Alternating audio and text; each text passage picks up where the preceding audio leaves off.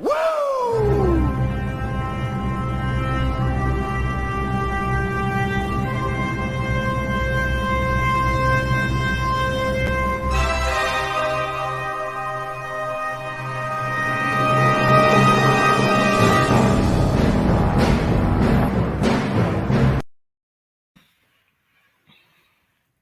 Woo! And hello, and good evening,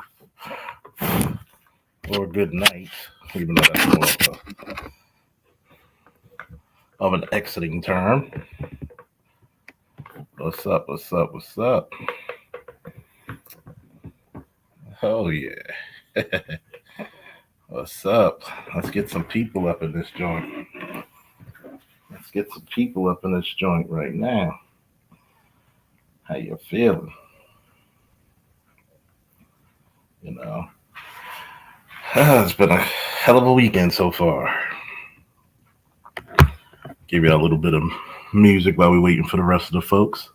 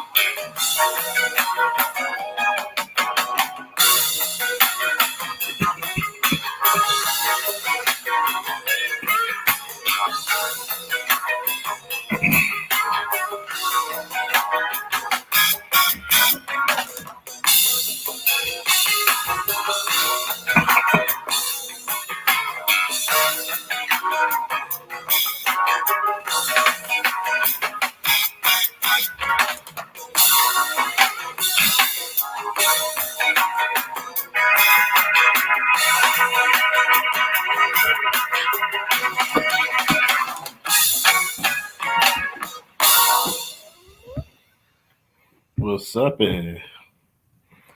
How are you? It's been a while since I did a live stream.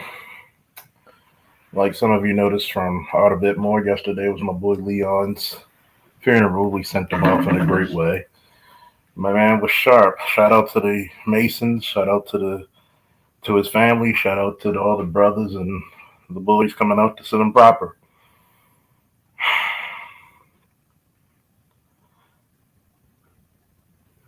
It's kind of crazy because when you think about all this in the sphere, the primary objective and mission statement is the betterment of black men and black boys. There is no hate towards the women, but those black boys and those black men have been ostracized, have been cast out of normal society, have never really been given their fair shake or their reparations, such as other races of people, immigrants, the LGBT, and black women. I do not believe in this line is drawn bullshit. That's why a lot of this stuff you hear from multiple content creators who we all know and love, I've stayed out of it. Especially since we're talking about something that happened about 3 to 4 years ago and was dead. I am not a respecter of persons. I'm not a respecter of education. I'm a respecter of character. Like I said before about Leon, he was a true man of character. If you needed a friend, he was there. If you needed a brother, he was there. And we got away from those principles here in the manosphere. Really, I don't care who wants to hear it, who doesn't like to hear it, who doesn't want to hear it, who thinks I'm full of shit. But that is the mission statement, is the betterment of black men and black boys. If we do not hold that mission statement together, we're just going to fall apart. This is the reason why I came up with the phrase, my brother, my champion, my savior. There is no reason why anything else should be contrary to it. There is no reason why we should be trying to posture ourselves as another type of black man, even though the world looks at us like one big nigga. For decades, black men have not been allowed to simply define their masculinity and blackness.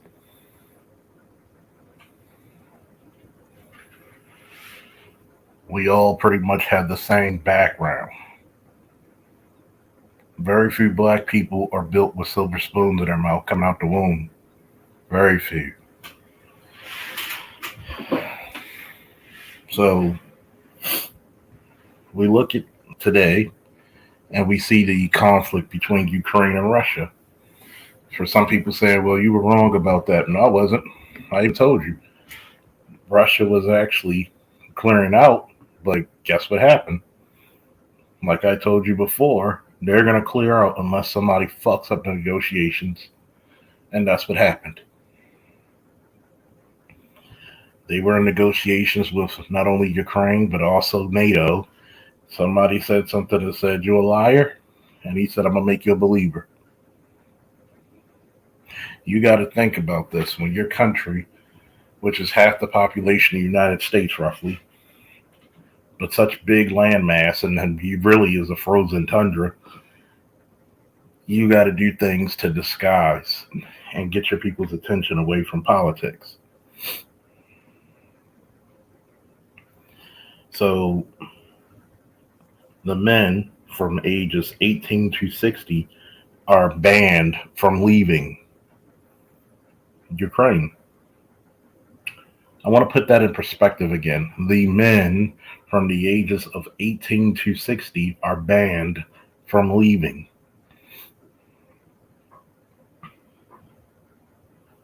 So for all you feminists, why aren't y'all protesting this shit? Shouldn't y'all be made to stay too and fight? Imagine if that shit happened in the United States, right? Imagine that shit. What if men were forced to stay in this predicament in the United States? What would happen then? Would you hear protests? Would you hear that's unfair treatment and bias? Or would you hear silence?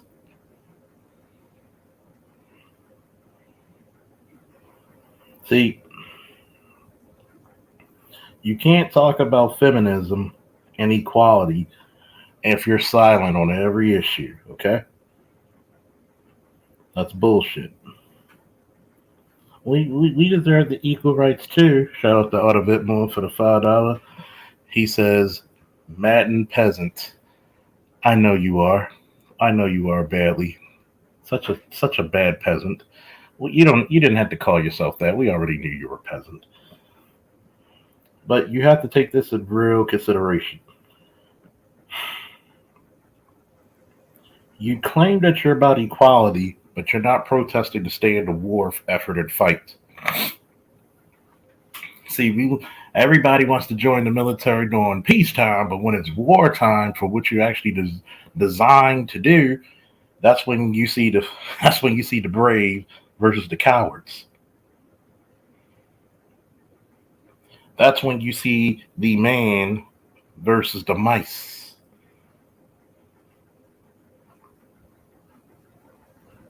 For some reason, a lot of people are not protesting the fact that those men who cried putting their wives and daughters and sons on, and possibly their parents on trains. Hell, you literally think about it. You're banned if you're under the age of 60. So literally, you have 60-year-old men who got to stay and fight, and 61 is the bridge. So you literally can have grandchildren at this point, and you're crying because that might be the last time you see a goddamn child. I don't. Where's the feminist? I don't hear you. Maybe I need to go to the ears, eyes, and throat doctor because I might have some congestion or some earwax that need to be removed. But I swear I don't hear you. I want you to tell me again how tough you have it. See, the psychological pressure of going to war, hint, hint, I might be an expert in that. Go to bed. Go get some Jericho, old man. What's up, big? But I don't hear the rhetoric of this because every time, some riots or some get down need to be get down in the United States, I don't hear the women so loudly.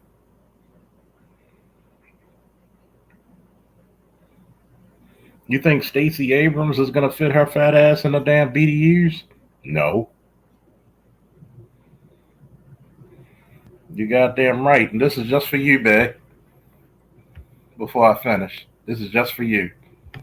By the power of Grayskull.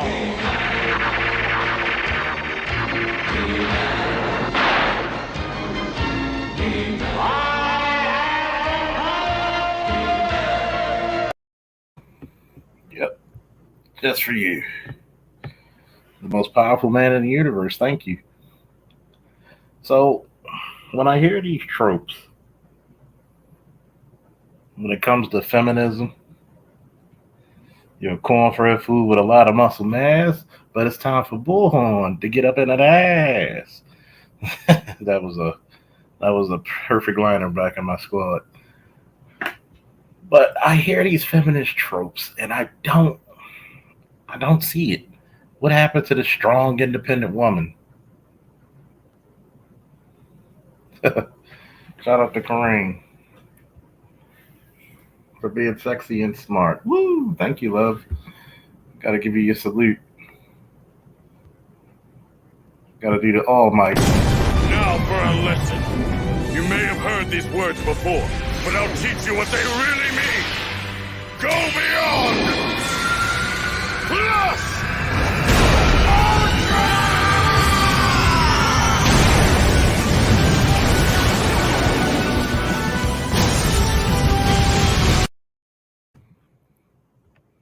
Just to let you know,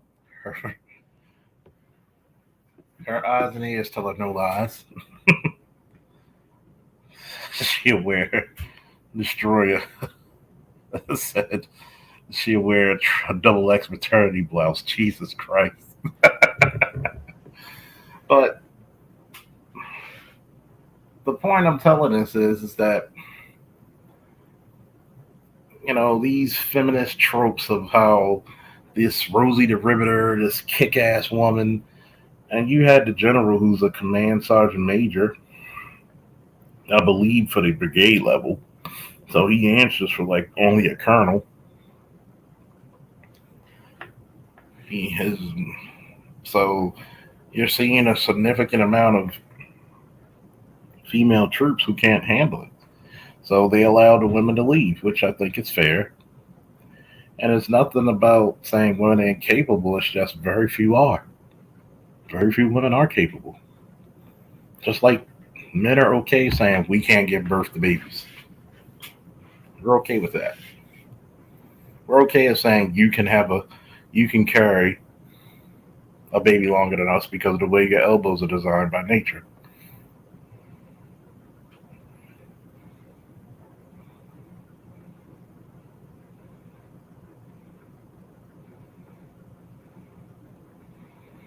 So,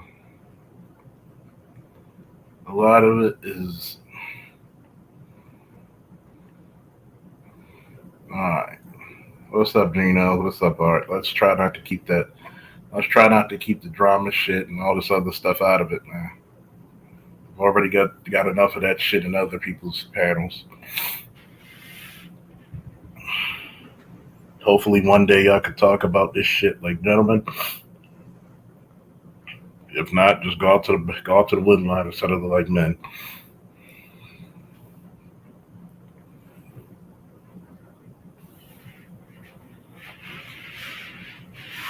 I'm just wondering how this Russia Ukraine thing's going to pull out. Russia doesn't have the economy. Russia doesn't have the economy to sustain itself, and Ukraine is looking for the backing of NATO. So we're going to see very quickly.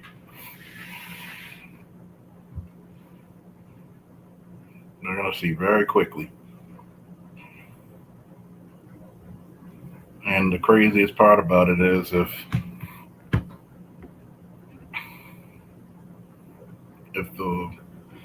the governments don't succeed or actually into intervening, we're gonna have a real full scale bullshit on our hands, which I doubt because they really can't afford to.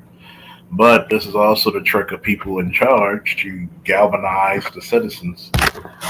So what, you're starving? Let's fight for the father country. The motherland. And when you're in those countries like that, that doesn't have any natural resources, it's a motherfucker. Shout out to Gino. Woo! Gotta do the all might. Now for a lesson. You may have heard these words before, but I'll teach you what they really mean. Go beyond! Plus!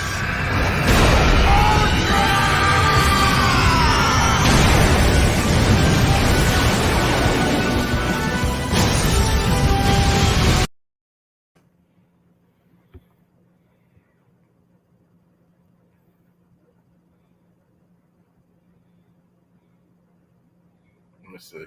I don't mind going to war. We ain't doing shit else. It seemed like it, right? I mean, one thing about war, people actually start to galvanize, and their companies is going to make a lot of money. Like if you were part of Kellogg, Brown and Root back in Iraq and Afghanistan, shit, you making dough. You're making you're making dough.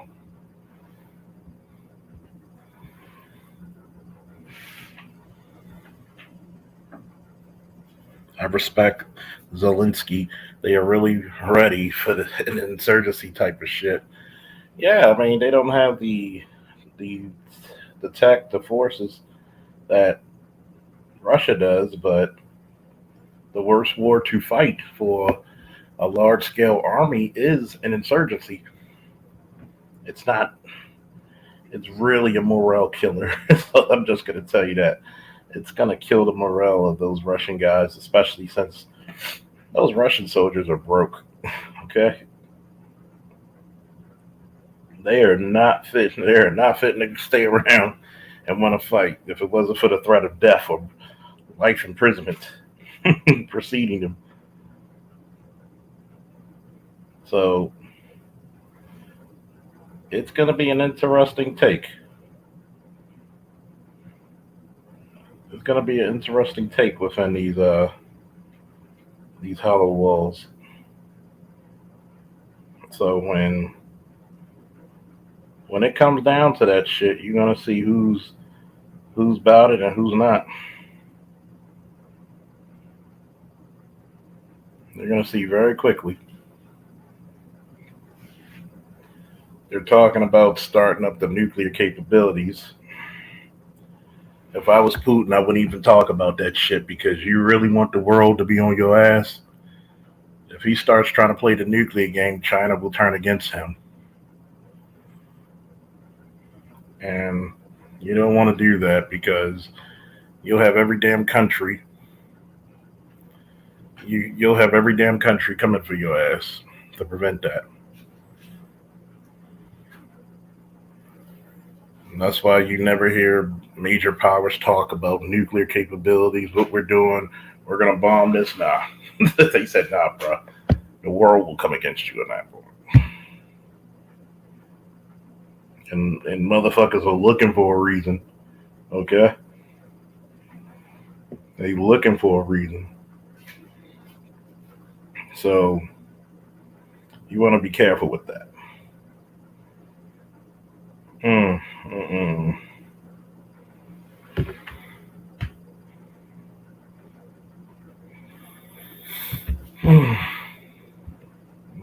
Might be a suicide tip, huh? You never know with these heads of state, Kareem. You never know. Extended clips. America's favorite barber. What's up, man? Assalamu alaikum. The man's checked in. Woo. So when you look at this delicate political and military um, platform, it's in a crazy bind. I'm gonna really tell you that it's in a crazy bind, even in American politics. When Biden's here just to try to put shit back on track, and I'm looking at it. The Democratic Party is pretty much imploded. Trump's pretty much split the Republican Party. So what happens is we're in a political uproar. It's pretty much gonna be anybody's game, damn near. I mean, and right now I know it's too early to tell, but Trump's probably gonna be the forerunner of any is gonna be the forerunner of anybody's political political party right now. And we got to look at what policies are being invoked right now that's going to affect us 4 to 5, 10 to 20 years later. And this is the time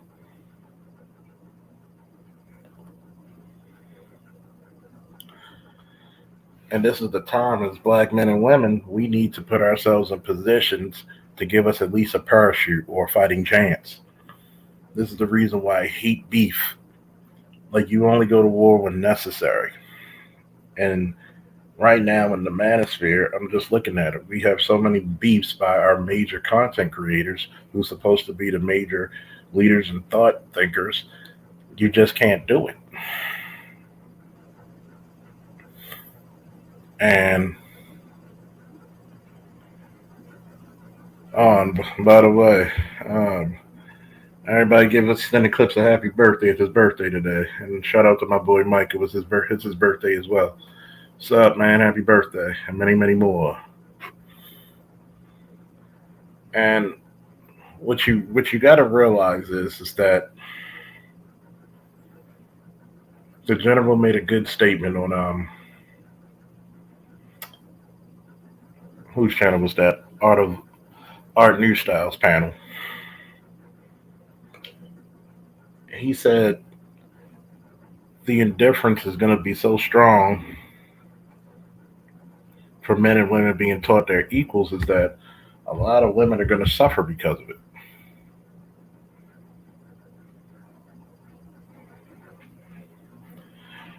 And that's gonna cause an upheaval and an uproar. Not just in morality, just not in mentality, but also in physicality. You're gonna have a lot of shit that's going on that we see now to the umpteenth power.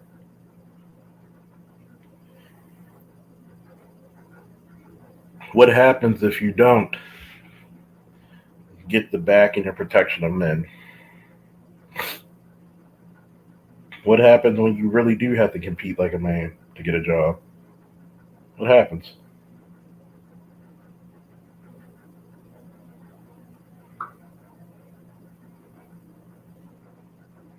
A lot of people do not understand the ramifications of what goes on.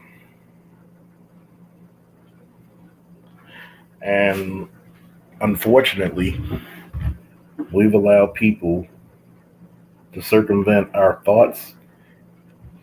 Yeah, they're going to cry, bitch, moan, and complain as usual, but it's different. It's going to be different. When you cry, bitch, moan, and complain, there's usually somebody as a woman that's going to listen to you. But what happens when the women are being taught the same thing?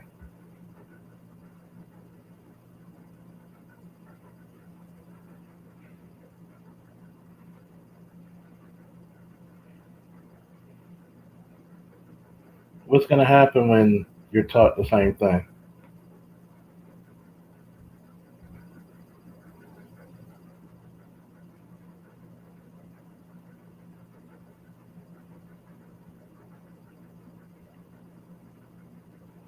So, let me see.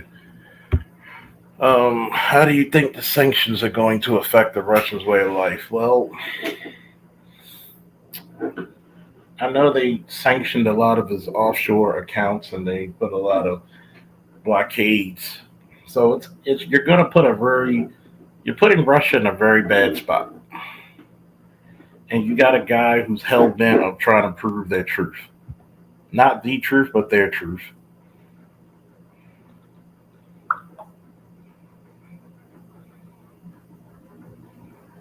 So I don't think it's going to be Putin who suffers. I think it's just going to be the actual everyday citizen Russian that's going to suffer mostly.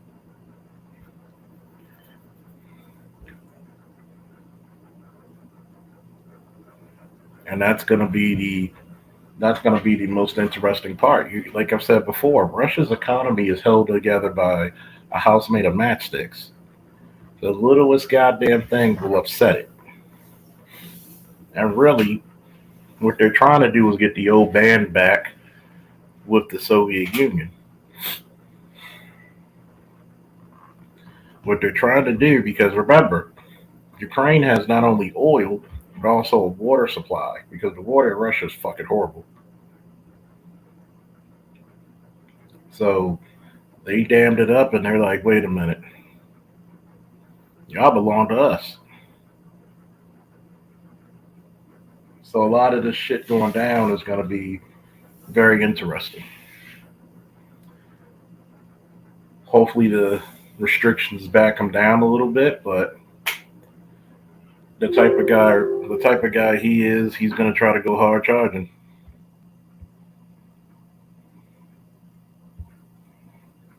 Is there any credence to the claim that there's a neo-Nazi faction in Ukraine? That's, um, it could be. I mean, it's not like it's an impossibility. I mean, that's the problem with a lot of these fucking European. That's a lot. That's a lot of the European and this Eastern European shit. Of course, you're gonna have some faction of fascism or racism because they're the popular. They're the majority of the people. They don't understand shit. So if there was a neo-Nazi faction that was in there, he could have sent some goddamn spetsnaz to clean that shit up. But no, this is a show of power. You know, this is a show of power. It's like think of think of when Obama was president, right? And they went after Bin Laden. Did they send an invading army or did they send special operations? They sent a tier one team to take him out. They sent in Dev Group, SEAL Team 6. So this is a show of power. Europe's been if there was no NATO, Europe would still be fighting like they always have for the last 500 to 1,000 years. Europe's got a beef with every fucking body. That's the balls part of it, man. Them motherfuckers always.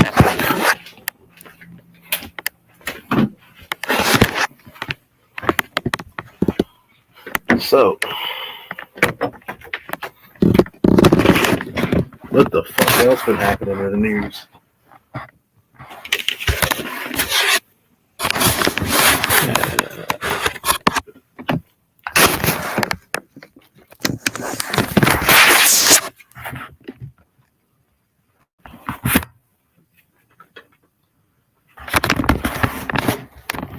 I think especially since you said why?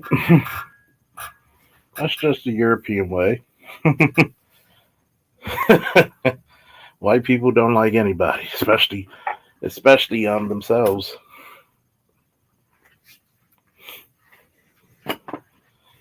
When you grow up in a atmosphere where you can only grow crops once a year, it's gonna be a fucked up existence. It's the people of the ice versus the people of the sun. When you have a bountiful amount of food to go out to everybody, you don't really care about that shit. You'd be like, hey man, everybody get a slice. But when you're a greedy, when you're raised to be greedy, warring, and all kinds of bullshit, it takes a goddamn toll on your mentality.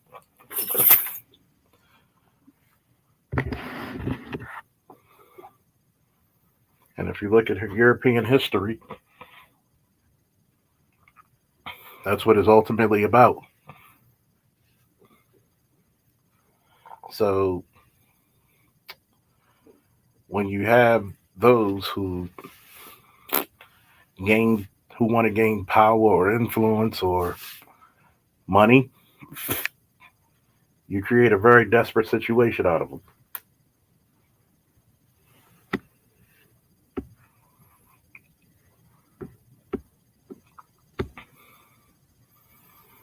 Bit of truth said, Charles, right.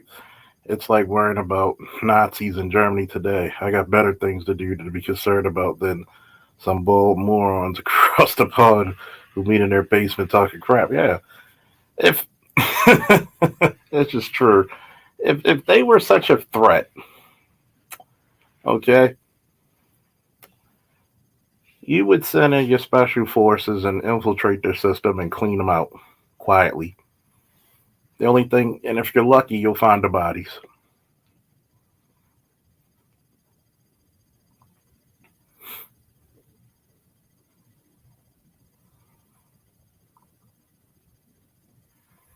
You'll see about the bodies. Like they got teams out there that specialize in getting rid of those small little problems. Hmm. Well, you got to think about it. Throughout Vikings history, believe it or not, female Vikings, and they actually had a decent amount of rights and autonomy. They were allowed to own property, have divorce.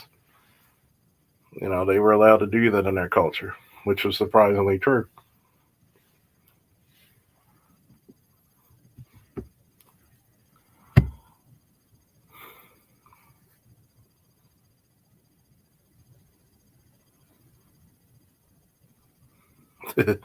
I was actually in the area when the Bin Laden shit went down. Wasn't involved in it, so I can't speak on it. Yeah, let's not. But there's ways to if that person was such a threat. There's ways to get them out of there. We either send special forces to say we coming in there to kill you, or we'll just send a nice little friendly drone strike.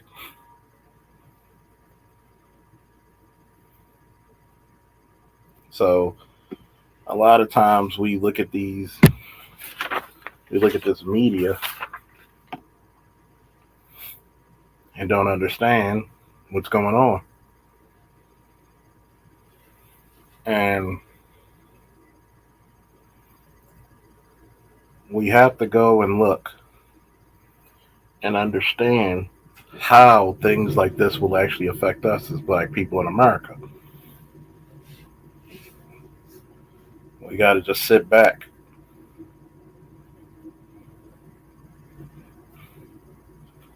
We got to sit back and observe and learn what we can see, what we can pick up, and what we can learn.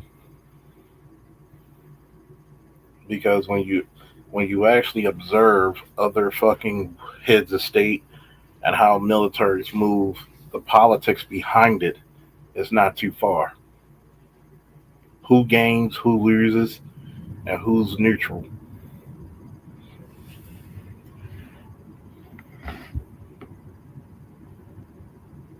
Yep, nice friendly drone strike. One of those things to say, I love you. You know, we gotta die. Hello, we gotta die. Join your OnlyFans. Oh no. Oh man. Shit, if gas get any higher, I'm gonna have to join OnlyFans.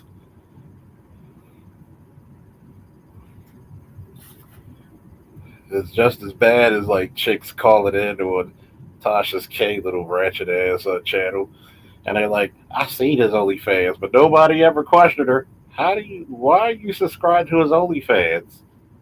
Uh huh. Well, he was having sexual relations from the rear with that woman, and I guess she must have. And at that moment, she burnt all the batteries out of her vibrator. Say what? Who What's burnt up, what? man? I missed that whole sentence. Say that again. I said I missed that whole sentence. I said it's just as bad as when the chick the chick was talking about Tommy Sotomayor. She said, "I see his OnlyFans. He was having relations with the woman bent over his studio." And I said, at that moment, she must have burnt out all the batteries of her vibrator. You know what? You know the funny thing about that whole situation was how she was sitting out there talking about his D stink, and I'm like, how you know his D stink if you ain't do nothing with him? Well, well, No, obviously it was in your face. oh yeah, Obviously it was right up to your nose. I mean, it was close enough and bare enough to where you saw it and could smell it and then use it as some type of insult. yeah, So, and to be honest, that whole situation, just to touch on that situation right quick, because I'm not a fan of Tommy. But the whole thing was the light skinned girl wanted to keep her money train flowing. I don't know why. Okay, let me back up. Being in the entertainment industry, both, on both sides of the fence, or all sides of the fence, whatever you want to call it. Mhm. Fashion, adult, casual, video, whatever. Girls who are smart, they come in, they do the job because it's not personal, it's business. It's business. Yeah, they have to act like they like you, Mhm. or at least show you general respect. Everybody be cordial. You go ahead, you shoot what you need to shoot, and collect your check if that's what the deal is, and everybody goes home. The light skinned girl knew that. She understood that. She understood that this was business, and she handled it professionally because hey, if this dude paid me, if he flew me out, paid me my rate, shot the video, because what was it, 1,500, 2,500, whatever, 2,500. right? That's a drop in the bucket for a content creator. If he can just pay you that much, will he buy you a plane ticket, get you a hotel, bring you over to the studio, cash app you your money, and send you on your way, dripping from two holes? 2,500 is nothing. Yeah, Twenty five especially hundred is nothing. especially a content creator of his stature. Exactly. So she knew if she shut her mouth, did her job, and left, even on the podcast. And I don't know why he went on Snake and Fresh Fake. and fit. Snake and Fake. I don't know Snake and why he bake. went on Snake and Fake. That was pretty dumb.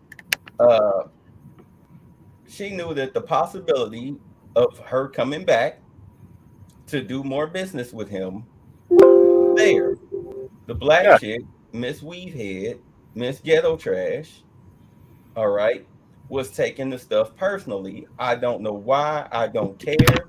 If you didn't want to do any business with him, then you shouldn't have accepted the ticket. But I mean, let's be honest, because when I was shooting for my mag, sometimes you had those encounters where girls just they came in, tried to, and this happens to a lot of photographers. You agree upon a shoot, all right, and they'll come in and try to change the parameters of the shoot while you're shooting or before you're shooting or even while you're sitting up there trying to make the deal. Like, these are the terms of the shoot. They'll try to dictate and change the terms or whatnot to where they get the most out of it and you get nothing or very little to nothing. Mhm. So if that was her deal, in all honesty, Tommy should have canceled her. Or if he flew her out there and of course she didn't do any work, I know he didn't pay her because she didn't do any work. Is she on his OnlyFans? I don't know. Did they wind up doing any work? Because I don't hear any mention of them doing the Yeah. actual job. They claimed that they didn't do anything, so Okay, so she didn't get paid, and I guarantee you she was the reason why she didn't get paid. some people can fuck up a wet dream.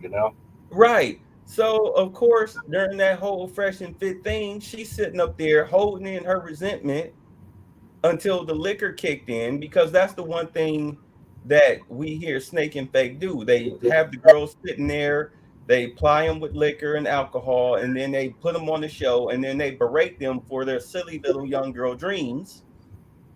Which, I mean, I put it like this: they say a drunk man's word is true, is his true word, but in most cases with women, a drunk woman's word is silly and should not be taken into account. No, So because when they Yeah, so when they get these silly little drunky hot girls on the show, and then all of a sudden a fight breaks out, a gun is pulled, somebody gets slapped. I mean, we all know about the drama on that yeah, crap it's crap very, very, show. very suspect and is either faked very well or very fucking dangerous that they play with.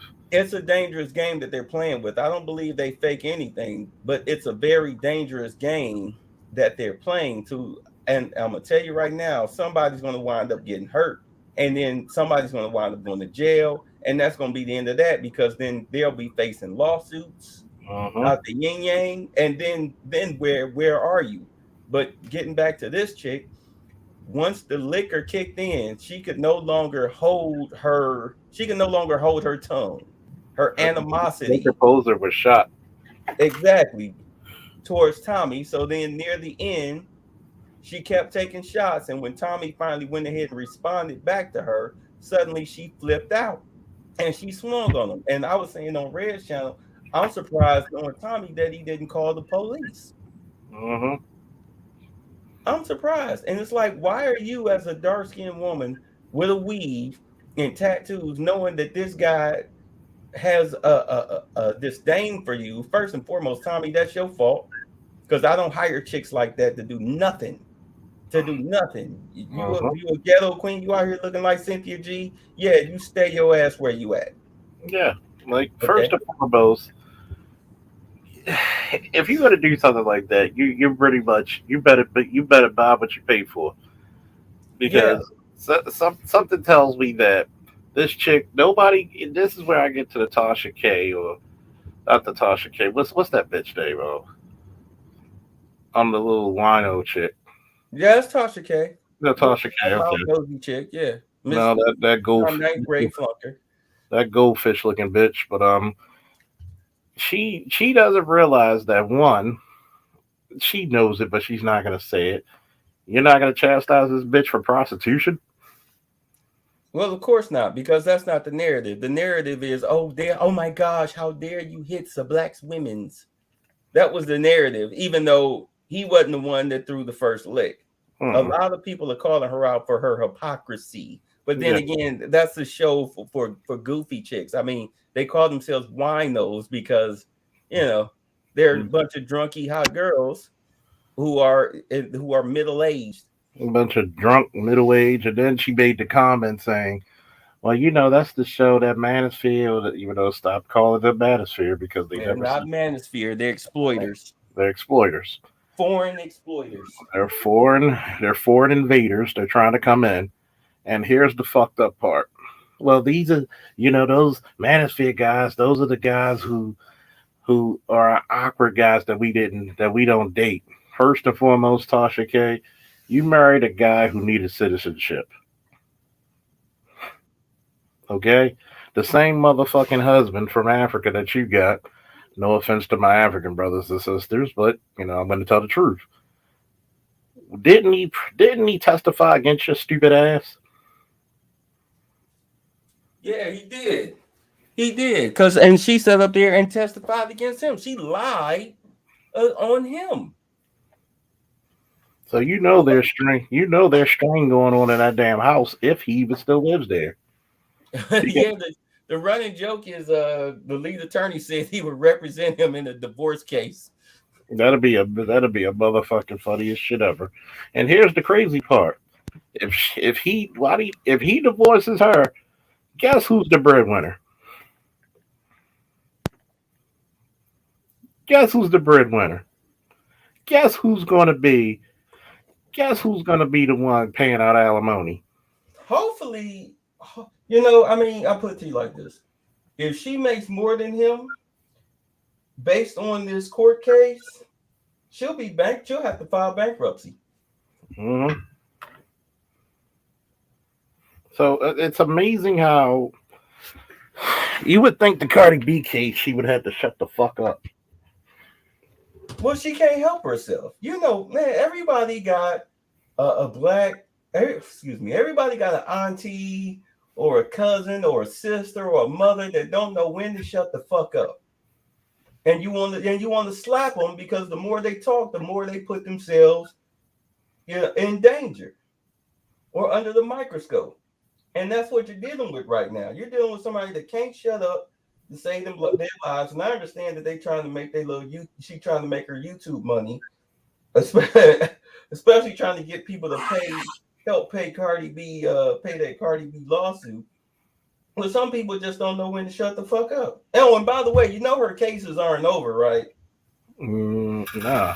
Yeah, that judge was taking notes. If you listen to the lead attorney during all of that, the judge was taking notes on all of the lies she told because he's looking to bring perjury charges against her, and he also wants to file charges against her lawyer because her lawyer is a criminal defense lawyer. Here she is working a freaking civil case. She was out of her element. Out of her element, unprepared. Tasha K lying. Okay, she's going against her counsel's recommendations. She's writing all types of reviews, slamming her lawyer while in the middle of the trial. And just to let you all know, for those of you who've never been in a court of law, well, this is a civil case anyway, but it's very similar. Your lawyer's supposed to go over what the fuck you say. Exactly. Obviously, none of this shit even occurred. Obviously, you're looking at the whole thing about Cardi B, and Cardi B actually asked her on DMs if they could settle it. Mm. Okay, And I bet did you y'all- she that- didn't like her ass with those cease and desist letters now. Yeah, I was about to say. I was fitting to say that she sent 3 cease and desist letters. yeah, she actually DM'd her and said, "Look, I'm a wife, you're a wife, I'm a mother, I'm a mother. Is there any way we could settle this, please, without going to court?" You know, I'm going to give y'all a situation. Let's say me and Bay was You a know it's movie. bad when we take Cardi B's side on this. That's bad. Yeah, it's really bad. Let's say Bay was a movie star, rap artist, whatever. You insert Hollywood star here. He gets mad or he's upset and he's like, you know what? We're both black men. We're both brothers. Is there any way we could settle it? You know what Charles Faulkner Jr. would have done? I'd have been like, you know what? If I had her money, I'd have gave her a gift of $100,000 to $250,000 as an apology, and invited you live on the show. That $250,000 would have been nothing compared to the money and publicity you would have got from her being on your show. Yeah, because you can make that back just in hits. Just you would have quadrupled your money. Look at what Kevin Samuels did when he passed the Cardi B test. And then you see, yeah, when the Cardi B the bullshit test that she put him.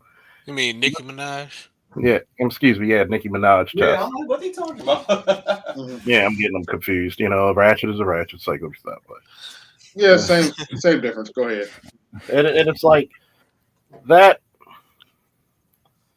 Oh shoot, what's up, Shonda? Hey, Garrett. And it's like that would have been like, okay, you would have been in her next video saying, "Girl, come talk to the winos," just like Future has done with Kevin Samuels. This is the reason why people think I'm sexist, but I tell them, I said, women are not known for their longevity in planning. They're not known for that. Short-term thinkers. Right. It takes Based on feelings and emotions. Takes a hell of a woman to do such. And the fucked up part about it is she could have made a lot of money. And then think about this. How many stars are in Cardi B's fucking phone book? That's probably all her phone. Probably all her phone is filled with.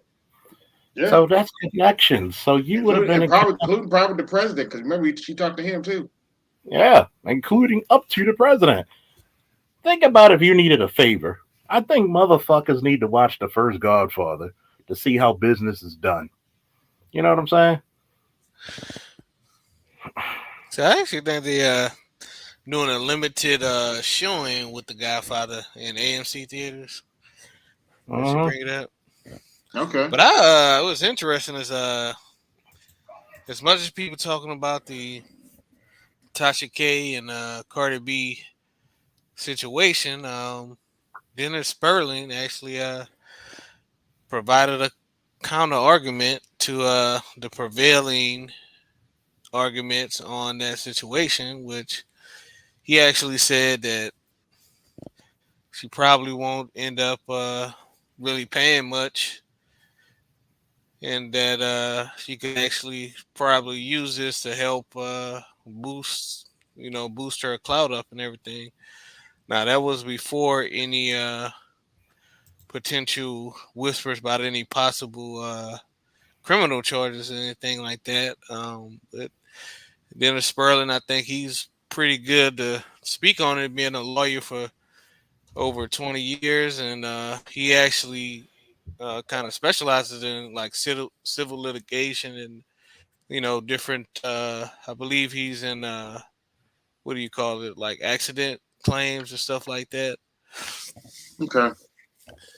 And so that was actually the perspective that he gave, was that she could use this to kind of build her popularity and actually kind of play the villain in the same way that Wendy Williams has done over the years, and kind of become that type of archetypal figure within media and entertainment. Mm-mm-mm. I mean, when you look at this, it's very short thinking. And Hmm. now she wanted to go and talk about Tommy not paying child support. You really think he's not paying child support? But she's not going to talk about the 4 million she owes Cardi.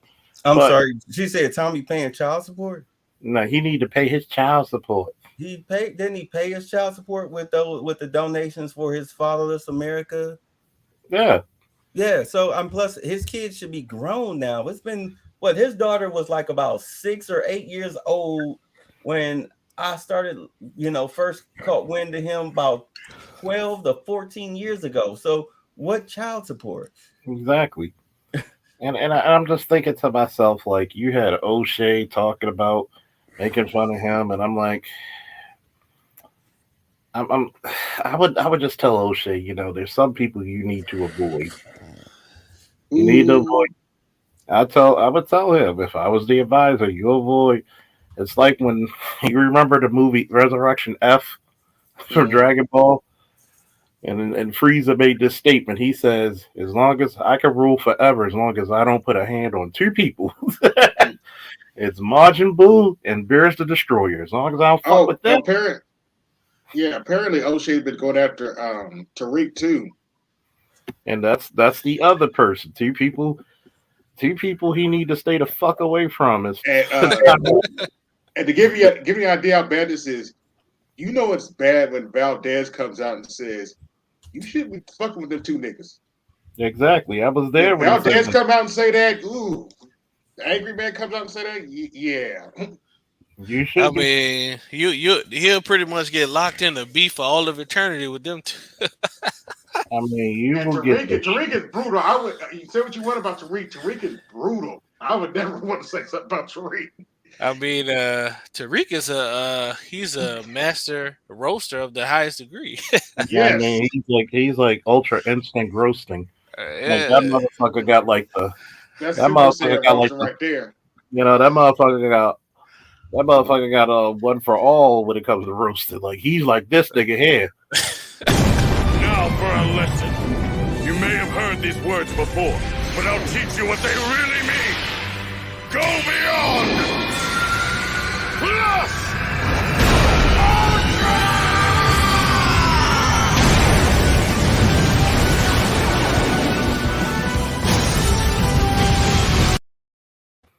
And that's how that roast gonna be too. and listen, I don't really watch too much of Tyrese stuff now, but I mean, I used to watch him since 2006. This man is he's definitely a beef veteran in these streets, man. This dude that had some epic beefs over the years. So I don't think O'Shea is really coming for him. I think O'Shea is more so just Hmm. just having a conversation. Because he's been recently he's been snippeting or like cutting a lot of Tyreek's like, so Tyreek's been having these little things on Twitter called Twitter Space, where you can have a conversation with a whole bunch of people at one time. And so recently you've been having like 3 to 5 hour I guess streams where you just asking questions and talking to different people. And O'Shea's been like taking snippets from that and commenting on it. And I guess somebody told Tyreek, and he was like, kind of gave him that warning, like, you don't want, You don't want that you might smoke. want to leave me alone, bro. You might want to leave me alone. I've told I've told some people, there's even in the police world, there's the OGs tell the young bucks, man, There's literally people you don't want to fuck with. They actually told that to one of the young bucks about me. He's like, yo, if there's one you leave alone, you leave him alone. He will fight you in the middle of the street, no problem. He will put your ass in the hospital and we be visiting your ass. How many was it? It was just one. Gonna be some fucking this shit type shit going on. Like, fuck that. So You gotta, at least Tommy will leave you alone after a while. Tyreek, that motherfucker, like he just started it's gonna be like, roasting. Tommy will make. I mean, Tariq will make puppets of your ass. Right. I'm about to He say has he is petty with money. he just did a crispy video a couple days ago. Once I guess taking advantage of Tommy being in the news again because of that Check out my situation. taco meat. I mean, you gotta remember. Check out my taco meat. Funniest was one of the funniest was he did the one of Dr. Umar. Oh my God, the Oh, yeah, walrus, that's yes. I'm a My favorite descendant. Oh yes, I'm a descendant. Oh my God. Michael Douglas.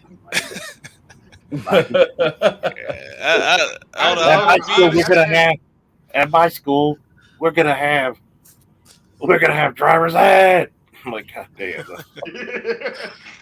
The three best roastings Tyreek has ever done. He did some good ass roastings, man. Oh, don't forget the bang yang. I would say that it definitely have to be between Tommy, Dr. Umar, and what's your boy name from the news? Roland Martin, boy. Oh my God. You talk about roly Oh, poly. that was funny. You put him in there. Roly poly, man. You put him on that chicken. That was rolling. That was funny. What is it like? Roly the Owl or some shit like that? Oh, roly poly Martin. Man, that shit was funny. Yeah, he put him like on a rotisserie chicken. That was hilarious. Now the funny one when he was roasting Roland Martin because this man was shaking his ass, man. He was like, man, he was like Roland really shaking his booty, man. I was dying laughing. Like he was dancing at something. I think it was at something with Hillary dancing for Hillary Clinton or something. I was like, man, this dude too old to be doing this type of shit. This is hilarious, man. Roland got to be at least like 60, man. Tyreek kid in his 50s. He just wants his butter biscuits. But he was dancing in front of fucking whatchamacallit. I was through. When he was dancing for fucking Hillary, I was through. Yeah. The Boule bird. Oh yeah, that's what it was. The Boule bird. Oh man, nobody ever talked about Mr. Ascot. Oh my God, you should get a puppet with an ascot. Oh my goodness, y'all niggas ain't shit. Swear to God, ain't shit. Y'all ain't gonna eat shit. Mm-hmm. Yeah, man. So tell. Yeah, don't forget the bang yang. That definitely, I was fell on my chair when I saw that. Man, he literally said she looked like Cheddar Man. I was like, oh God, no. Lord, no. Not the bang yang. So he has an endless list of people here. Shit, I don't lie, man. Tariq even roasted my ass one time. That shit was like I was a damn teenager when that nigga roasted me, so I know that nigga ruthless. I'm 30-something years old, goddammit. You know that's bad because he had to go to a public school like mine where the last periods of your class, you didn't even do work. You just took 90 minutes just to talk about and victimize whoever. Like, I remember me and my boy Darren talked about each other. And he tried to, he said your mother got a 45-minute job. And I said, your mother's a trash man, so fuck you. Nah, that's even worse, Charles. That nigga didn't even go to public school. That nigga dropped out of school. Oh, wow. God damn. God damn. Yeah. I say he used to be I used to follow Tyree for many years. I mean, I still follow some of his stuff now, but not as I did when I was younger. But he a multi-millionaire now, so salute to him, man. Yeah, salute. He used to be a homeless teenager. Yeah, who said you can't make it, huh? Mm-hmm. Facts. But yeah, man. I I could tell O'Shea to leave them guys alone, man. It'd be a endless, a never-ending war. Yeah, it's motherfuckers come out there, fucking playing volleyball with his ass with different videos and shit. Mm-hmm. Did you see the State of the Union address he gave O'Shea? Who was that? Who? Tommy. Oh yeah, old face Duke Jack's dead. Old face dude. Duke Jack's He said I call him old face because I thought he was older than me. Told he was like 10 years younger. God damn. Damn. He said, "Did I ever make a video of you caught up there in Uganda with prostitutes?" Nope. He was. God So damn. what's Tommy's beef with O'Shea? Because I do remember at a certain point that Tommy and O'Shea uh I'm sure was been going talking on about him different recently. shows, and like Tommy would pop up and O'Shea would like tell him how talented he was and all that type of stuff. But I never knew what the Well, it's because of that recent. What's that? What you say, bake, steak and bake? Make and take. Nah, Yeah. Steak and this bake. was before the this was like months before the incident with Tommy on Fresh and Fit though. This is like last year sometime. Mm-hmm. Oh yeah, the steak and bake. You got to get the steak and bake. That shit was funny though when when Tommy came back on Fresh and Fit, he said his foot was swollen, it looked like a baked potato, a stuffed baked potato.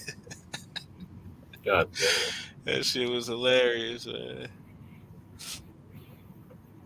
Yeah, that's Raggedy shut her mouth though. She did that. So we need a manosphere like roasting competition or some shit, man. We got some good ass roasters out here, man. God damn. We do need some good roasters, man. There's some funny motherfuckers in this manosphere. I'll tell you that, man. Boy, I tell you what. Don't let me get a couple of drinks of me. All y'all motherfuckers are sons of bitches. Ugh, shit. Like, you ever had a guy roast you so bad you had to laugh? Yeah. Like, Quick question: when did Michael Jordan win his last finals? what was it, 9-6? 96, I think. 96, 06, 16. Yeah, I think it's 96. Yeah. 9-6 because they skipped what? Wait a minute, they skipped on what years? They skipped 1 year because he went to go play baseball after his father was murdered. They skipped 2 seasons basically. So this dude put up a meme saying people don't realize the equivalent of KD and Steph joining to beat LeBron is like prime Magic Johnson and Larry Bird teaming up to beat Michael Jordan. I'm sorry, but MJ isn't beating those two either. Another reason why the ring argument is flawed. And I'm like, you haven't watched Michael play. He beat way better teams than those two could ever Yeah. form. Yeah, you got to realize something. Oh, wait. So he said, stop it. Nobody ever had the talent the Warriors had. I'm 33, dude. I've seen both eras. I'm like, nigga, you was a child when Jordan Well, was you in the didn't see finals. you didn't see both eras. Number one. Thank you. You got to be at least 40 to actually Right. see, or about to turn Facts. 40 this year, or 39 to actually Yeah. see both eras. Like, for example, you look at Jordan. I'm not the biggest basketball fan, I'll admit. You look at Jordan. Jordan pretty much revolutionized the goddamn sport. Thank you. Mm-hmm. It's like the last time you saw that was like fucking Dr. J with the fucking skyhook. Okay, like Mm-hmm. he revolutionized the sport. You had to become. Notice you had to get more athletic fucking motherfuckers out there. You couldn't just be tall. Just like you saw like Dirt and like people like Dirt and fucking KD changed the sport. When did you see a 7-footer with a shot? Never. So To him and Derek Davinsky came into the league. exactly. So when you look at this shit, it's just like boxing. a lot of people be like, "Yo, Mayweather the greatest fighter of all time." I'm like, "Nigga, you better fucking get classic sports on your ass." Bullshit. There's about five people be like, "Well, Mayweather being your top 10." I said, "There's too many fucking good people to put to put him to, that I could put over him." You think he's as good as Ali? Who? Mayweather. Hell no. You think he's as good as Holyfield? Nope. Do I? No. Okay. Do I think? No, he's not as good as Holyfield. Is he as good as fucking Ray Frazier. He's Leonard? not gooder than Frazier. He's not. He's not better than any of the heavyweights. Hell, he's not even better than Sugar Ray Leonard. Who was No. the guy? Leon Spinks. I mean, all of those classic boxers. They beat the living shit I out of guess. Mayweather. And guess what? And I'm gonna say this: Ray Robinson was better than Ali. I don't know. I'm not that huge on boxing, but I remember watching those dudes box. And even Ali said Ray Robinson was better than me. So shit. So when I look at it, it's the same thing when they want to go on this LeBron thing. If the game is not going LeBron's way, have you ever seen him like take over the game like a Kobe? Like Kobe will will a fucking game into his favor. I saw LeBron. I've seen Kobe do that. When LeBron was with the Cavs. I saw when they first went to the finals, when they got Thank swept you, by the thank you, Spurs. more. That last game he played, matter of fact, that series against the Pistons, for them to get there, he got them there. He was literally a one-man team. Yeah. Literally a one-man team. He got them to the finals on sheer willpower. They couldn't stop him. Like the last game he played with the Cavs before he left for Miami, when Delonte West had slept with his mother, he went out in that first quarter. He put up 25 points in the first quarter, and then he quit. He just started passing the ball. LeBron can take over a game if he wants to.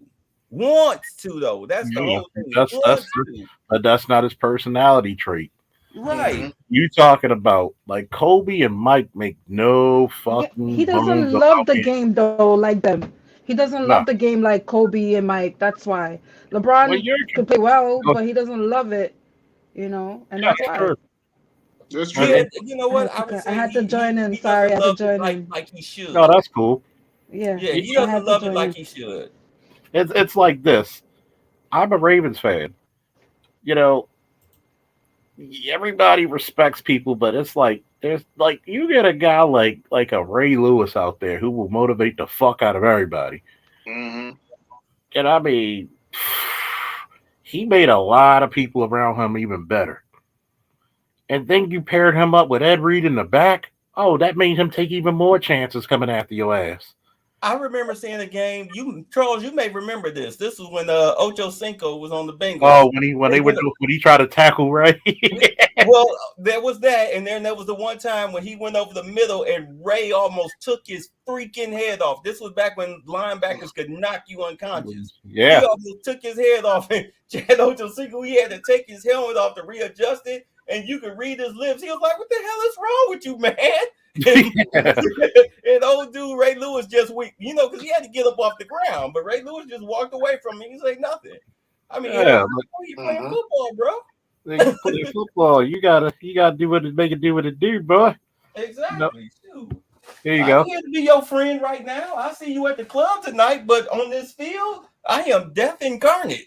Look at this shit. Look at this shit, babe. Boom! Boom! God. Yeah, Ray Lewis Young. There were few players in the NFL. I mean, today you don't fear anybody. No. But before the rule changes, there were some players, especially at linebacker, that you feared. You didn't come up the middle with Ray. You didn't. Nope. If you were a quarterback, LT was on your ass. And you better not throw deep because Ronnie Lott will kill your wide receiver. Yes, he will. Ronnie. I actually told a girl that when I roasted, I said your breath hit harder than Ronnie Lott. Shit. I was like, man, Ronnie Lott. Let me see, Ronnie Lott, Atwater, fucking Dennis Smith, Tatum. Yep, Jack Tatum. Fucking the first 4 to 5 years of Ed Reed would knock your socks off. Fucking who's the other guy we had on our second championship team? Bernard Pilot. They called him Bone Crusher Pilot. He was putting people to sleep, that motherfucker. Yeah, Ray was a badass. Even the year we won the Super Bowl. Sorry, Charles, for this one, but when we played the Ravens, we won that game, but a lot of people forget it was Peyton. We still had Peyton Manning that time, Indianapolis Colts. We didn't score a touchdown in that game. No, it was field goals. We had to win by field goals. Oh yeah, I remember that Super Bowl. Oh yeah, that was Peyton first, right? That was Peyton first Super Bowl. Yes, even though Peyton Manning doesn't do shit during the playoffs. This is true. That's true. That's true. I conceded that. That's true. And it's funny. It's funny. We're not gonna do that here. We're not gonna do that here. We're not gonna talk about that. He don't do shit. He don't get shit. I'm gonna tell you, the only person, the closest. I want your panel not to. I will give you credit. I want your panel to get along. We're not gonna do that over here. Your ass better come to BlurCon in July, girl. And I'm gonna tell you what. I'm trying to come. Wait, that's in Dallas or is it no, San Diego? It's in Virginia. It's in Virginia. And where? Virginia? Yeah. So I'm gonna tell you what.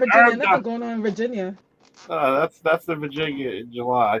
I'm gonna tell you what. That's my favorite player who's not a Raven is actually Aaron Donald. Like, it's funny because if I actually met Aaron Donald and hung out with him, that's how my workouts are. Like, we would go to Planet Fitness and you couldn't start. The lowest we would start for warm-ups was 275. Like my warm-up now is still 315. Okay, and we would go astronomical numbers. One time we stopped at 440. The heaviest we've stopped at that I've stopped at was 485.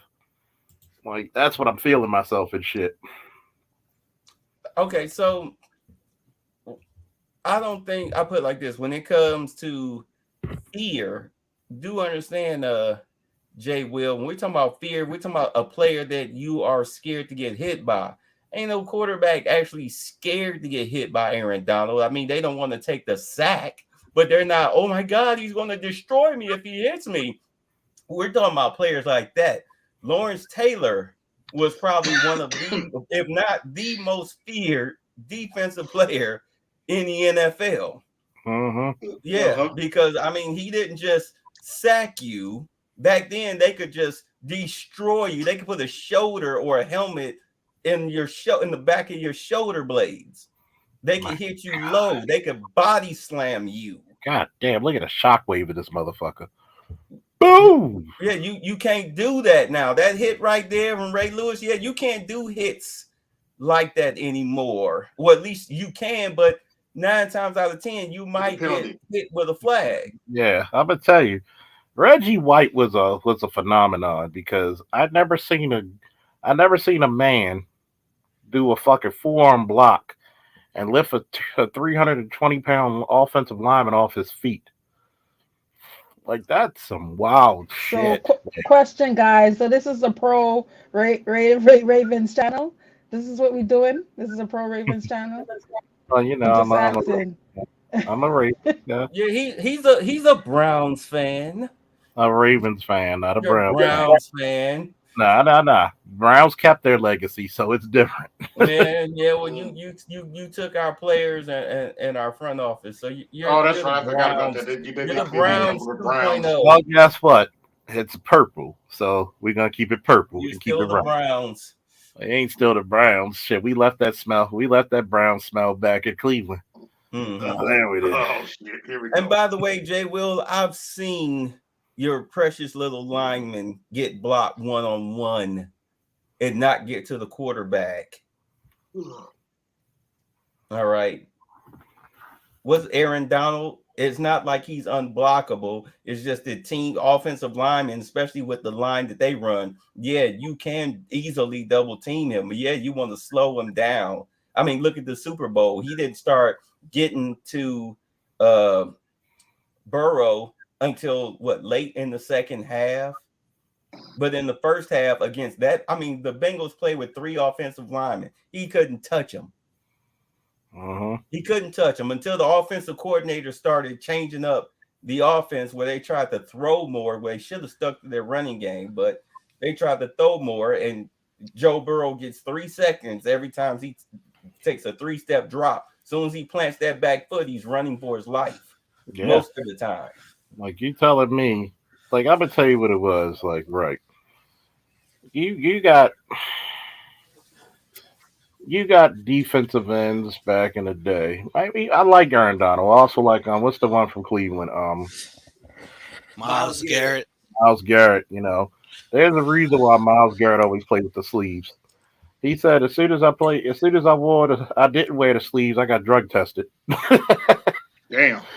I mean, if you ever see him, he's built like an African god. Yeah, and it's like, arms. Huh? They saw them arms in real life. Was like, holy shit. God damn, looked like he dating other white women. Past state lines. Good God, we gotta do something about this. Like, dude literally looked like he. Okay, remember Arnold Schwarzenegger in Commando when he was carrying that log? That fucking Gatlin or that fucking M60. Right, his arms look like those freaking logs that Arnold was carrying in Commando. Those look like tree trunks. That is a big dude. There was a fan that punched him in his face. Yeah, punched him in the face, and like the dude was in his car. He called Myles Garrett over to take a picture, and when Myles Garrett leaned in, the dude took the picture and punched Myles Garrett and drove off. And Myles Garrett was like, "Did he just hit me?" Man, Aaron Donald is different, man. I was looking at. I mean, I watch him play as well, but I was just looking at his stats. Like, he got so many crazy stats. Like, this dude is.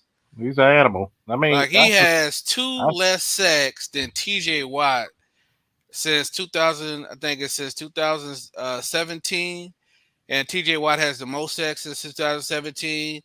But T.J. Watt is he's an edge rusher. He's not.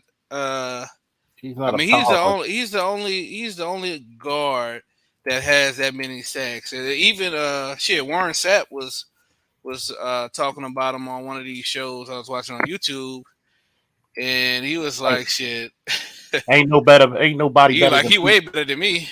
Ain't nobody better than no Bruce Smith." Think about it. I'm going to tell you this story about Bruce Smith. He's the all-time sack leader from the 4-3. Put that in context. From the 4-3, you're the all-time sack leader. A run defense, you're the all-time sack leader. Jesus Christ. Oh man, imagine if you had Aaron Donald and Myles Garrett on both ends. God damn. Hope your insurance paid up. Fuck. Man, that was a good Super Bowl though, man. He was I had to go back and watch the tape from that Super Bowl, and one of the funniest plays, this nigga Donald just ran past 3 niggas from the not being on the edge. I mean, if you really watch him, he does get doubled and triple team pretty much most of the game for most of the games that he play. But just to see this motherfucker bull rush through 3 goddamn offensive linemen is just like, damn. And you can see the effect that in the first half he wasn't really doing well, but he talked about it like when the offensive lineman tried to say like he was had a dirty play on Joe Burrow, and Joe Burrow said, "Nah, man, it was a clean play." That's when he started going in, man. He started going in after that shit. Like when he hit Joe Burrow, pushed him on the sidelines. Man, he started going in. I thought he should have got I thought he should have got Super Bowl MVP. I was actually kind of pissed off. He should have, because he had 2 of the biggest plays of the game. Even though Cup was doing his thing. God damn it, Cup couldn't miss for shit. Well, here's the thing. Here's the reason why I say he should have won MVP. To me, he had the biggest impact on the game out of all the players. like Cup did his thing. You're right. I agree with everybody that said that. But the thing that people don't realize is that Cup wasn't doing shit for 3 quarters. Yeah. Aaron Donald was putting in work the whole goddamn game. Cup had like less than 20 yards catching for the first 3 quarters. When he came, I think he had about a total of maybe 30, 40 yards in the Yeah, he first three didn't catch quarters. fire until the fourth quarter. And he didn't he got those last, let's say, 60 yards at in the fourth quarter. Whereas Aaron Donald, this motherfucker had impact the entire game. Like, you literally had motherfuckers shifting the way they play on the O line and shit. They gotta turn to face this nigga. You know what I'm saying? You literally, like Cooper Cup, he wasn't being double teamed the entire game. Well, you You gotta know what I'm look at saying? it. You gotta look at it like in the back of Joe Merrill's mind. He like, yo, did you see the size of that nigga? God damn. If anybody should have got the MVP, it should have been Stafford. Nah, Yeah, I'm because gonna if it stick with wasn't for Aaron him, Donald, bro. it wasn't for him and the refs, they'd have lost that game because he brought them back. He brought them back. Cooper Cup and OBJ don't catch touchdown passes through osmosis. He had to throw them balls. But guess what though? You can't make a damn comeback if the defense don't hold. That's what people don't realize. But the defense didn't hold. That's Yeah, the they whole did. thing. The They defense they didn't gave up. hold. They gave up like what? They gave up what, 3 to 10 points in the second half, if The I'm Oh not yeah. game mistaken. came down to the final Let me see. drive. They had to come back to win, and the refs had to help them get that final touchdown. The defense didn't hold. It wasn't the defense. It was It was definitely the not the defense, man. defense. That was an offensive game. The Bengals were killing them, just like the 49ers were killing them. They were getting killed. If it wasn't for Nah, Stafford, they wouldn't have won that game. I mean the defense didn't give up any points in the fourth quarter. They gave up 3 points, and the touchdown that they got in the third quarter was a fucking no call on Jalen Ramsey. Dude And how slung many his fucking touchdowns did helmet. they score in the fourth? 0. No. How many touchdowns did the Rams score The in the fourth? Rams Yeah, 1. one. How many did they score in the third? None. None. So, in order for them to come back, who had to be very instrumental in scoring those points? The offense, but in order Exactly. for them to come back, they still had, let's say, okay, they scored one touchdown in the fourth quarter. If the defense didn't hold and the Bengals scored in that fourth quarter, then it wouldn't be no comeback. That's the point I'm making. You still had to, because you could have, they could have scored a touchdown. Then if the Bengals came back and scored another touchdown, you lose the game. So if you're gonna make a comeback, you have to make the stops. The Rams, the Bengals didn't even get a goddamn field goal in the entire fourth quarter. Without them holding them to 0 in the fourth quarter, I mean that's nothing. I mean you're not going to win the game, especially with OBJ out. The fact that they got that, Mm-hmm. I do think that, and I would say that I do think that Matthew Stafford would have been a better MVP choice than Cooper Cup. Because like you said, he did throw the only thing that messed him up was the interceptions, and the messed up part about it was I probably say at least one of those interceptions wasn't even his damn fault. To be honest No, with you. it wasn't. But I knew he was going to throw at least two. Stafford is good for at least two turnovers. Yeah, he's he reminds me kind of Brett Favre with that gunslinger mentality, which you need that. And everybody was talking shit about him with the interceptions, but I'm like, shit. The last time the Rams went to the Super Bowl when they had your boy Jared Goff, he didn't throw a You talking single about intercept. He you didn't talking throw about a Kurt single you touchdown. And talking by the about way, Kurt the you Bengals talking did about Kurt Warner score. and shit? The Bengals did score in the third quarter. They took a 20-16 lead in the third. Yeah. I said they scored in the third. They Right, and scored then the 10, Rams, but of they didn't course, they score in the got that. fourth. Right, they got that little cheapy touchdown, that little But ref the associated touchdown. If it wasn't for the refs, they'd have to kick field goal. But I believe it was I think it was the third quarter, but it could have been the second quarter as well. But that one of those touchdowns that the Rams had, I think it was a 75-yard touchdown where your boy T Higgins pulled his helmet and made him fall down. I mean that was bullshit. And so the Bengals wanted to talk about that shit at the end of the game. I'm like, yo, they gave y'all one too. Like everybody know that was blatant bullshit. I'm so glad they actually let them play. Yeah. But do understand we're talking about sports entertainment. So those games it's already fixed. They already know the outcome. They just made the shit exciting. I'm sorry, what is the deep side for? Because it's not like I'm lying.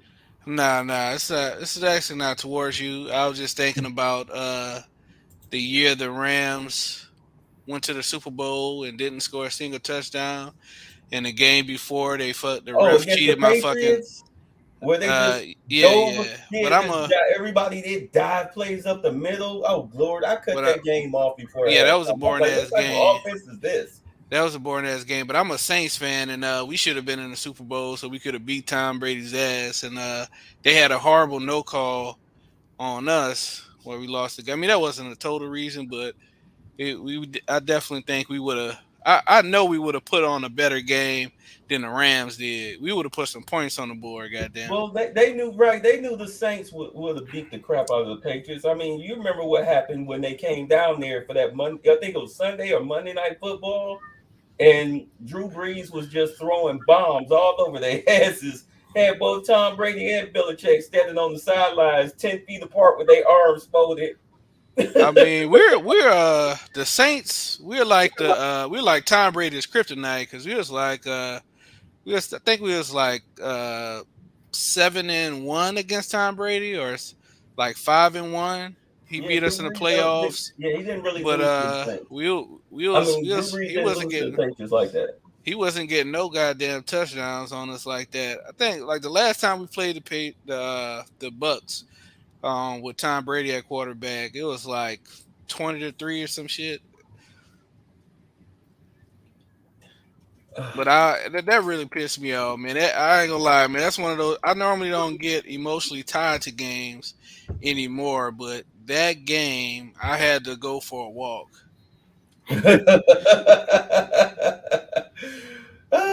Imagine being a Browns fan. So my girlfriend at the time called me on the phone, like, "Baby, are you okay? Where did you go?" I know. Trying not to kill nobody. Why'd you kill everybody in your house? They was home. they were fans of the other team. Yeah, man, but it's I don't get into it like I used to, man. I always love sports. Football is my favorite sport, but in the last maybe 8 years, I don't really watch as much as I used to as I get older. Like I remember the days I used to come on the big screen and have like all the games playing at once.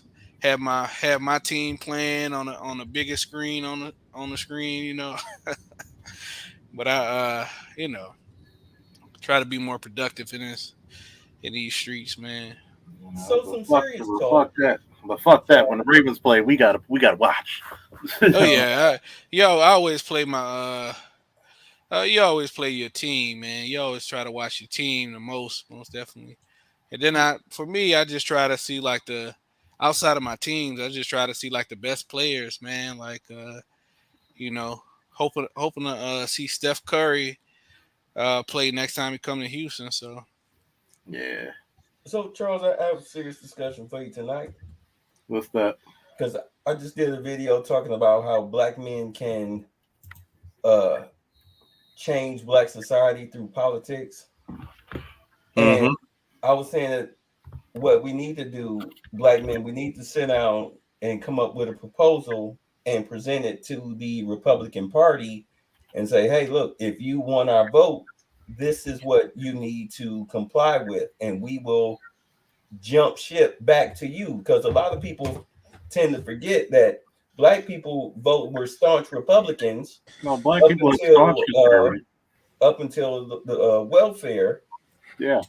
Up until the Welfare Act. We voted Republican. And once we switched to Democrat, we are where we are now. Yeah. Because you can't be family. Notice no liberal is family first. Of course not. They all freaky sex. And they're freaky sex first. Let's just they're very, very liberal when it comes to their sexuality. They're very liberal when it comes to sexuality and shit. Like, I mean, when you make a plan for black people, well, that's just gotta say, I'm starting to believe there's two black Americas because a lot of black women believe that if you don't make anything for black women specifically, you're not making it for black people. And you're going to have different things in that type of proposal where you got to make sure black boys and black men are specifically targeted. Yeah, good luck with that. You got to put it in there in such a writing. You can do it, but you got to finagle the words. See, I actually said this a few years ago, man. I was like, in my estimation, that the divide in Black America is between the gynocratic, liberal Black America and the patriarchal, more conservative Black America. Now, I don't really consider myself conservative, but it's just easier to say I'm conservative. You're probably a moderate. Well, I consider myself traditional, but that's a moderate. You're not extreme on both ends. Right. Like I put it like this. Like I believe that white conservatism and black traditionalism are very similar, but there are clear distinctions and delineations between the two. And so that's why if you see a lot of white guys lately, a lot of conservative white guys, they'll have a black chick, but it won't be a black American black chick because they're extremely liberal. Liberal. A lot of times it'll be like a black chick from Africa. A lot of times, if they have a black woman, because there is very much similarities between white conservatism and black or African traditionalism. But yeah, I think that's the two differences at this point. Like most guys in the gynocracy pretty much have the mind of the liberal black women, and they repeat and agree with everything they say, pretty much. Yeah, they always get into this mother guilt, as I call it. Yep, pretty much. It's the mother guilt. It was like, it's like you can't, like black men have this, like I've said it. I don't know if you heard the show when I said the L's black men carry. Black men are afraid to be in charge. They're afraid because they say they want to be in charge, but they really have a fear of it. Yeah, I agree. I mean, I think that I don't know, man. It's complicated. It's just like a lot of times I'll study different cultures. I will study like how do white American guys do it? How do people in Africa and Asia do things? And there's certain things that's in place. It's like, I mean, I think you still have hope, Charles. I know you still have hope, but my hope for Black America is pretty much no more. I don't really have hope. I just have pragmatism. Either you're gonna be with us or you're not. That's basically how it goes. Like, I'm not looking for hope. It's actually pretty pathetic at this point because you have a large sum of our women who don't want to be married. They claim they want to be. They just want marriage the same way they want shoes. They just see it and they just got to have it. Like, what are you going to do? You're going to be submissive? No, you just want that nigga to do what you want. Yeah, pretty much, man. Pretty much. I mean, I'm on my escape to Africa tip, man. I think that is like, well, that's where I've decided to pretty much, draw my line in the sand and to hold the fort, I just don't see. And don't forget to hit the Cash App. Don't forget to hit the Super Chat. Support your channels. Support your content. It's the fact of the matter that I look at it and I'm like, yo, give people one reason why we should believe in this crooked thing called marriage. Because that's how America has built marriage, on a book of lies. It's not trustworthy. You have made women just basically schemers. Like you can't even trust you can't even trust these chicks to even raise your children properly. Like you really can't. Oh man. It's gotten so bad you really can't. And it's I not all mean, you're right, man. You're right. I mean, and it's the funny part is when you get somebody like BGS that come with the receipts on the shit, because as black people, we have this thing called intuition, intuitiveness, where it's like we know some shit in the back of our mind, but when somebody come with the receipts, it's even better. BGS came over the years with those studies of black boy, black, I think it's black children or black boys being raised better by certain groups. And I think I yeah, know what you're talking about. I don't think I need to go into detail on the specifics of those studies that was brought up. yeah. And it's sad because you would think that would make black women angry and be like, "We're gonna be better mothers." No, they sat down on stupid. See, I need to create the Black Gynocracy playbook, because one of the methods of behavior and strategies of the Black Gynocracy playbook is whenever a black woman is being accused of something, deny, deny, deny. That is the order of the day. Yeah, and it's like you got to look at it. You got to look at it on that gynocentric playbook. Deny, deny, deny, deny. But your name is on this. Deny, deny, deny, deny. Wait, the CDC did the study. Deny, deny, deny, deny. And it's funny because I'm like this. You'll ask a lot of the women who come up on my panel, who used to come up there. I guess I scared them off all now. And thank God for Shonda, Kareem, and Toya, and and a few other ladies who come up here. It's like a lot of them will lie to themselves, thinking that we didn't live in the same houses. How you were preferred, you were allowed to be snappy at mama, but if a boy was ready to beat the hell out. God damn, AL beating the mic up over there, man. Yeah, yeah, you must be like in a bad service or a bad way. Shout out to Calvin Rogers. Woo! To everyone in salute. Gotta give him his. Oh my god. Sorry, I'm going through my photographer Facebook timeline. Now for a lesson. You may have heard these words before, but I'll teach you what they really mean. Go beyond! Plus! Yeah, that's what I'm saying. A bunch of ass kissing about some of these women in the Ukraine who were fighting, and I'm like, why are you praising it, knowing good goddamn well you wouldn't want your daughter out there. You be slapping up on your daughter like that mother did in the Baltimore uprising. And your fucking daughter, she don't know how to fight anyway. She probably be more worried about her damn long ass hawk nails and her eyelashes than she would be about picking up a damn gun. So stop it. You probably fired and dropped the bitch after it popped her in the face from the recoil. For me, the saddest thing about this Russia-Ukraine war. Okay, well, most educated, but your boys are dead last in all areas. Somebody's lying now. Well, they're not the most educated, just enrolled. Yep, but I say it's so sad to see this war going on, man. And this in 2022, I just realized how fine Ukrainian women were, man. God damn, this shit war got to stop pop off, man. God damn.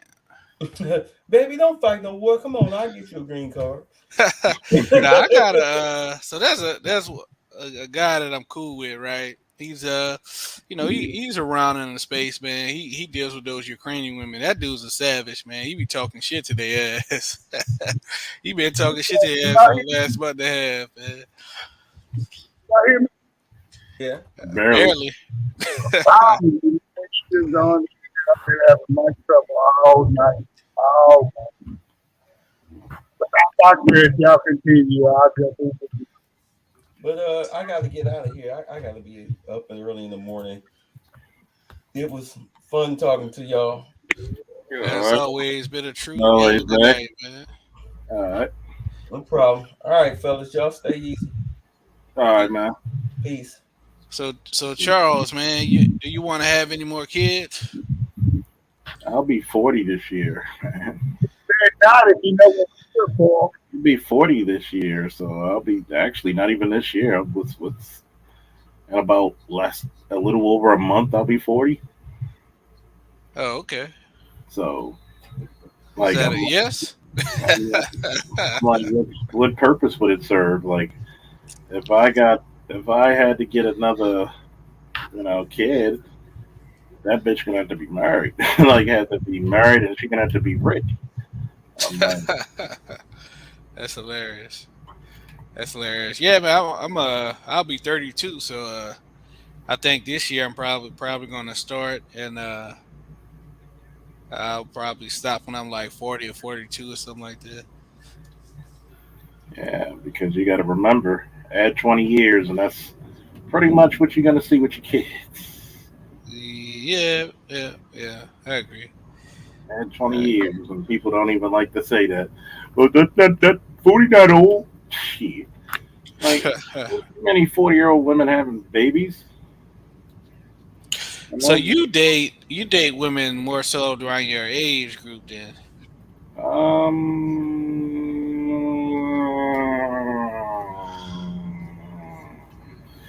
um, I'm gonna tell a secret.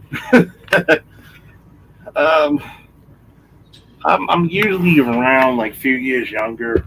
Have I dated older women in their 40s? Yeah, but those are really rare women that kept their beauty together. When you talk about the average woman, even when you look at Toya, you look at Kareem, you look at Shonda, they're not average looking women. They're actually beautiful women. So Hmm. they're gonna hold it together. The average woman does not hold 40 together very well. Yeah, So true.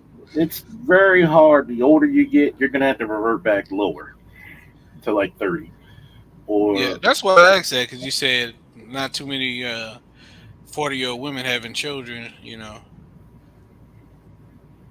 But I'm kind of like, I mean, I'm only 31, but once I hit like 29, because I used to like older women when I was younger because they're usually more mature than sexually I available. just I mean I just had a bad experience with younger women when I was like in my early 20s.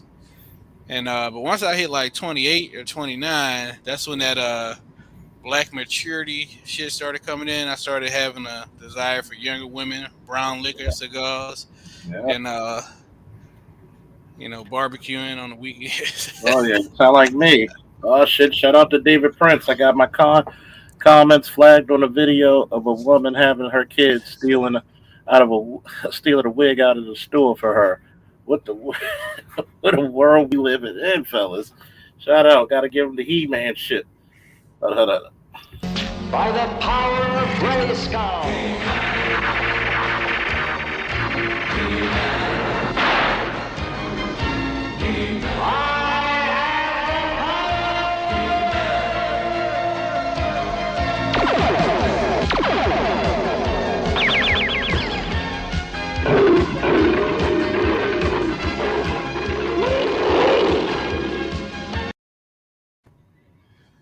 Shout out to your support, bro. Thanks a lot, man. And thank you for everybody who supported. Keep them coming. Don't worry, baby. Keep them coming. But it's funny because I'm on different dating apps, and there are some women who keep their beauty up 40, but those are rare, like I said. And then you don't want to get caught with the chicks who are immortal hood rats, as I call them. So it's always a gamble, man. Like, do I really, Immortal hood rats. I'm gonna have to use that one.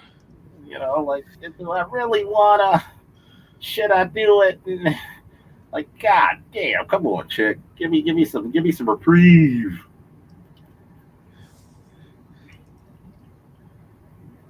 Yeah, man, it's pretty rough out here, man. I was talking about that on Order More the other night, and I was like, how it's funny. I think you were asleep or gone or something when I mentioned this, Yeah, but basically I was saying how funny it was because Gen X and like baby boomers was talking about how bad it wasn't, how bad, or they were saying like how it's not that bad basically. And now that they're actually out in the field themselves, dating millennial women, millennial black women, and maybe even some Gen Z black women, now they're actually seeing exactly how bad it is. Well, you got to think the oldest millennials are like 40. Yep. So imagine dealing with a woman who's always never lived in reality. You have a good night, Shonda. We love you, girl. And Shonda loves her football. I think she's a Saints fan too. Are you a Saints fan, Shonda? Or, Who that? Who that? I think she's a part of the Who That Nation. Oh man, one day we're gonna have our football panel. We need Shonda up there. One of And your loyal supporters, huh? Yeah, man. Yeah, it's funny to me. Like, oh, y'all thought it wasn't that bad, huh? Now you see, motherfuckers. Now you see.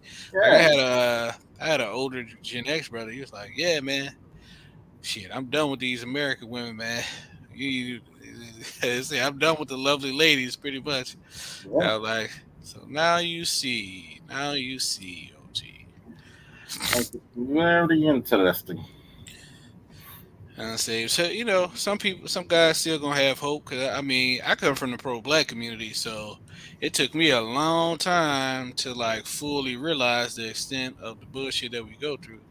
Because like pro-blackness is like a religion, man, and it's It is. It replaced Christianity, and the sad part about it is like a lot of these dudes resist the knowledge of saying, look, things ain't what the fuck they seem. And unfortunately for a lot of brothers, they got to be very honest on what they want and not want because when you invite certain behaviors of women, with this is an L the boys got to take. When you actually incentivize a certain behavior and date a certain class or certain behavior because they can all be fucked up in any class, really. When you incentivize certain behaviors of certain women, that becomes your Achilles heel. Why should you be respected when all you're gonna do is date trash? yep, that's true. That's true.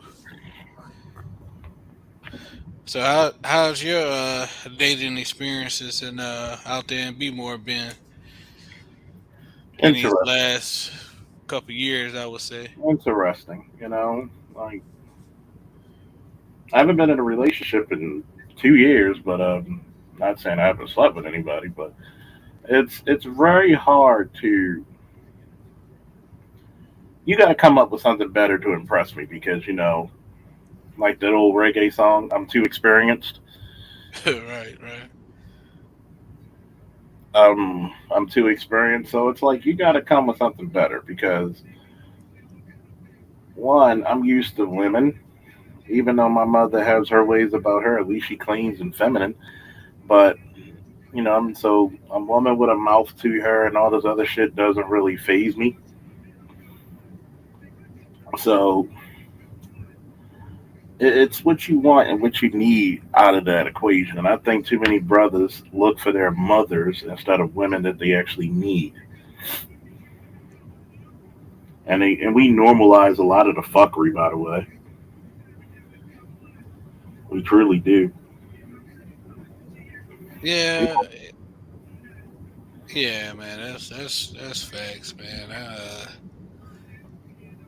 Man, the dating fee. I ain't gonna lie, man. Dating. There's so many stuff that we talk about that is the reason for how bad it is dating out here in this particular, especially if just sticking to one group. I mean, it's a little it's actually a lot better if you have your options open, but if you just dealing with one group, I mean, it's trash out here, bro. It's crazy because I never really had an attraction for too many women outside of black. Right. You know, you have to be a fine white chick for me to find you attractive. Like, I mean, remote. I don't even say necessarily go interracial, but I say like Edward Anderson says, date Go, interculturally, man. It's a go, lot of black women. go to Afro Latina. You know, go Caribbean, Jamaican. I mean, go African. I mean, hell, Yeah. even black women raised in England are different. So You got some chick you got some women with bodies in Africa, you be like, God dog, like I ain't doing it. you're like, I'll never, Oh, never give you up, no matter man, oh how man. you treat me. These damn women in like Ghana and Uganda. Yeah, they just got nothing but ass. My God. Ass, thighs, hips. Goodness gracious, man. You be like, God damn. I say You'd be it's like, like God damn, her ass still coming through the door. God damn, like what the fuck is all this? Like we have that's an what ass invasion, an invasion of the ass snatchers. say the crazy part is it's like, like I said, that's that gynocratic mindset and how can I say it's that brainwashing because more of our women date or marry, black men of other groups than we do. Yeah, Like they be going to Jamaica. I think Dennis Sperling brought that. There's a whole book about black women going to Jamaica getting their blacks blown out. yeah. The skull. I heard Jamaican dick was so good. You talking Uh, about booty and titty? Oh god damn, but they don't want you to call them a whore. So you randomly go to meet a dude in a different country and have your back blown out. Man, I don't the know. messed up part is you got old ass black women in their 50s and 60s getting married to young African men that's built like bodybuilders in this motherfucker, and they paying for them for But those they don't want to husbands. admit that they paying for that. That's the only thing about men and women. Men will be like, yeah, I pay for that hoe. And Women don't the be funny like, thing yeah, about that is also too, they going with these younger dudes. They didn't realize they dealing with a boy they taking care of, and they getting juiced way worse than what they feel a younger woman gonna do with older men. They getting juiced what can, by them what, can dudes. that, what can that young girl do for you? Exactly.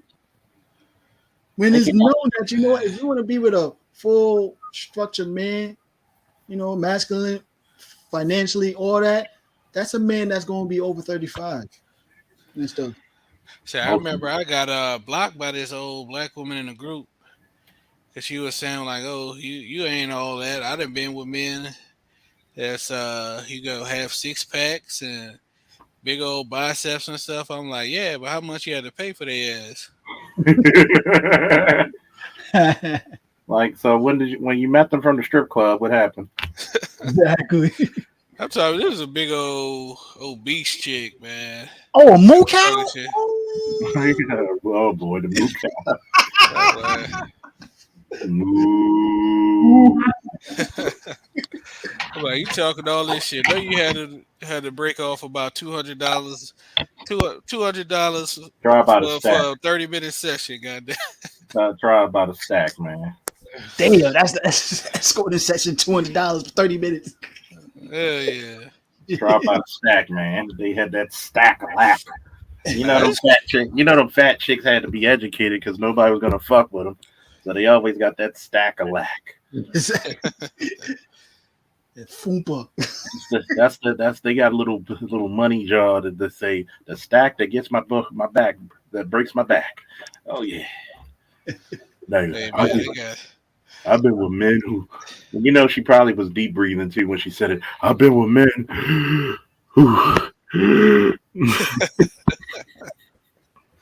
Hilarious. hilarious, man. But like I was saying on arts, man. Like I make deals with those black men in other countries. Please take them off our hands for us, man. Yeah, Like what we have to do? Let's hey, we'll trade. You give us, 3 of your women, we'll give you three back.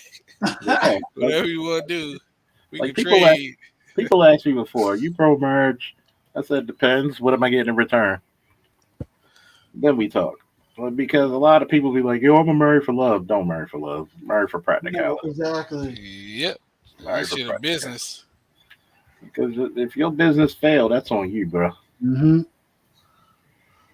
Gotta marry for I'm business. for marriage, but I'm not going to force it onto others and stuff. That's my Yeah, thing. Like yeah. I don't talk nobody to get into marriage unless if you wasting that woman's time and she wants to be married, you can marry her, leave her alone. Yeah. Or I'm sick of seeing our wedlock babies and shit. So you marry her and stuff. But at the same time, you gotta look at the women's part too, because Exactly. they if they really wanted men to be men, guess what? Force them to marry you before you give them something. Exactly. See, to your point, Edward. I mean, not Edward.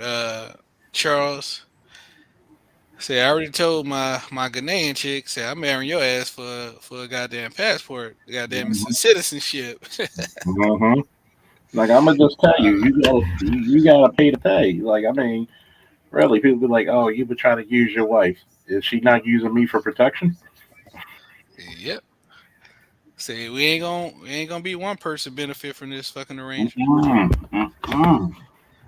I even told my ex if we ever got back together and married, prenups around. I said, "You don't worry, you get to with my buddy, as long as you're still here." Shit. Say, once I get my Ghanaian citizenship, man, I'm gonna have to make a celebratory video or some shit. Like, nigga, I could go to any African country. I don't need no visas. Yep. Nigga, if shit pop off with Russia and the US, I'm out this bitch. Uh-huh. So I got it.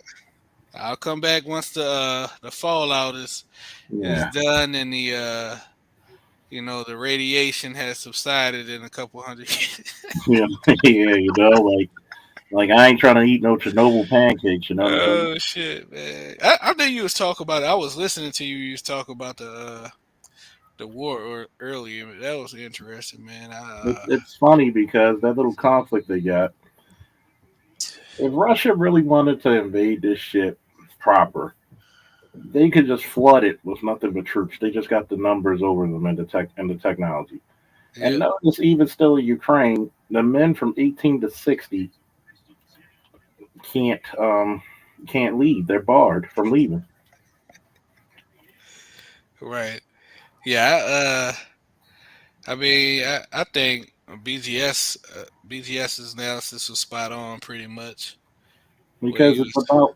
it's about water. It's about a little bit of oil, but it's really about NATO being in the backyard of Putin. Yep, exactly. And a So lot of forget people about don't realize that whole how the U.S. has been violating the Russia U.S. NATO draft treaty by they pretty much agreed, to my knowledge anyway. Correct me if I'm wrong, but they pretty much agreed not to add any new NATO members after 1997, and they've actually added 11 more countries after 97. Plus, they were actually talking. Well, at least, I don't know if NATO or the U.S. was talking about, but NATO has been asking to.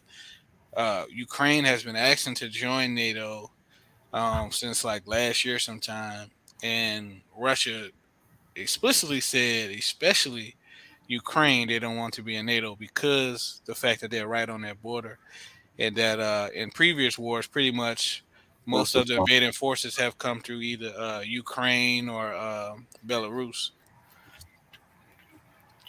Yeah, and you gotta look at it like everybody's in this posture mode. It's not being a bitch, but do you really want to fight over what the fuck do we got in Ukraine?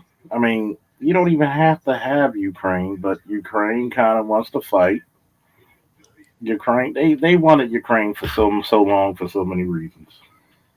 Yeah. And I mean, you got a lot of these countries. You don't really need them because a lot of it's siphoning money away from your people. You know what I'm saying? So, are we really gonna get our money's worth out of these countries? I'm still looking to see why the fuck we still got Israel still on our tit. Yeah, you've been saying that for years. Like, I mean, I agree with that. 147 billion, but yet you're gonna scrutinize me if I start up a program for young black boys in the city. What do you think I could do with 147 billion for black boys? But once again, for years I haven't. If you notice one thing about me, I've been pretty fucking consistent.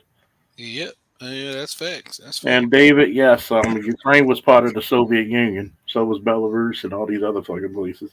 Yeah, yeah. I was actually say I was funny because I was watching an interview from Belarus president. He was talking about how Putin was I think he said Putin was a colonel in the USSR, and he was a lieutenant colonel, Yeah, and that Putin promised to make him a colonel. he, he was kind of joking about that in a recent interview. yeah, he was a colonel in the USSR. He's old school KGB. KGB, yes sir. He's an old school spy. Old schools. Like you got to remember, like Putin's a very worldly man.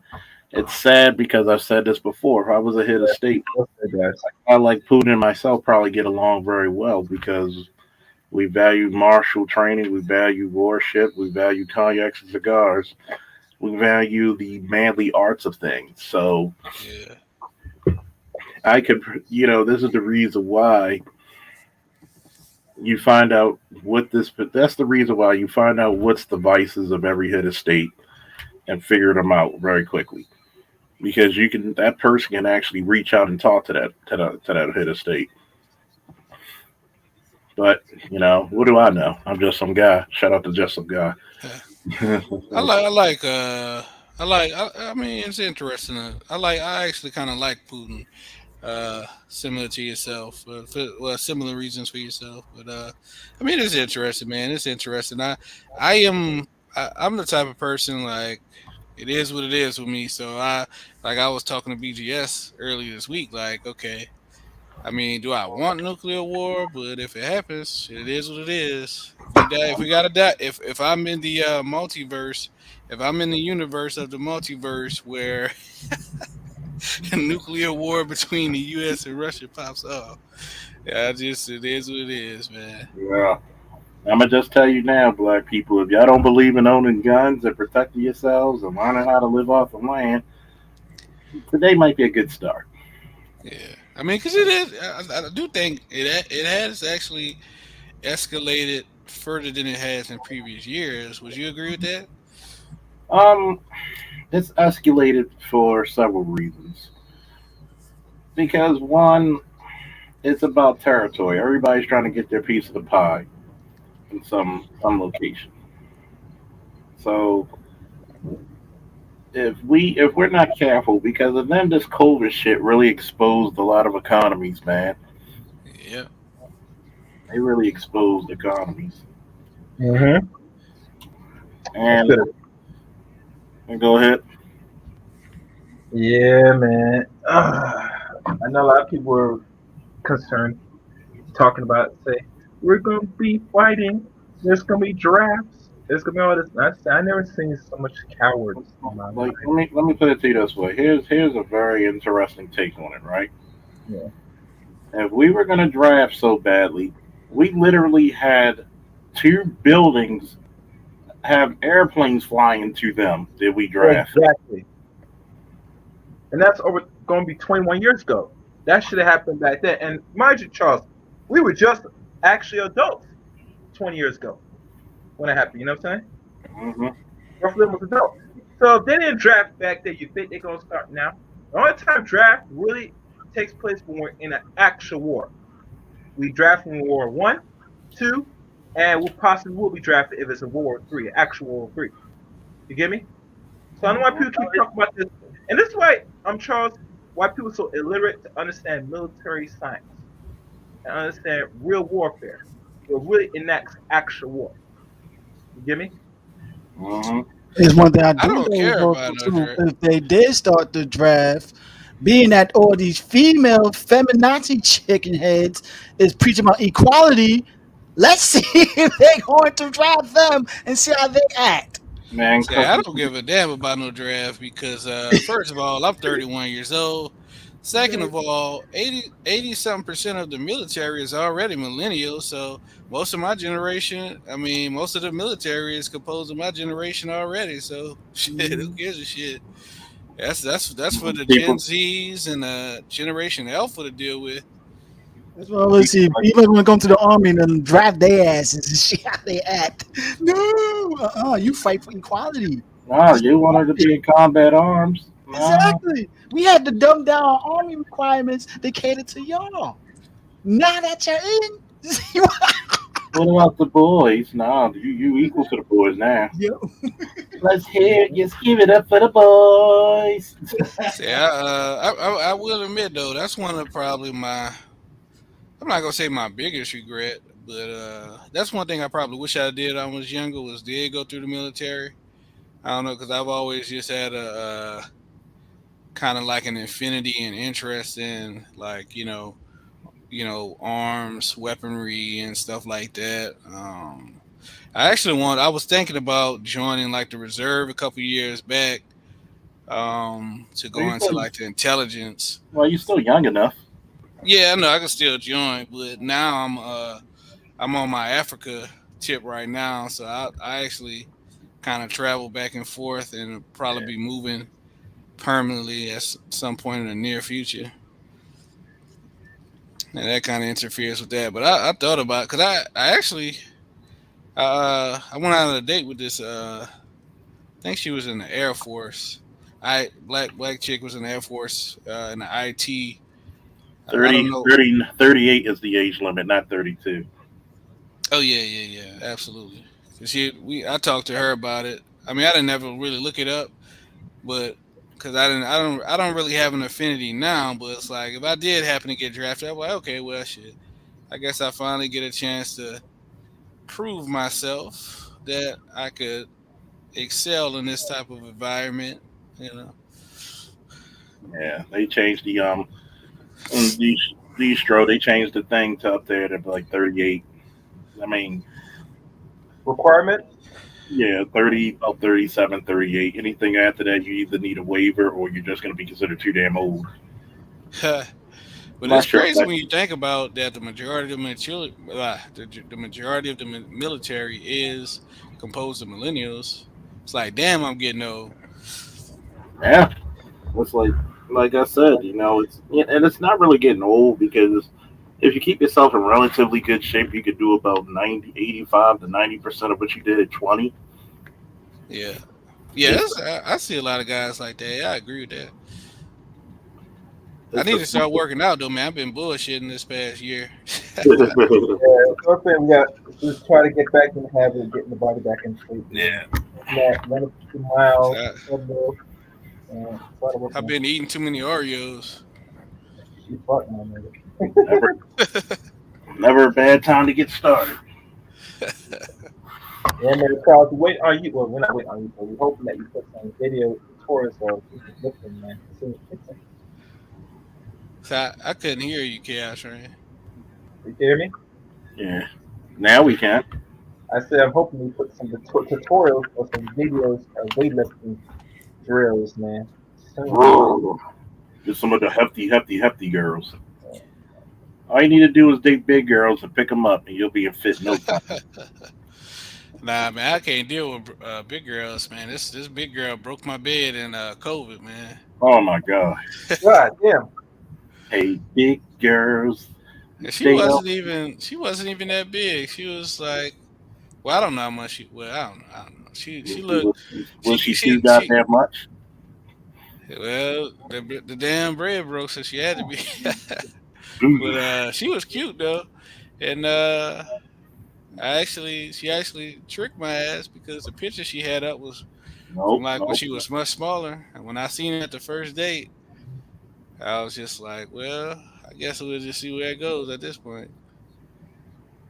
I'd be like, nope, nope, nope. Nope, nope, nope. I got this That scale was right here in this bag. so that was my first and only big. That was my first and only big girl, and I do not think I would like to try anymore. The one good thing was I will give her props. She could cook her ass off. God damn. I wonder why. Focus, don't be my quitter. But nah, I got love for it. I just couldn't do it, man. My heart wasn't in it. He said my heart wasn't. neither neither neither was my penis. God damn it. This. Neither was your back. No. She God always damn. and she always wanted to be on top. Grr. Like nah, man. I let her ride one time, and it felt like I got just done doing leg day. I was like, shit, Like, his legs fell asleep. for real, man. God damn. But hey, you live and you learn. I could knock that off my bucket list and never to return. Angry, the angry big girls. Oh Jesus Christ. Bigums. What's for dinner? Hercules, Hercules. It's What the hell funny. is IM7? I'm so happy that the communists are killing each other. Fuck Russia, fuck Ukraine. Dead is better than red. Okay. One of them, okay. Skroboski. No, we have to. Russian. Comrade. You know that is something rude to say to a comrade like you. Sorry. Hey, it's interesting though, man. I've got like I said earlier, man, I'm kind of pissed off because I was planning on going to Ukraine this year, man. Because Ukraine got some bad. I mean, I think I'm not really in. I've never really been into white girls like that, But Ukraine probably has some of the top white girls I've ever seen, man. Yeah, that's some badass white girls in Where the Ukraine. white women at? And they got ass. They got more ass on them. Like shit. They pretty as hell too, though. But Well, that's why because we were gypsy people. We were gypsy people. So we got a little bit okay. of everything. We got a little bit of everything in us, literally. See, I don't know that. I don't know much about Ukraine. I'm kind of ignorant of Eastern European uh, cultures and ethnic groups and all that type of stuff. But whatever Nothing, they got, whatever mixes they got, salute to them, boy. 'Cause they look nothing fine as needed. hell. Not much you could complain about, Ruski. See, you gotta come up here because, you know, I'm only here to get down. I'm from motherland and I've come to get down. I'm trying to get jiggy with this American shit.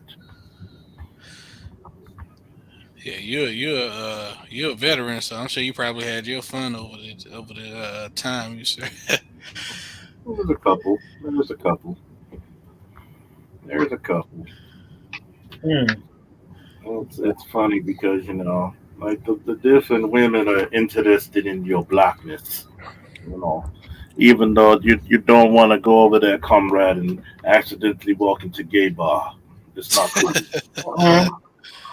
That's And the hilarious. man give you a look, say, "What you doing here? Come up." You know, we our men here, we are like to poke each other. You want to be poked? I said, "No, comrade." Then please leave. Cause we here, we like to the finer things in life, and we love poking each other.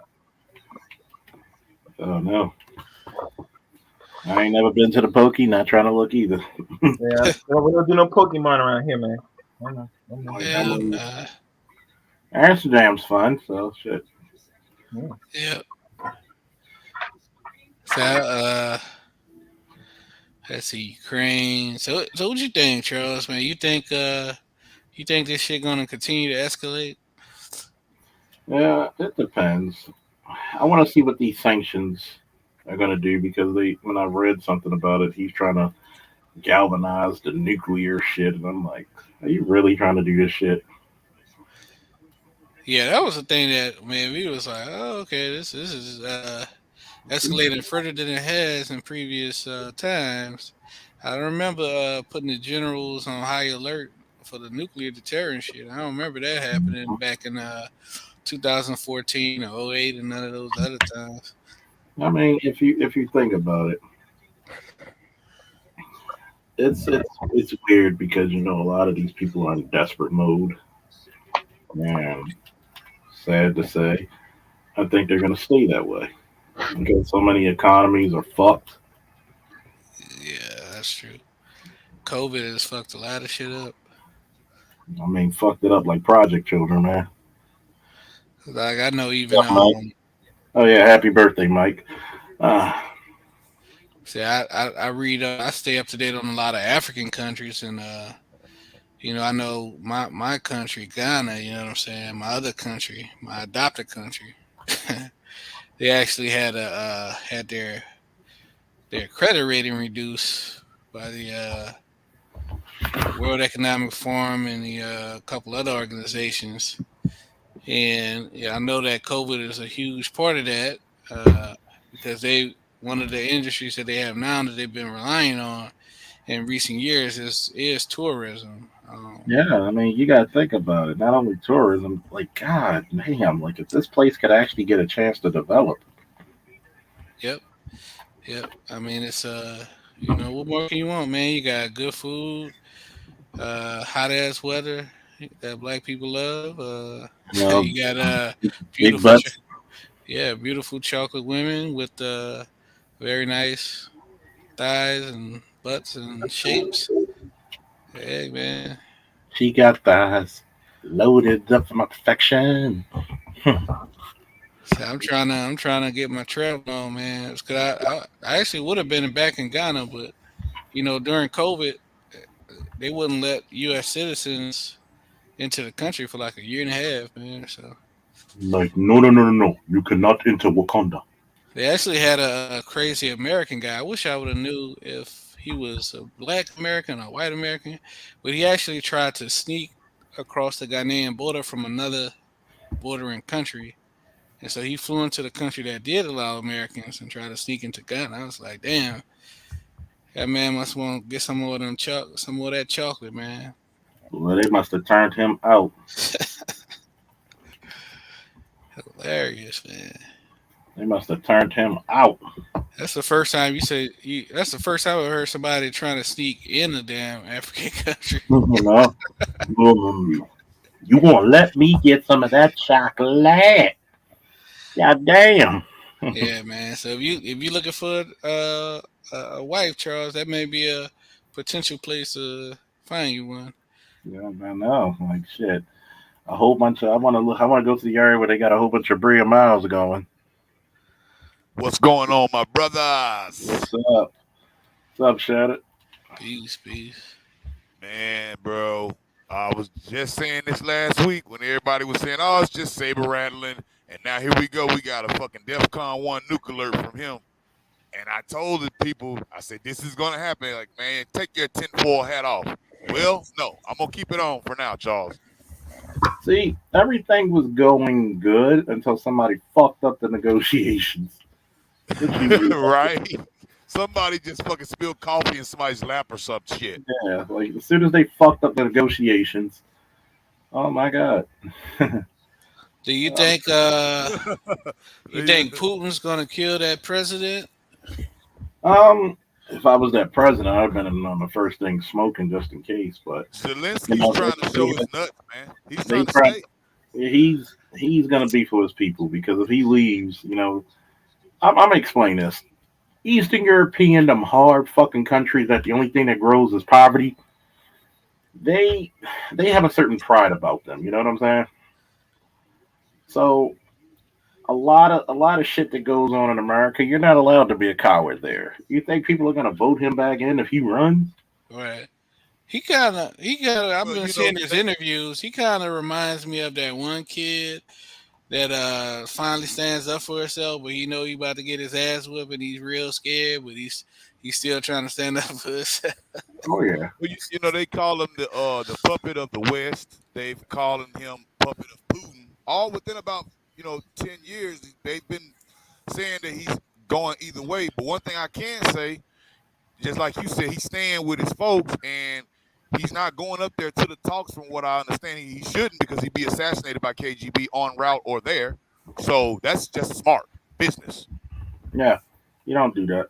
You don't do that because It's funny because one, I'm a big believer that the men of the country should defend it, but I would think it's a funny scenario if you get women here who believe so much in equality, would they stay and fight for their country?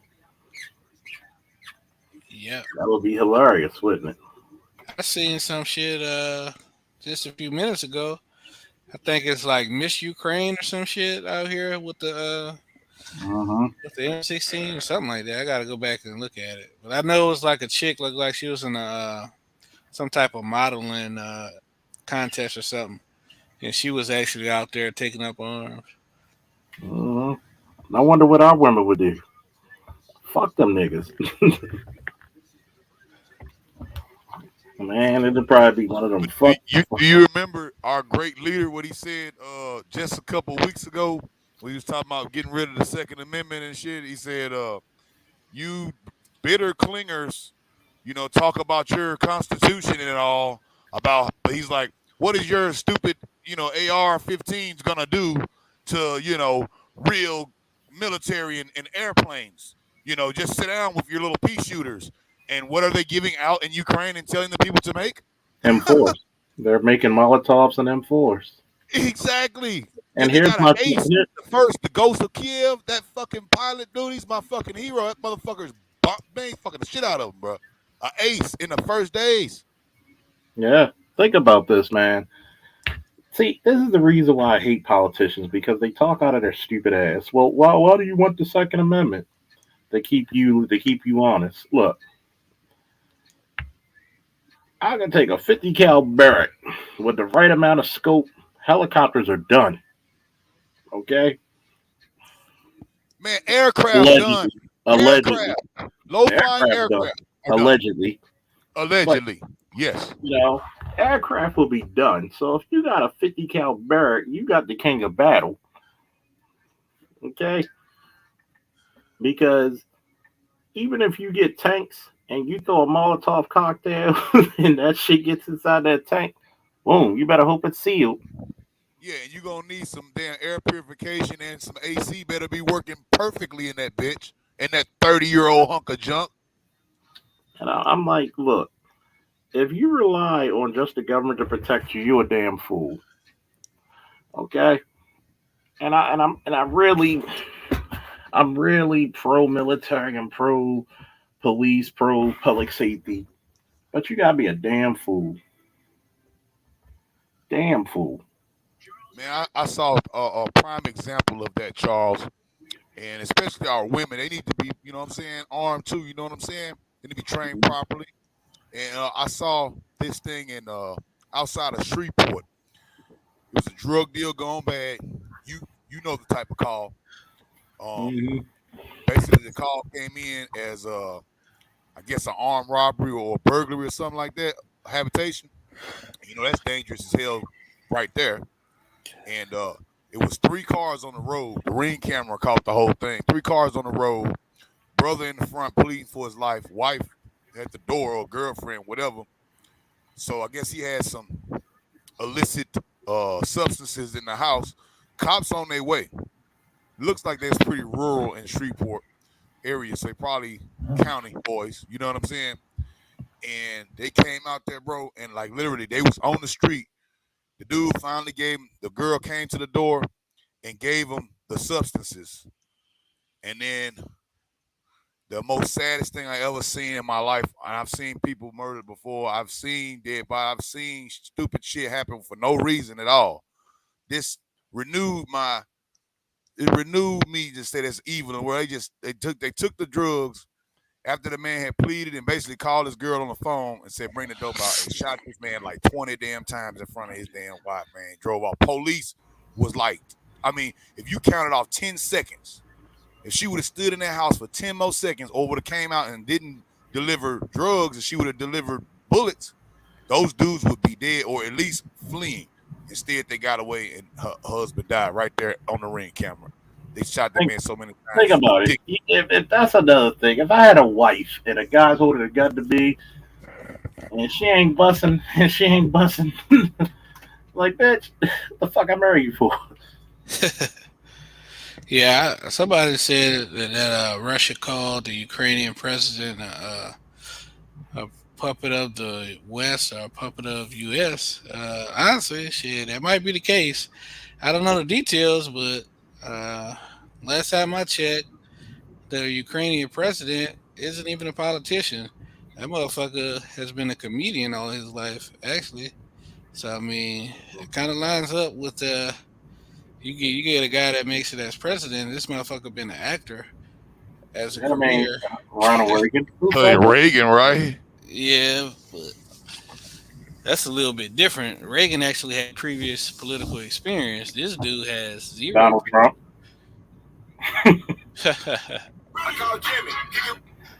Oh man, I'm looking on the mix. I didn't know they were doing a cruise or something on Meetup.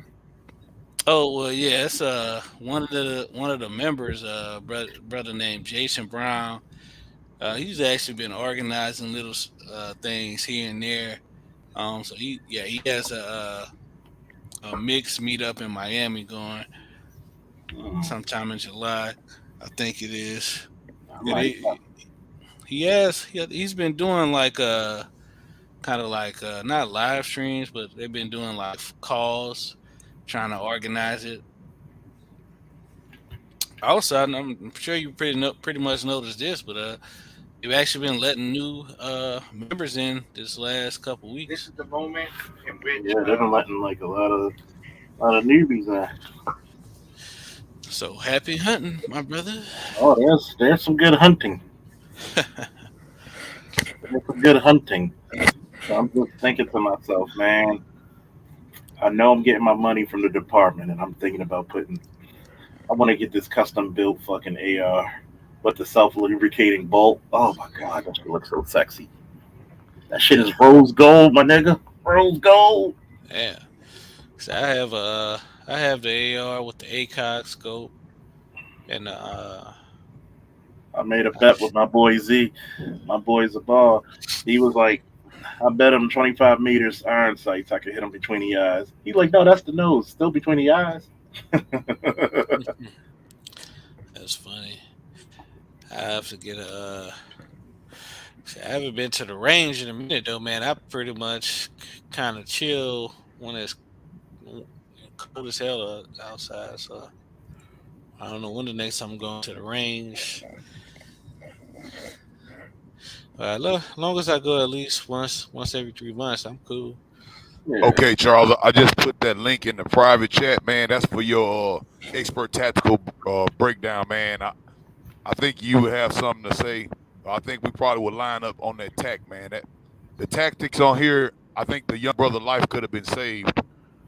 If those tactics just was like, I'm talking about, it was seconds, bro. No compliance is a strategy. Oh shit! Let me see if I can share it. To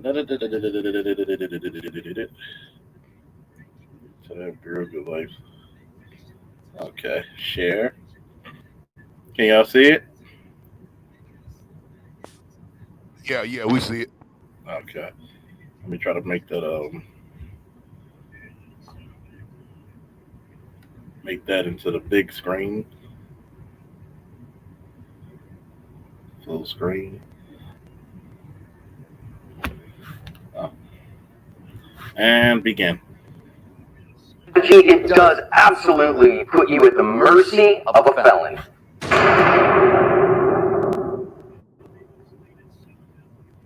Hi friends, welcome to today's lesson here at Active Self-Protection. I'm your host, John Correa. Today's video comes to us from St. Helena Parish in Louisiana.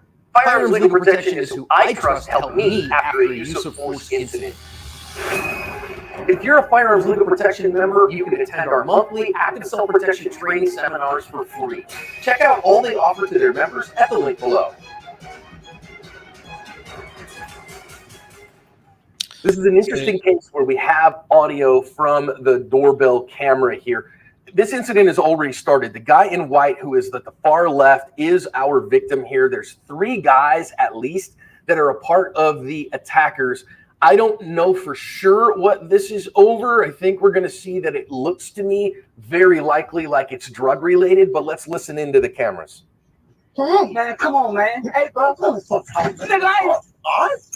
Do something stupid, man. Come on. Hey, man. Hey, please. Hey, bro. The cars on the street. One time, bro.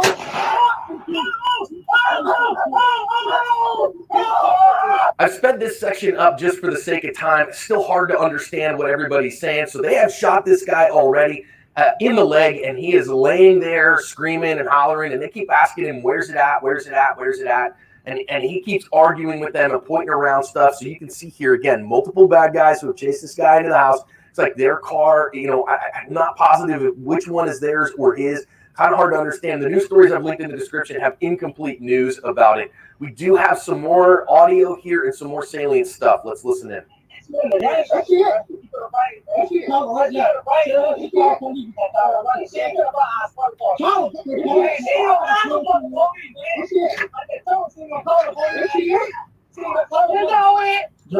Okay. That's it.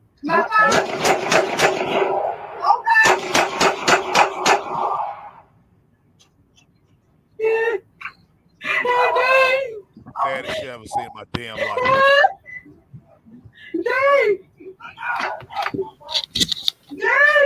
Yo, they just murdered them right there.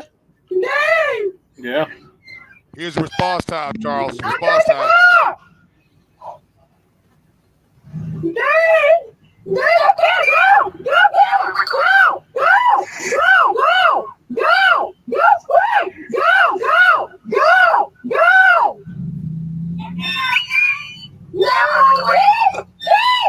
According to the news story that I have linked in the description, all three of these attackers have been arrested. They are, of course, facing a litany of charges. Unfortunately, the man in white died at the scene, and we are going to think about some lessons here.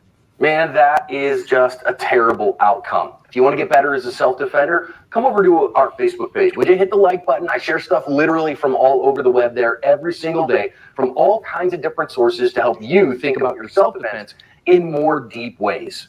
If my hunch is right, and this is drug related, I ran this by several guys that have done drug enforcement with cops, and they're not positive either, so I can't tell you definitively. But if so, I think the first lesson here is stay away from that kind of illegal activity. When you got high value stuff, cash business, those kind of things, they know you can't call the cops because it's illegal. That causes significant problems. Stay away from that kind of stuff if at all possible. Now then, just because you're fairly compliant doesn't mean that they won't shoot you. And they shot this guy just to get him to know how serious they are. And again, expecting criminals to have the same morality that you do, that of course you'd never do this, is a path to death. Don't expect a criminal to have the same morality that you do.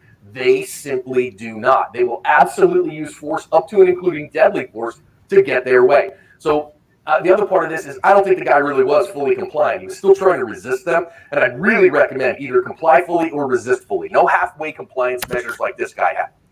Now then, as this continues to go forward, you see we've got some significant stuff here as they're continuing to argue with them. Listen, if somebody is willing to shoot you in the leg to get you to comply, the best answer is complete compliance. Now, on the other hand, he may very well know that the second they get whatever it was they got from him, that they're going to kill him. And so in that particular case, what are you going to do? I think avoidance of this problem altogether by changing careers ahead of time rather than being an unlicensed pharmacist is probably a good thing.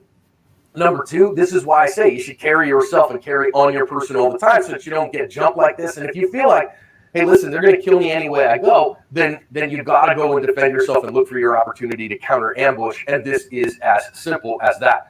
Now, of course, what really kind of turns this one here is you see the lady come and she throws this baggie, this green Ziploc bag. She says, that's it. That's all of it. That's it. And that's what these guys are looking for. So again, this is why I think there's a pretty good chance that this is drug related, because that doesn't look like, his Xbox or some other valuables in the house. Now, could it be cash that the family kept on hand, or could it be, the family heirlooms or something like that, I suppose. Now, I will take a moment and just say here, hey, I think that the drug war should end. I think it should be legal. And that would eliminate a lot of this because you're not keeping it in your house, you're not keeping large amounts of cash, and you can get the cops involved. So this is one of the reasons I think that the war on drugs has been won by drugs, and we should just stop it. Now, of course, this last thing here, these guys all shoot it in multiple times and get away. And again, no justice for him ever in this particular case. Just because they end up going to prison doesn't make anything better in that case. Only you can bring justice by protecting yourself. Secondarily, of course, practice spiritual fitness every day. Make sure that every single member of your family knows that you love them, that you have solved every conflict that you can, and that you and they are right, because you may not get more opportunity to do that. Also, make sure that you and Jesus are good and have a strong relationship, because you'll need it in that day. May not have time to get it in that day. Today is the day to get it. Now, again, the trauma here is the last thing that the lady of the house here, who I think is his girl, his wife, something like that, is experiencing, is incredibly significant. So I would strongly encourage you, go through this kind of an incident, you need to have trauma counseling available to you. You need to have some crisis counseling too, because this kind of trauma never goes away in any significant sense. This is a terrible outcome, bunch of lessons for us though as we seek to cover our ass.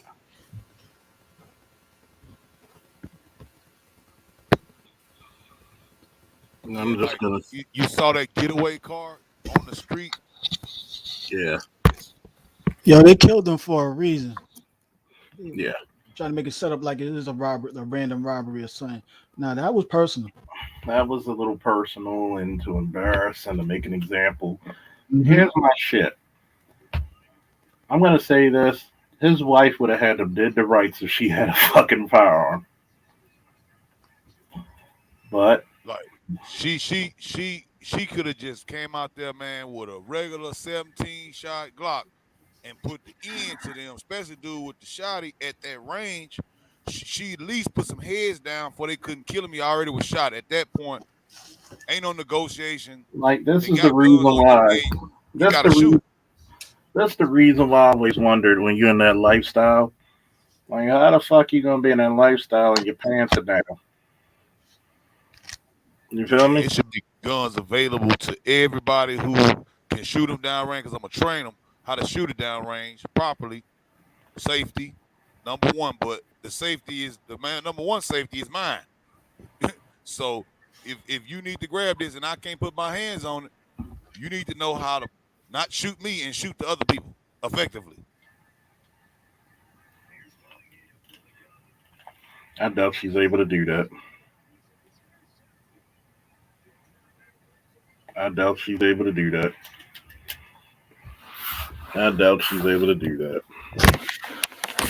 I mean, she obviously didn't. You know, I'm sure the brother had a pistol. It looked like 3 bricks in that bag. Now, in Louisiana, that's worth a lot of money. It could be personal. You're right. It could be a mixture of them all, Bill. You feel me? Because you got small town politics there. You know, you got people, they know who got the work. And sometimes they be rivals. And they, don't want you to be selling no more work. And they don't want you to sell no work nowhere. And they going to take your work. They're going to show you. Just like you say, it's like, we're going to humiliate you in the worst way, and we're going to get our money, because it's always about the money. Always. When you get popped like that, it's money. Whether that's taking money, old money, or we don't want you to make no more money. That damn show looked like it to me, but that was some serious, serious malice with the amount of bullets they popped into the brother, man.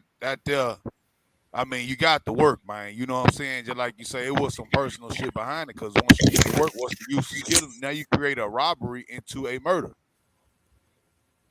And then I'm like, I've always said it. If you're gonna have the shit in your house and all this other shit, if you're gonna be making money and you making so much money, people willing to kill over it, then why the fuck aren't you trading your fucking life to shoot under pressure? Man, you live in the country. You can just walk out your door and shoot. Like, here's my shit, right? A lot of people get into these conflicts without even having, like, look, we gotta do something before these motherfuckers kill us. Like, yeah, you gonna take that AR, there's no fucking handgun. You gonna take the heaviest shit we got. And even if you gotta do suppressive fire, good. I bet you would have rather been took by 2 or 3 friendly fires than took motherfucking 7 to 9 to the head. She would have struck me in the leg and in one of my kidneys. I would have been like, cool, just let me get in the police car. Take me to the med right now. you know, you still been made it to the mid. At that point, he didn't even have that golden hour. You know what I'm saying, to get there. You feel me? They took him out right there. Like it was just a malice killing. It was definitely personal. It was definitely money involved. We can say for sure. Definitely illicit materials Mm-hmm. and lack of your backup. I mean, yeah, you're right, man. You got this type of stuff in your house. First of all, you ain't supposed to be. If you're doing that shit, you ain't supposed to shit where you lay. And should nobody really know where you be at any given time, you might have to be moving around. Yeah. Different people, cars, all kind of stuff. You gotta have it where, and see another thing people don't do. They don't watch their surroundings. Like, have an idea of who the fuck you're around. You know what I'm saying? Have a fucking idea who you're around. Say, my only question about this shit is, with that big ass piece of land, how the hell they got snuck up on like that? Bro, I'm Exactly. telling you, man. I mean, you could have literally hit him with a long rifle 22. You know what I'm saying? Before Like, they even got man, close to you with a shotgun, man. Like all that land. like, I mean, He shit. knew them dudes. He knew them dudes. The cameras out there. I'm sure that he's probably got more than one. The cops probably just took that because that was pretty much the whole kid and caboodle. But I'm sure he's got more than one camera. And if you saw that with your cameras on, if you got it hooked to your phone, it's gonna automatically beep you. It's gonna let you know movement in front of the house. And then as people walk up to your door, it's gonna have another beep saying that motion detected within 30 foot or within 20 foot of camera. It's different alarms you can set to it. You know what I'm saying? Yep. I do it for some of my clients when they got these big systems, and then it's an alarm. When you hear that alarm, you can't take that shit with no grain of salt. You got to go straight to DEFCON, you know what I'm saying, too, and get ready. Because do we have any visitors coming? You know what I'm saying? Who is this car? Do you know this motherfucker? Okay. It's DEFCON 1 now, right now. Yeah, you can't. People always ask me, what's the best weapon? I said, you want anything to give you the most firepower, the most rounds. Just like, this is the reason why when Joe Biden said get a shotgun. Okay, let me buy a Sega. Give me a Sega shotgun. Semi automatic shotgun, okay? The You know, AA-12. and then he said the most irresponsible shit that he ever said. Well, just in case you fired in the sky and the burglars will leave. So now I got to worry about over penetration in somebody's house. And guess what? I'm shooting out the window, which gives them more of a chance to shoot at me. Say, my self defense weapon of choice has always been an AR-15. Yeah, 30 to 60 rounds. I like. I have better chances with that one. Yep. I like that the KSR 12 and I like that AA 12. But they got some new variants now. I seen one that's a 410. It's a KSR, but it's a 410. My partner had it set up with slugs, triple lock, and these damn judge pistol rounds, the judge. And man, I think he could put like 22, 23 in there. And man, I'm like, yeah, I like that for And close don't. encounters. And you got them slugs, you can reach out with it. Oh, slug is about 100 yards to about 200 yards. Oh, that's. Oh, I can put 25 meters. I can put it in a little diameter, size of a fucking dinner plate. Boom, boom. Put three slugs in your ass. Yeah, yeah, And that's it's, that's. I like that. I was like, man, I tried to buy it from him. He was like, he ain't getting rid of that. So I'm gonna go buy me one of them motherfuckers. I'm gonna tell you one thing about it. Okay, by the way, don't forget to like, share, subscribe, and donate. Support your interest. This is the Multifaceted Man's Center. You know, my brother, my champion, my savior. That's our motto.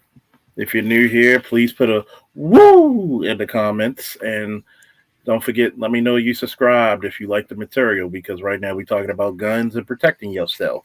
Go ahead, Shatter. Yeah, that one was nice. And then like for a personal defense, you know what I'm saying? They Glock 48, the new one. It's real light. So, it's chamber 9, real light, real safe. I ain't never had a jamming problem with it yet. You know what I'm saying? I don't clean it like I should. So that's saying a lot. But yeah, man, it's nice, man. I'm talking about light too. Very light. And the recoil is minimal. I'm gonna tell you, I'm gonna roll into some money. I'm gonna make some investments. I'm gonna start some businesses. But oh yeah, I'm getting me some custom ammo, some custom handguns, shotguns, and rifles. What I really want is an AR-10, so I can reach out and touch your ass with a self-lubricating bolt. All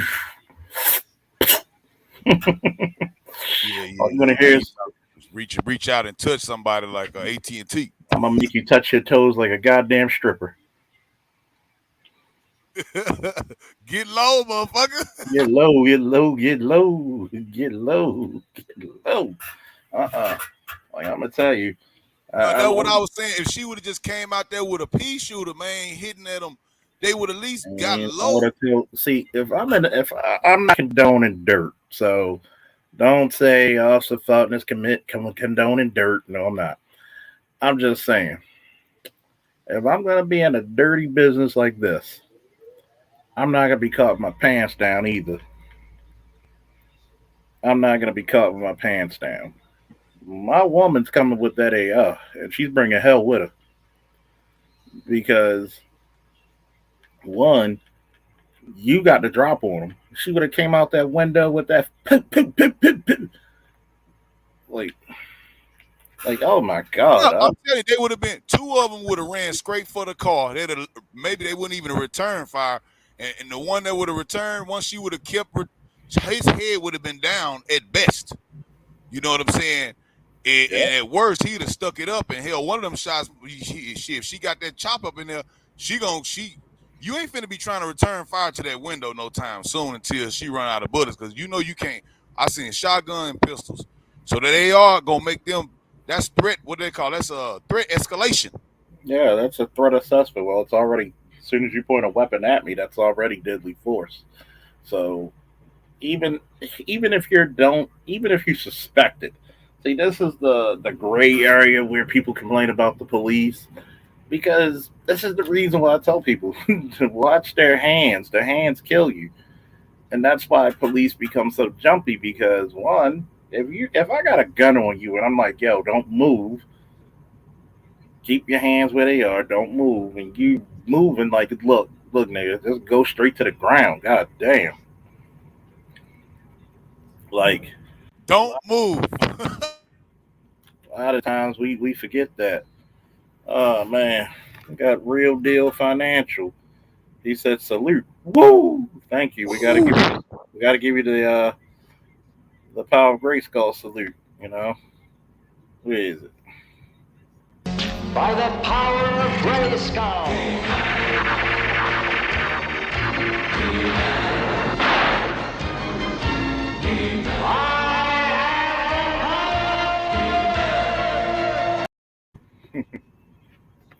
Oh, y'all should have never showed me we could get videos like that now. Thanks a lot, man. Hopefully, I don't know if you're new around here, but thanks for the support. It's like one thing I've always believed. I always believe a man is questionable if he doesn't have the means to protect himself and his family. That's people may say that's fucked up to say, but that's how it is in my book. You're gonna be it's questionable. Yeah, that's one thing you can't outsource. Stay over there in Australia, man. Just or like maybe like UK or whatever. I don't think I could live there, man. I couldn't. You got to be a lord and have an X amount of acres if you own land and even apply to the ministry and the crown, and they can still say you can't because they say we own these ducks. Yeah. You can't even kill it because we own it. Yeah, and I think that a lot of people. I'm looking at this. Black people should be very supportive of the Second Amendment. It is what it is. Sorry. Hey, what's up, Real Deal? Anybody that's black will go against the Second Amendment for as much time as we have a hard time to get guns legally. I mean, I've seen where no record, no nothing. You go to a pawn shop and you do all this shit, and these white people, most time being there, will give you a hard time. Salute to you, Officer Faulkner. Hey, what's up, man? The first time on the panel. How you doing? Everything is good, sir. I appreciate the video. I appreciate everybody that's talking about tactical training. So my situation is LA to Nevada or LA to Houston, Texas. I want to find out a good gun shop, gun training in Houston, Texas. So pretty much I'm here to learn. Where are you from originally? LA, Studio City. So that means you still live there, right? Yes, so I'm selling my condo and I'm gonna make the transition to either Las Vegas, because I got investment properties in Vegas. But I want to see if I can be able.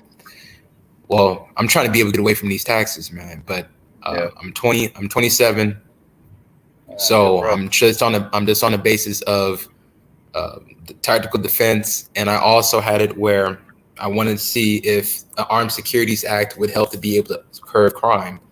Pretty much basis of heavily armed guards in every Walmart, every big community center when it comes to either events, curve aspects of crime, or off-duty sheriff's deputies being in neighborhoods like the 300.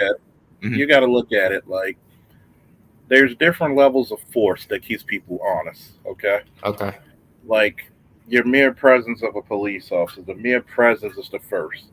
You see the cop or you see the car or you see something that says police, it's going to deter you. Then you have your command voice. Then you have your orders. You have to use hands on, meaning you got to be good with them, as Ken Shamrock once put it, it's going to be people's fists flying, people's feet flying, and people's bodies flying. Then you got to go to your pepper spray and taser, which are on the same level. Then you got to go to your baton and your rubber bullets, which are the same level. Then you got to go up to deadly force. Sometimes it shoots up, but these are the things people got to know. Like one of my projects I'm working on is building a security firm. There's CRI, which is Israeli ran, with a lot of Israeli commandos run over there in Las Vegas. So they have a lot of good training there. Colorado's pretty good with ESI. Here's a couple of places that's real good for tactical shooting. You got Israeli Tactical. Look them up. I can't wait till the brothers start having their own tactical shit. That's going to be my next thing. Hint, hint. We're going to grow. Because I believe we don't believe. We know what we think we do. But here's the issue, right? A lot of brothers do not understand nor want to go into military science, and that's part of being in the gynocracy, being raised up in one, and we got to be very honest about this shit. We need military science to survive the next 10, 15, 20 to 50 years. So if you look at it, Charles, probably I would say two of the sciences that most patriarchal cultures, the men in those cultures deal with, are going to be military science and the science of business. And for some reason, Black American men really don't want to deal with either. Yeah, and it's sad because I've been saying this how long, and how long you been subscribed, Real Deal? I've been subscribed for 5 months, so I've been watching in the clouds. I noticed that people watch me in the clouds to say, "Let me get a gist of this guy." Well, Officer Faulkner, I'm just I'm glad that more brothers is actually talking about armed security, because that's supposed to be a Black man's job. When it comes to construction, like in the 50s and 60s, the truck driving. I see a lot of dudes in the space when it comes to that. But I'm pretty much helping developers in Las Vegas to be able to help build, and they helped me with a private money loan, so they invested in me. And I was wondering, if I had a subdivision of 300 homes, how can we be able to protect those property values from burglaries, murders, off duties? I would love to start. I would love the network with you to actually give you the security, because I'm trying to get a business plan together to start the security firm of young Black men, since we always talk about the young black men don't have jobs. I said, wait a minute, if y'all scared of the young black man, why not use that fear to make them money? You train them up and you give them a position where they can protect those homes. You give them incentives like saying, hey, we'll give you a home for every 100 you protect. We'll Yeah, work man, with you. that sounds like actual plan right there. Oh my God. So Oh, and planning? Oh, Lord. that's funny. Hey, look, But hey, if you in Houston looking for something, man, if you like private training, All Out mm, Tactical is pretty good. They private trainers, and then okay, ST Academy, okay. ST Academy. So the situation is literally circling around Houston. So it's literally from the Woodlands to Pasadena, Texas, to Clutch City, Greater Heights. So it's literally like in that triangle. Yeah, All Out Tactical, and then it's another place in Tomball that's real nice too. I forgot the boy's name out there, but STA Security Tactics Academy, and then All Out Tactical. If you like more of a private instructor, to maybe Hmm. spend a little more hands-on time, different type of tactics. STA good too, but they just got big class load. You know what I'm saying? Okay.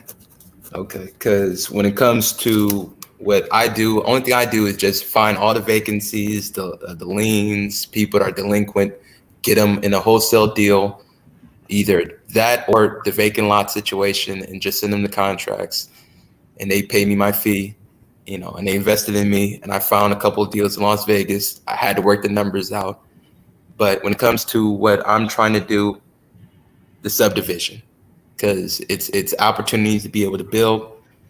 I did it in numbers. It takes $600,000 to be able to build an 18-unit apartment building in Dallas. So the zonings is different when it comes to Dallas and Houston. I believe in Houston, I believe you can't have properties towering over single families, if I'm not mistaken, or if that's the other way around. Yeah, it just depends on what area you're in. Like certain places, like you got to be having a lot of money to go over like 5 stories. Like, 'cause they just built that tower and they like damn near shut it down because the people in the subdivision didn't want that tall building.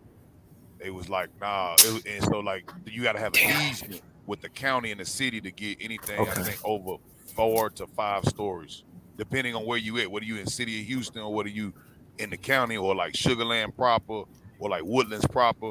It's like Woodlands different. But proper. Woodlands proper, sir. yeah, okay, yeah, Woodlands proper. Yeah, so now you talking about they a little more lenient to me, but they just they got their own set of stuff they do up in the Woodlands, like Sugarland. Every building got to be straight up to code, like no questions. You know what I'm saying?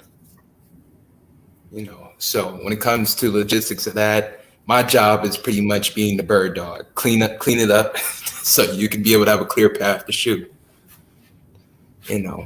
So when it comes to scenarios of that, armed security, I was just doing a video and I was trying to figure out how can we be able to curb crime with black men, mind you, with black men as the armed security guards, off-duty sheriff's deputy of black men. Yeah. But we need to protect those property values. One of those things that secure crime, you got to look at the causes of crime, which is proximity, lack of opportunity, time, and hopelessness. So when you give, let's say, if you're developing in a black area, if you give opportunity to those who are the lowest of them, guess what you're going to do? There's a lot of jobs that could be given out. You cure crime, that's 75% of your crime right there. And when you actually develop within those communities and say, hey, you're going to either rehab or you're going to tear down old houses and start anew, and when you have a special police or whatever they call it, because different states have the different criterias, armed security and different patrols and off-duty police and sheriff's deputies, there's one, you got to pay, make sure that they get paid. Hey, they get paid. Make sure the pay is good. Two, make sure you have opportunities, because a lot of brothers, who better to know the area than the brothers who live there? You feel me? Yeah, I seen that too, man. One of the brothers was showing me because he was doing some work for me, and he was showing me how they get paid on their off-duty stuff. Mm-hmm. And it's an app that they use, and you can just go on the app depending on your security status and your law enforcement status, and you can just select it, and it's just those hours guaranteed right then and there. So, like, let's say you was running a security firm, Charles, you could literally accept contracts right there in the app for your units. And by the way, Mike, I'm not even on a. By the way, Matt, I'm not even on a microphone. So yeah, but yeah, there's different sort of contracts and things of that nature because I'm trying to figure out. I'm trying to see what I can do business wise, what training facility I can network with to pump out a lot of these guys who needs jobs and who are willing, able, and capable of doing it. And that would be a benefit to a lot of black people in black business as a whole. Because one thing about it, we we do not have the we never really truly had the chance to police ourselves and hold ourselves accountable without government interference. You get what I'm saying? Mm-hmm. And when we have those abilities to do so, when you give especially a lot of young black men a chance to galvanize their own communities and get paid doing it, that's going to change. That's going to cut down the crime because crime usually happens because you have the haves and the have-nots. It's always people always got mad at people shining and none of the wealth is dispersed. Like, hey, show me how you got it, and teach me. Like Jesus Christ even said, if I give you fish for one day, you only eat for a day. But if I teach you how to fish, you eat for a lifetime. And I think that philosophy needs to come out more so. Because I was analyzing the Detroit market and I found out this neighborhood that is near I think West Bloomfield in Detroit. I found a property that was $20,000 in a neighborhood that was $150,000. We analyzed that just off of looking at PropStream to find all of the vacant properties in the zip code. And one of the dudes that was in my chat, he wanted to take advantage of the opportunity. I'm like, well, shit. First, look at the city code violations, but that's an opportunity. And I believe West Bloomfield is supposed to be like a suburb of Detroit, if I'm not mistaken. Mm-hmm. Doing my research, but the property values is 200,000. You got to look at it like a lot of times throughout history, they would let crime go in a certain neighborhood so they could get the property cheap. And then once they have a lot of enforcement and development, and they'll put like a boom into the economy of that area, which means, i.e., people who make a certain amount of money. You'll notice that a certain clientele of stores and residents are going to come about. So think about it in Baltimore County, Towson Town Center. They used to have a couple of stores there that don't exist anymore. Like they had like an Iguana Cantina, and the Louis and the Gucci and the Fendi and the Burberry stores said, "Yeah, we're not coming to a place that has an Iguana Cantina." So guess what they got rid of? So when you so you always got to look at what the price of everything's going to be. Yeah, man, because when it comes to all the LA properties, like everything that's nearby the Ram Stadium, it was 150,000, now it's 750. Jeez. 800,000. Like, my God, like how LA is fucking ridiculous. Like I can't tell people still live there all these years. Yeah, man, you got some diehards, man, that literally say they play that Randy Newman shit. They love LA. When it comes to those properties, mostly ran by Asians, and if they are Black, Jamaican, Belizean. At least from what I noticed, they've been having those properties since the 80s. Shit. And they just waiting for that development.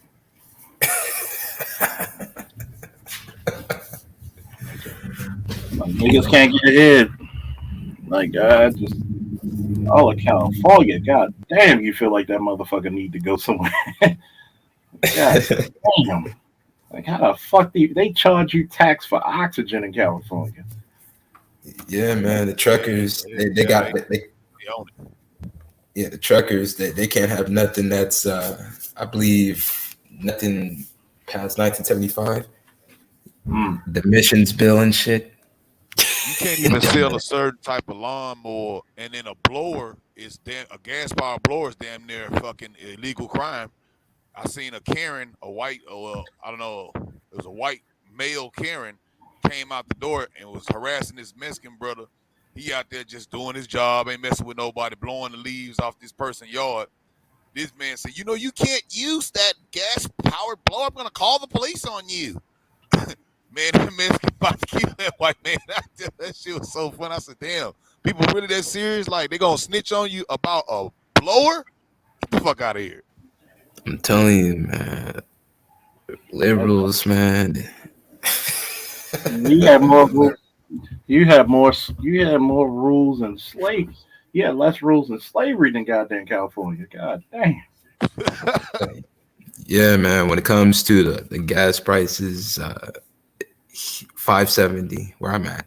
$5.70 for the premium. $5.70, $5.50. Y'all niggas ain't revolted against California. God damn. We waiting for white folks and white folks waiting for niggas. Like, niggas waiting for white folks to riot and white folks waiting for niggas to riot. It's like, who first? Like, if you do it first, we follow. Got your back.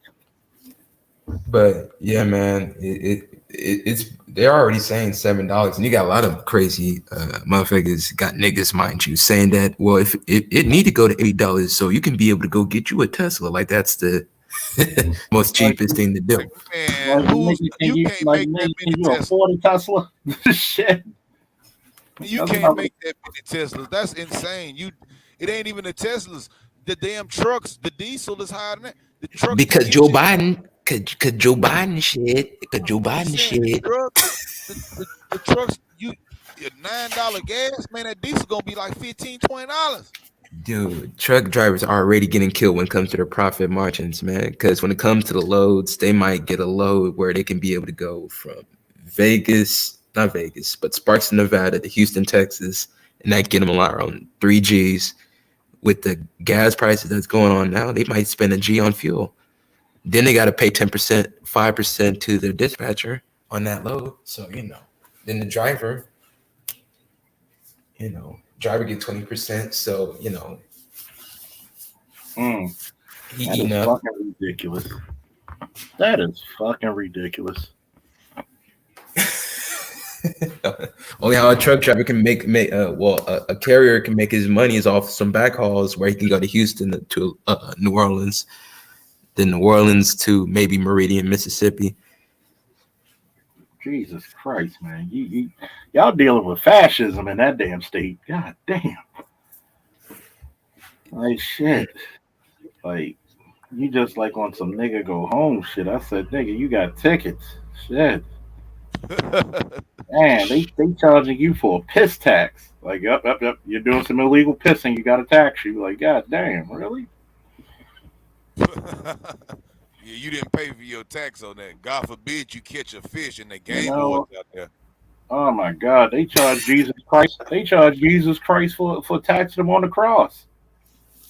Damn. Bro, and I've seen them Texas game wars. Them Texas game wars now they don't play, but they'll let you make it if you ain't just out there bad. But like California, I can imagine out there with them liberal policies, them game wardens, man, they probably putting you underneath the jail, boy.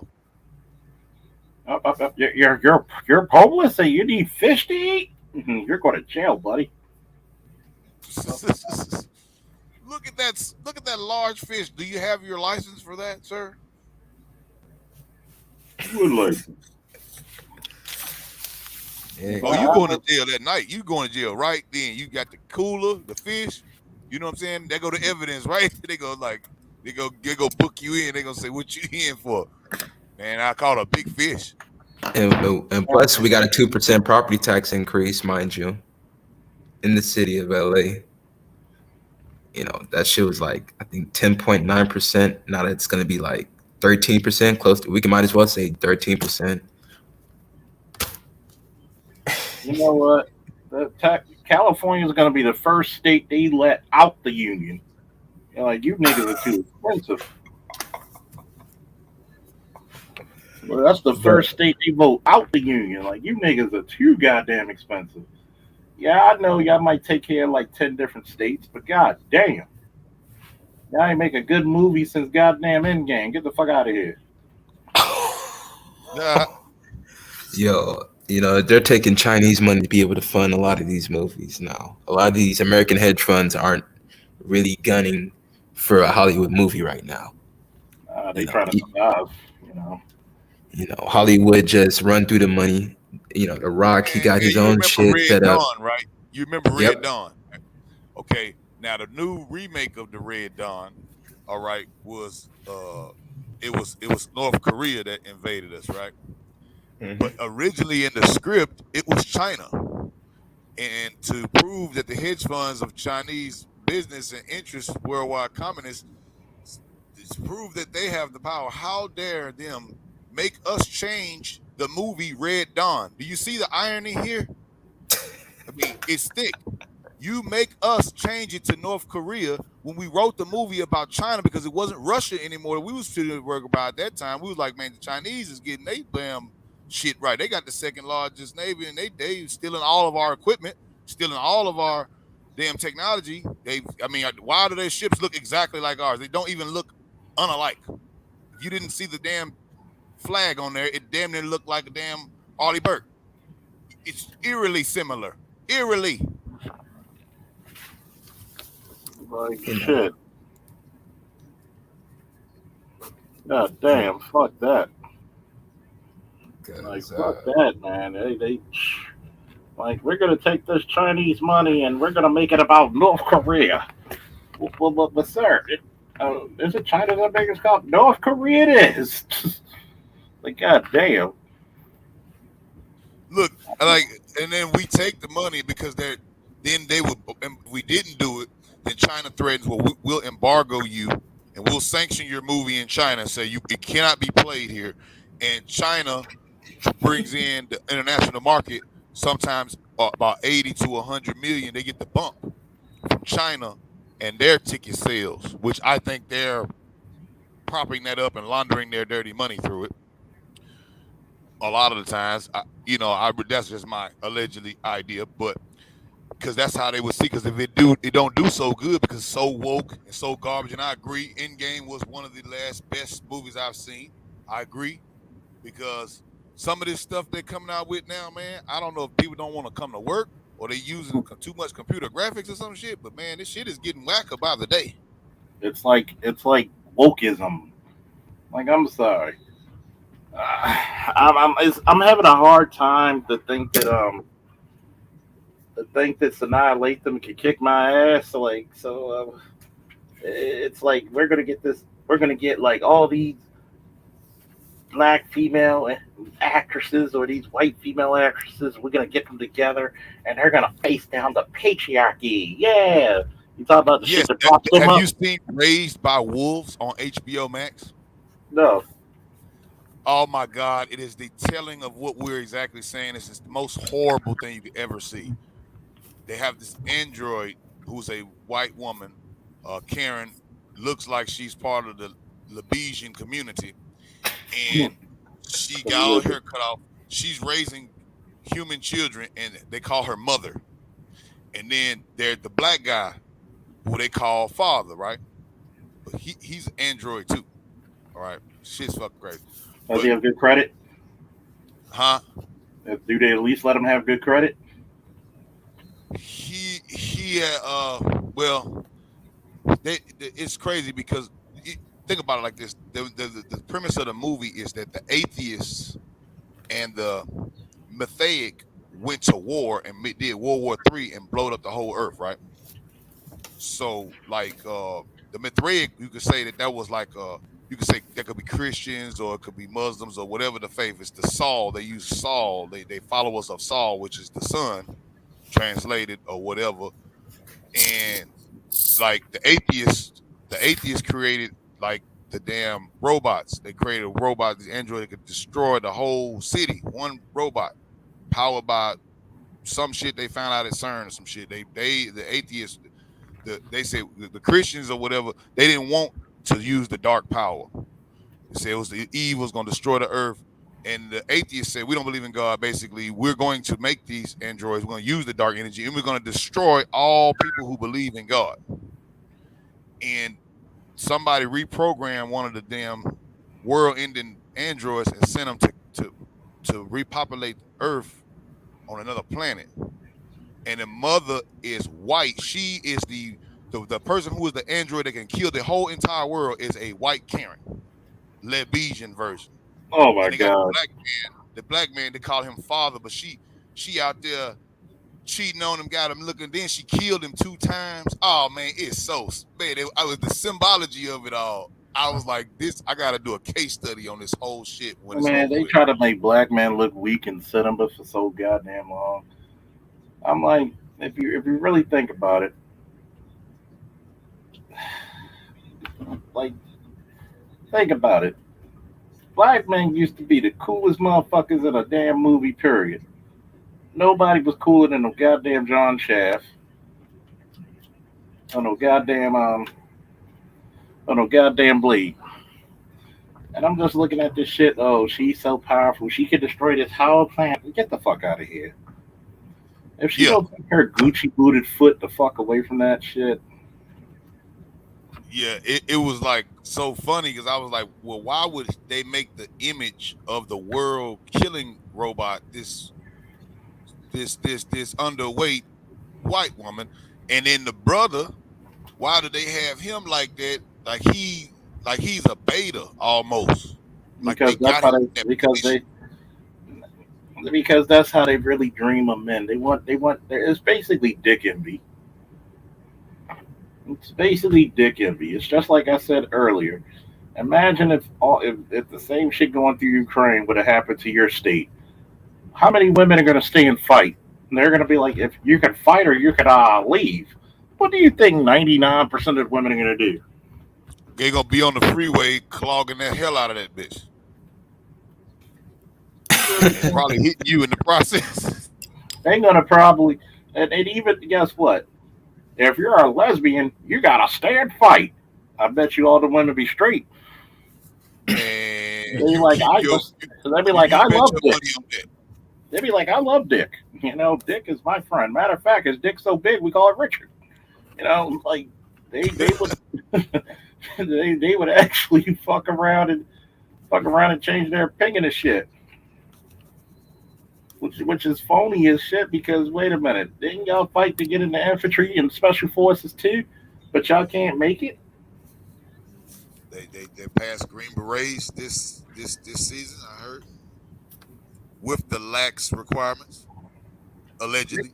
They still couldn't pass. I know.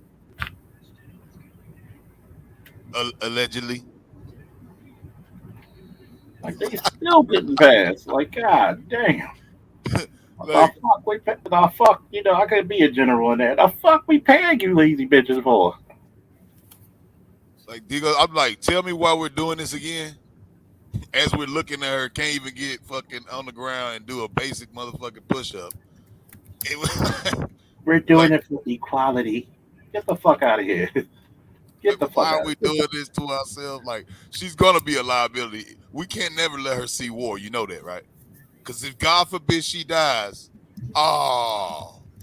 we gonna be destroyed. You really think Russia? You think Russia's gonna be? You think Russia gonna be scared of some fucking chick with a buzz cut? No. Like really? Man, did you see that Russian run them people car over? Boy, them boys crazy as hell. Mm-hmm. They ran a civilian car over with the damn tank and just stayed on it. They ain't got no jaws of life to nothing to get. I said, these niggas is dirty as hell. That's some dirtiness on another level right there, man. God damn, that's dirty. Like he told him, "Fuck your couch." Man, and they say that the first brigades is the expendable boys. When them Spetsnaz get up in there, you gonna really see some crazy. You ain't gonna see shit then because the power gonna be off. They better do something before that time come. I hope that they do something at this border that they can get that shit straightened out because there's no use of going to war about half of the people at your family reunion that you don't fuck with no more. You know, even the fucking Russians, like, man, fuck this shit, man. Y'all got, yeah, you're like, I know y'all got it. God damn, like y'all got it. Even the Russians say y'all got it, man. I'm cool. Let's talk about this, man. Let's talk about. I thought you was bullshitting at first. Now let's talk. Okay, let's get this over with. We ain't got to go through this. Keep our internet on. Keep the water on. Let's stop running over people at the stop sign. You know, please, and just go back over there. Y'all can have that bullshit, but write this in writing, and they better start making the application to NATO because it don't seem like they got no help coming from nobody right now. Now, I did a lot of research. Ukraine has a lot of titanium.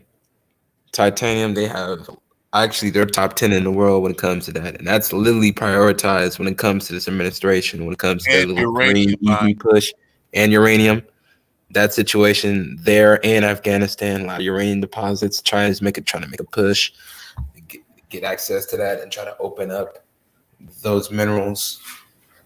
So this is like what the 3-dimensional chess at this point. You know why they know that they're there too? Because they dug the mines. They're like, come on, give us the shit. We know you got it. They dug the mines. You know what I'm saying? They know where they said it's still named after their people. Gamiri or Garrett, one of the mines. They know where it's at. They going after that shit. That's why they ain't blowed up. You wouldn't see no video cameras if they was hitting them power plants. They went over to Chernobyl, but they had to go over there. But they ain't hitting no power plants because you can still live stream out. I seen that dude Red Pill. He was supposed to be in Ukraine, and they still streaming out of there. So the power is not off, and the water must still be on. Once the power and the water go off, 72 hours, it's war. It could be war without tanks. It's war on the street. 72 hours. That's when you get your favorite liquor and Molotov ass. Damn. Get your service rifle and let's go. It's a goddamn shame. They'd be like, good thing black people weren't in Red Dawn because they'll have like Hennessy flavored Molotovs and shit. Like, God, a bottle behind every corner. A bottle behind every corner. Shit. I told people this shit. You want to get rid of racism? Let America get invaded. Like, you know what? Have you seen a Black Lives Matter protest, nigga? There's more white people in a Black Lives Matter protest than Negroes.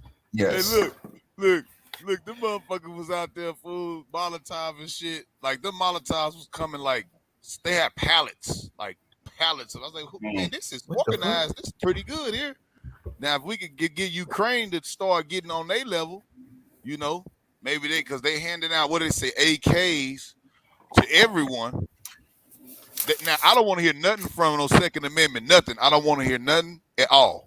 And they just said we sent $500 million more, and you're going to put these guns in these kids' hands. You don't know what these people medical. You don't know what kind of nothing. But they want to suppress your guns. Give a man a hard time over here. But you want to suppress my guns. Fuck you. Nigga, they put out emergency aid. Hypocrites. They put out emergency aid. They was like, here you go, man. This is the funds. We got this shit deployed. Let's go. Thank God I got Raytheon stock. That's a dividend stock as well. So thank God I got Raytheon. Expecting good news for Boeing. I'll be like, God damn, wait a minute. Didn't y'all get them niggas over there fucking guns? Next question. Man, look, they giving the guns away, and then some was propagandas too. where they zoomed in, they had actual pictures of like fake cardboard guns. The propaganda wheel is spinning so hard over there. It's so ridiculous. And I'm gonna tell you the truth. I've watched both sides of it because I like to look at both sides of the propaganda, and you can see through the fog of war slightly. And from what I'm looking at on the enemy's platform, their propaganda is actually more suitable to their message, although they're murderous pigs. But the bear is smart. See, he don't have Don Lemon up there. You see, and what's the other boy named Brian Stelton's? They don't have these dudes up here like that. You see, I volunteer right now. Don Lemon needs to take those bastard propagandists out. I say Don Lemon to Ukraine now. And you know what? You could Don Lemon to be lemonade after that. You know, I can see it now. Don You be Lemon like, is not gonna go nowhere near that. You know what I'm saying? Because You're gonna be up there with Stelton them. Don Talking Lemon. about black men and talking about how black men are bad all day as he dates a white man, which is so sick in This is itself. weird. But who's your replacement now? Who's going to be their next? Token. Next. The other I stopped one. watching that shit 8 Lamont. years ago. What is the name? Lamont Hill. Like whatever the fuck his name. Nah, please no. Oh god damn.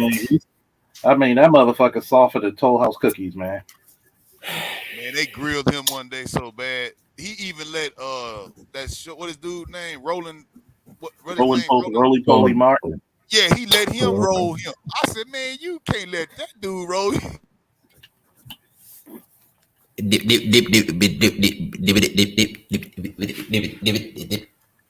Like, come on, man. We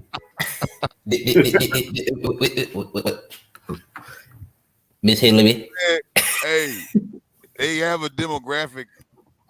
I don't know how, but like I say, it's funny that I sit here on CNN and watch these dudes. You can remember when, even though these, Walter Cronkite, we know he's a Satanist and devil worshiper allegedly, but at least what I can say is when in Vietnam, he was actually embedded with a Marine unit taking fire. You can hear bullets whizzing by. I gotta give him that's a journalist. It's not what Don Lemon gets up there all day in a chair. That's not journalism. So you gotta understand something, I'm Walter Cronkite, and I'm here to give you the fucking news. Motherfuckers are shooting at us today. It was so bad that even I had to bust a couple of guns. I don't know why the fuck am I still here, but you better be paying me real well because shit, I gotta pay these white bitches off. And that's the news. They got a stretcher going by him right there and they're yelling and shit, going to evac right as he's doing it. He's like, yeah, we got a man in a tree. He coming back like, yeah, somebody was in a tree. He hit me in the leg, but I got him. Can you see him? That was the point man telling me they got him. I'm gonna tell you what happened with a lot of these. I'm sorry, like I don't have nothing against anybody of the little bits community, the LGBT. But don't have the LGBT community be the representation of black men because that is an unfair assessment. We do like our masculine things. We do like our fucking guns. We like our women and our like. What's wrong with being a fucking womanizer? Y'all dating them anyway, so fuck it. Just make your streams happy.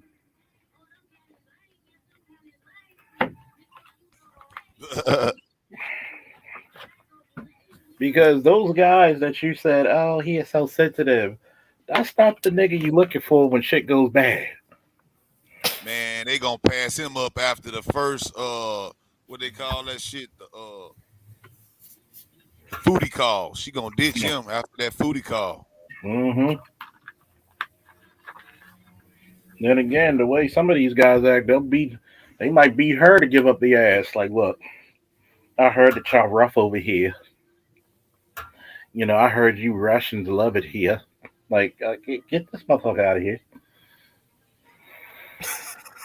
Man, it's getting rough out here for a hoe, man. Like they say it's hard out here for a pimp, but it's getting rough out here for a hoe, man. I'm trying Man, to tell you. it's like tape fix. It's like tape fist boxing out here for a hoe. Man, Man, I seen a broad walking the strip, couldn't even walk the strip the other night, man. Ran her over. Now people recording, not trying to stop the man from killing the girl. She was a pretty little chick too. Well, it's sad that they killed her. Run her down on Bissonnet. Anybody from Houston know what Bissonnet is? And got a pipe. I don't know where he packing pipe. Just beat the damn girl to death. I said, what could that be about? I said, damn, it beat. It was about 3:00 in the morning. She was walking down the street on Bissonnet. So that maybe she sounds was like candy. Think that she was sounds selling. like she gave him the gift that keeps on giving. Exactly. You know what I'm saying? That's I mean, come on, man. That the video is horrific, man. I said, oh, damn. I'm Because like, what it's the hell? very rare that men have that much hatred or that type of brutality to a woman. But the last time I heard of anything close to that, they got the gift that keep on giving. That's why I tell a lot of these chicks, like, y'all got to be careful out here, man. Yeah, right.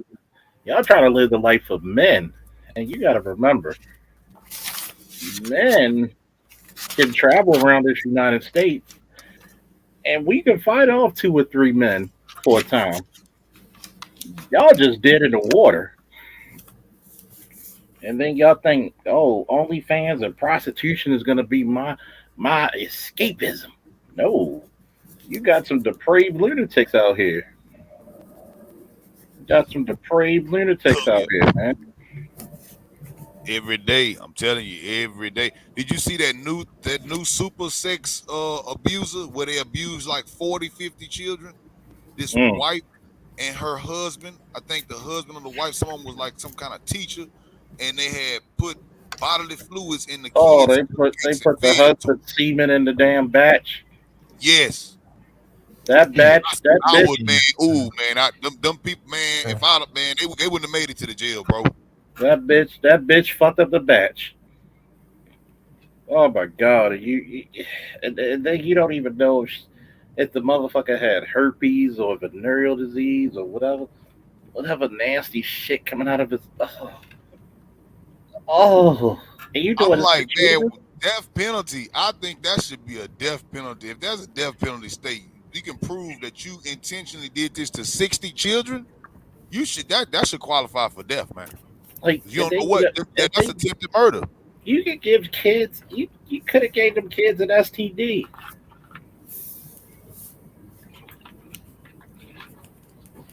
I hope they rot in fucking hell. Fuck the jail. What the fuck kind of excuse was that? This is what happens when I'm like, look, you got to protect yourself because there's some depraved people on this planet, and it's not getting any better. It's not getting any better. You Sorry. need adequate tactical training and protection, and everybody around you who is of age who can handle themselves, they need to be tactically trained as well. I'm sorry. I'm trying to change the idea of what black men are capable of. Like, look, you're the ultimate protector, regardless of how strong she thinks she is. I'm a strong black woman. Okay, go carry your bags. I ain't say I was that strong, nigga. Look, you something's got to give. Uh oh! Shout out to the Sun is Hot Raw. Have you watched Reacher? Man, I don't care how big, how bad, and physically opposing he is. Charles, there is no way in hell you're gonna let this white boy belittle you as a police officer. No, hell no. I had bigger guys than Reacher. Try me. I've actually had guys try me and see what I was capable of doing. And it's funny when you have guys bigger than you scream like girls when you put them in a hole they can't pronounce. Ah! They sound like a Baltimore club mix or some house music. Ooh, ooh, ooh. But no, that's what the beauty of being multi-trained and multifaceted in different areas. You know, yeah, you know how to grapple effectively. You give them a nice little hold. And you like pull that joint, that ligament, and feel it. Say, you feel your ligament tearing. You feel it pulling out the socket of the bones. Oh yeah. It Do just you, here's you want out of it, commission for 2 to 3 months with something tearing, where it might require surgery? Your insurance cover it. I advise you don't go that far with it. yeah, you gotta do what you gotta do. And salute to Sun is Hot Raw. Here's your salute. Woo!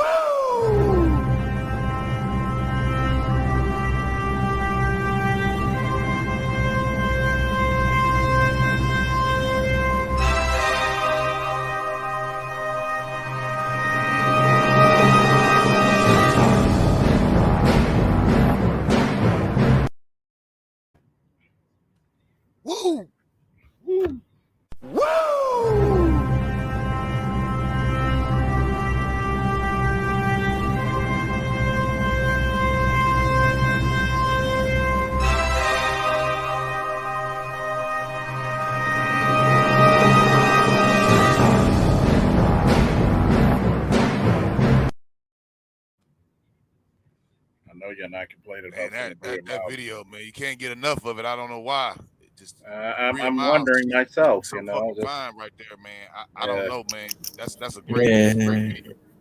that is Flair very 2024, man. yeah, pretty much.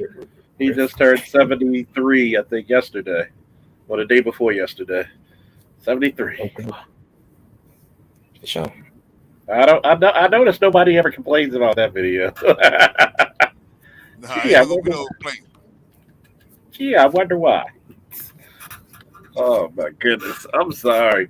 Like this year, I'm gonna have some fun.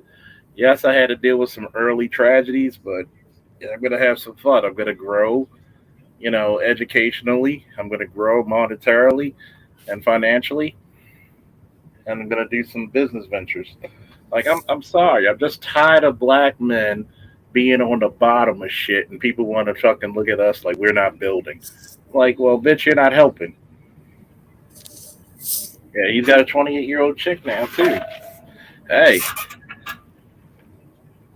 reason why you want to be a successful man? Because it has its benefits. Hell yeah, beneficial to my issue. You did. Why you trying to get? Why you trying to get that type of woman? You don't need a woman like that. Says who? Says who? You ever notice when women see a much more beautiful woman, they make excuses why you shouldn't get her? Yeah, I've had the naysayer in your ear. Like, oh yeah, like shooting a little slug. Yep. They will try. They will try forever to get that shit. Like, you shouldn't get a pretty woman that you're attracted to. What's wrong with Brenda? She has a pretty voice. Yeah, she's 300 pounds. Look at her. She is so special. to who? And you can tell a lot of black mothers ain't shit because they. I'm glad my mother tried to hook me up with some pretty ass girls at least, Like, damn, man. I was like, believe it or not, my junior prom, I was gonna go, but I wasn't particular about a date. It wasn't a senior, but my mom hooked me up with this one chick, and I was like, oh shit, I know you don't have no. I'm thinking, yeah, my mother don't know what I like. It was this chick. I mean, no waist, light skin, green eyes, ass stuck out like a fucking air conditioner out the window. Like, god damn, thank you, ma. I don't know what I did to be a good son to you. Yeah, she went and she made sure. Yeah. That when you know she picked a good one. Like, god damn. I remember like looking at that picture the other day. I'm like, God damn, she did. And end up years later, I coaching her daughter in wrestling. No, that's full circle right there. Hey, it's not my kid. Trust me, not my kid. My nigga said, "Not my kid." Not my kid. We ain't do nothing, so it's not my kid. But shit, like I couldn't. Like, oh god. Charles got the old dojo over there.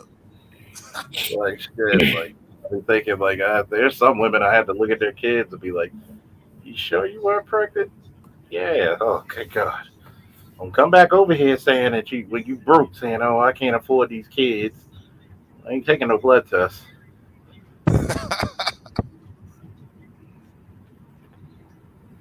Taking no blood tests.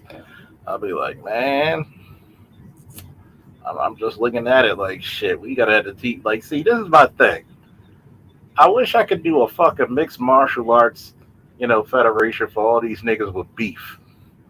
Like, yo, I'm gonna fuck them up. Nah, drop the guns. Let's see them hands. Hey, but ain't that what Trilla's supposed to be doing or whatever? Trilla, I think so. ain't they what they do? They like the official. You could be an old boxer, and we'll let you up here, type of Man, you could network, be a or if hood you talk, nobody, man. They got old ass they'll have Bosco. anybody up there. You Yeah, know what they I'm got old saying? ass Bosco 100, man. You got like you got Tyson and Jones. I saw the fight. I liked it. You know what I'm saying?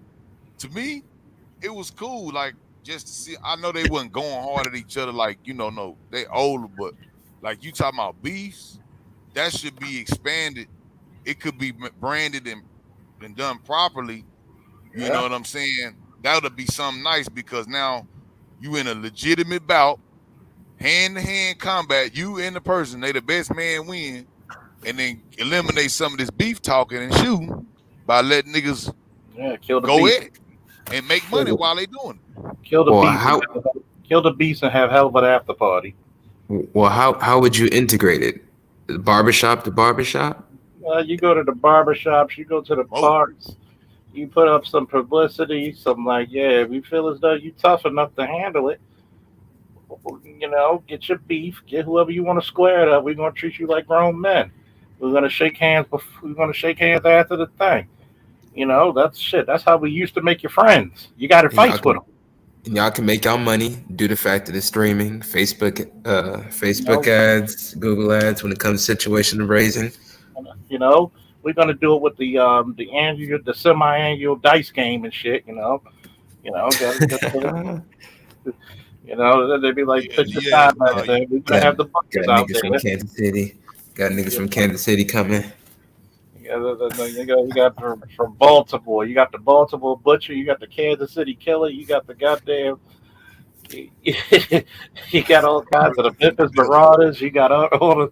We'll make it a whole team like the NFL or some shit. So like, goddamn. You got the Detroit drive-bys and the Los Angeles lay you downers, like with the like all kinds of crazy shit. I mean, like yeah, it's funny because you give a direction to all that fucking anger, and a lot of that anger is usually because you're not allowed to express your masculinity in any positive ways. You yeah, know, that's true, man. That is true. then you'll make a lot of money for a lot of fucking off-duty police. Like, please, by the way, folks, we got the streaming service, pay per view. Don't come here if you got a warrant. I warned you. Police will be heavy. That Officer Faulkner, that remind me of the time when I was last week. I was dispatching, helping one of my assistants dispatch this one load. It was a military load. He had a 20-year felony. He can't come in. He's gonna argue me down and my assistant about the situation.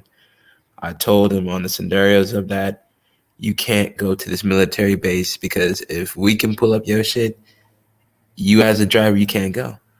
Because that's it. They might detain you. Yeah, and that's a loss of a lot of money. Yes, Oh yeah, that's $4,700 down the toilet, nigga. Like, come on.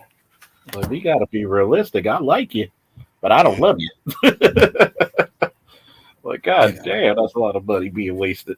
And forty. it's funny.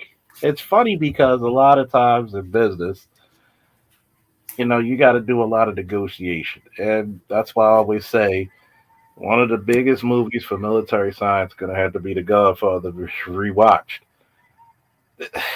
You never outshine the master, even if the master's your daddy. Don't ever shine him because a lot of dudes don't know when to shut the fuck up and let the boss speak. Because what a lot of people don't understand is that till you in that position of power, you got to be respected. And a lot of brothers don't understand that concept of respecting male authority, which is another L. You don't respect male authority. But yet, you want those same men to come help your black ass. Something's got to give. You got to give the respect that's due and owed. And we don't have any respect to hierarchy in the male because our women don't have respect to hierarchy. And who are you raised predominantly by?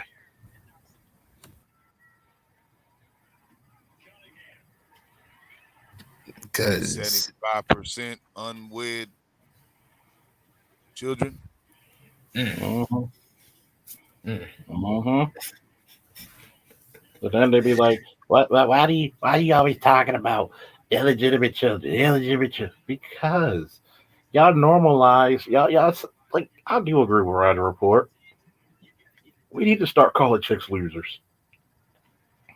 If you haven't been married before the age of 30, you're a loser. You're a goddamn loser. And it shows.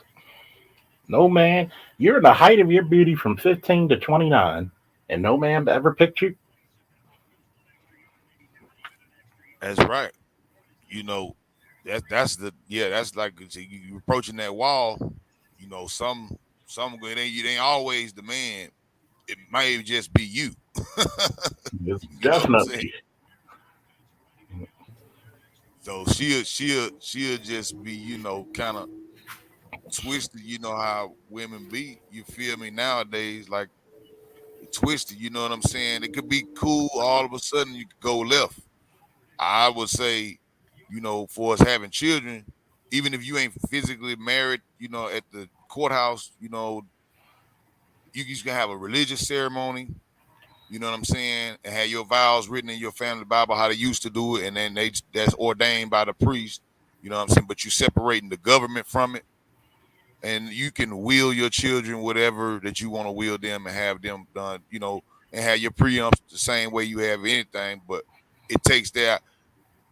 You know what I'm saying? When you married by at least 30, you would think if you got 4 kids, at least one of them dudes would have wanted to marry you. At least one, you would think. Mm-mm. Chicks been ran through like a fucking NASCAR circuit. You know what I'm saying? And nobody stays around for the free ride later on because they didn't rode that roller coaster already and they don't like it. Mm-mm. You know what I'm saying? They don't like Like, it no well, more. you've been fucked so much, your pussy got an out of service sign on it. Now you know you ain't shit. Now they gonna say we're relating women to roller coasters and cars now. Yeah, yeah. I mean, shit. That pussy's been roller coasters. You go down that drain, and you go see 3 niggas lost. Look, they ain't got the seatbelts gonna be popping off. Niggas gonna be falling at the top of it. You know, oh shit. Yo, did you come to rescue us? Nigga, I ain't bring a rope. Shit. nigga ain't stopping the shit or nothing. The shit still going. Like, Like pussy so ran down, like motherfucking look like she about to give birth to zombies or some shit. God damn. You like, God damn, this bitch don't give a fuck, do she? And then some of y'all niggas be fucking them chicks and y'all be eating them out too. So especially them chicks who smell like they got barbecue sauce in their feet. God damn. Some corn curd. hey, look, you gotta hear this one. This is a crazy one. Dude, just the other day went into a barbecue stand that's in Houston. It ain't like too far away from downtown, kind of like close to Fifth Ward. But he went into the barbecue spot that I go to, and he grabs his pistol and shoots the person because he didn't give him enough barbecue sauce. The fuck? what? He said it. He said that's why he shot him. And he went back up there, made the threats over the phone, and they got the 911 call. He go up in there, get the barbecue sauce. And after he get the barbecue sauce, then he shoots the person behind the thing who gave him the sauce because he said, "You still ain't give me enough sauce." He wanted more What? sauce. In the holy hell of niggatry. God damn. It's on. Do I need to see you that video? Okay, I'm finna send it to you right now. You think Nigga, I was I'm about to lying? take a nap, nigga. I need to get more liquor, bro. I was about to take a nap. I need more liquor. How many stories and videos you got, my nigga? Because that is wild. Shit. That This is is wild. one of those. This is an episode of cigars, liquor, and niggas. Huh. God damn. No, He said more sauce. Damn. Like you didn't give me no goddamn marble sauce. Boop boop boop boop. Didn't give me no goddamn Chesapeake and no Old Bay. Boop boop boop boop boop. God damn. Like it's okay. It's okay. Like mama, I didn't mean to do it, but the nigga ain't give me no sauce. I'd have shot his black ass tail. Oh, I found it. I found it, man. I'm gonna put it in the private chat right now. That shit just happened, bro. God damn. How you gonna walk in there and be like, you ain't give me no extra sauce? What kind of fucking, what in the name of obesity? Like, god damn. That's like, yo, like what the fuck you trying to make up here? Oh my god. Oh my god. This is sad. You know, I'm tired of looking at this shit because they making black men look sad with this shit. But this shit is like literally right at my barbecue stand, bro. I know this spot. What? This shit is same thing. This is making black men look bad. This is a very odd case with a lot of shocking details. That suspect, Andre Thomas, sits in the Harris County Jail. He's charged with 2 counts of aggravated assault with a deadly weapon and burglar of habitation. This all started over some barbecue sauce. It's certainly bizarre. Jill Wells with the Harris County District Attorney's Office is talking about a case that happened at this Dickey's barbecue pit on Shady Drive in Northeast Houston last month. Officials say this man, 36-year-old Andre Thomas, picked up his order and then left. Then he calls the restaurant angry, upset because they did not give him enough barbecue sauce in his to-go order. That's what started all of this. Workers tried resolving the problem, but Thomas was unhappy and went back to Dickey's. Now he's verbally threatening them. I'll come back, I'll shoot up the place. Thomas never left the parking lot. He waited for them to leave. He was kind of like by some nearby gas pumps waiting for them to leave. Investigators say Thomas followed the workers down the road and then fired shots into their car. He strikes one of the complainant victims 5 times, breaking a bone in their arm. And the other victim, thank goodness, was not shot. Thomas is a felon who was already out on bond, facing 5 felony bonds at the time of the shooting. Now he's back in jail because of some barbecue sauce. In this case, the notice judge how she making immediately emphasis on that shit, nigga. He is at no bond on all these new cases. And again, today she reaffirmed her decision. And as you can imagine, Wells said this situation could have been a lot worse, and those workers could have been killed. As for Thomas, his next arraignment is set for this upcoming Monday. A bond hearing is set in April, where prosecutors will ask the judge to keep it at no bond. Reporting live from the Harris County Jail, I'm Rochelle Turner, KPRC 2 News. I'm dead. No, he had 5 felony bonds. And he out here trying to shoot people for barbecue sauce. Like he looked deranged as hell, man. Like you should be at home chilling. You should just have it do Uber Dash and put extra barbecue sauce. Why is you out? I wouldn't even be driving if I was on 5 felony bonds. I wouldn't even drive. I know. They were like, "Why'd you do it?" That's the best barbecue spot in town. You know me. I'm OG Rick. Hey, not to shit on their barbecue sauce, right? But they do have 3 different flavors, and if they making it right, like on the right day, to certain employees make it better because it's our employees, if you can say it like that. And yeah, they black folks. And I said, well, this is some pretty good sauce, but never would I ever have shot the person. The people who I know will give you extra sauce. I don't understand why he would attack a sauce. He gave you the sauce. You're going to sit outside and wait till they get off. Your barbecue is cold now, right? That must have been some damn good sauce, my nigga. My nigga said, "Oh, y'all try to jip me?" I'll tell you what? I think World War Three. I think World War Three ought to be a war of niggas reading. Like all these motherfuckers reading, man. That'll be the longest war in history because you know niggas gonna be. Mandatory reading. Oh shit! Run! Niggas got a book. Nigga got a book. Yeah, I can see Spike Lee making some shit like that too.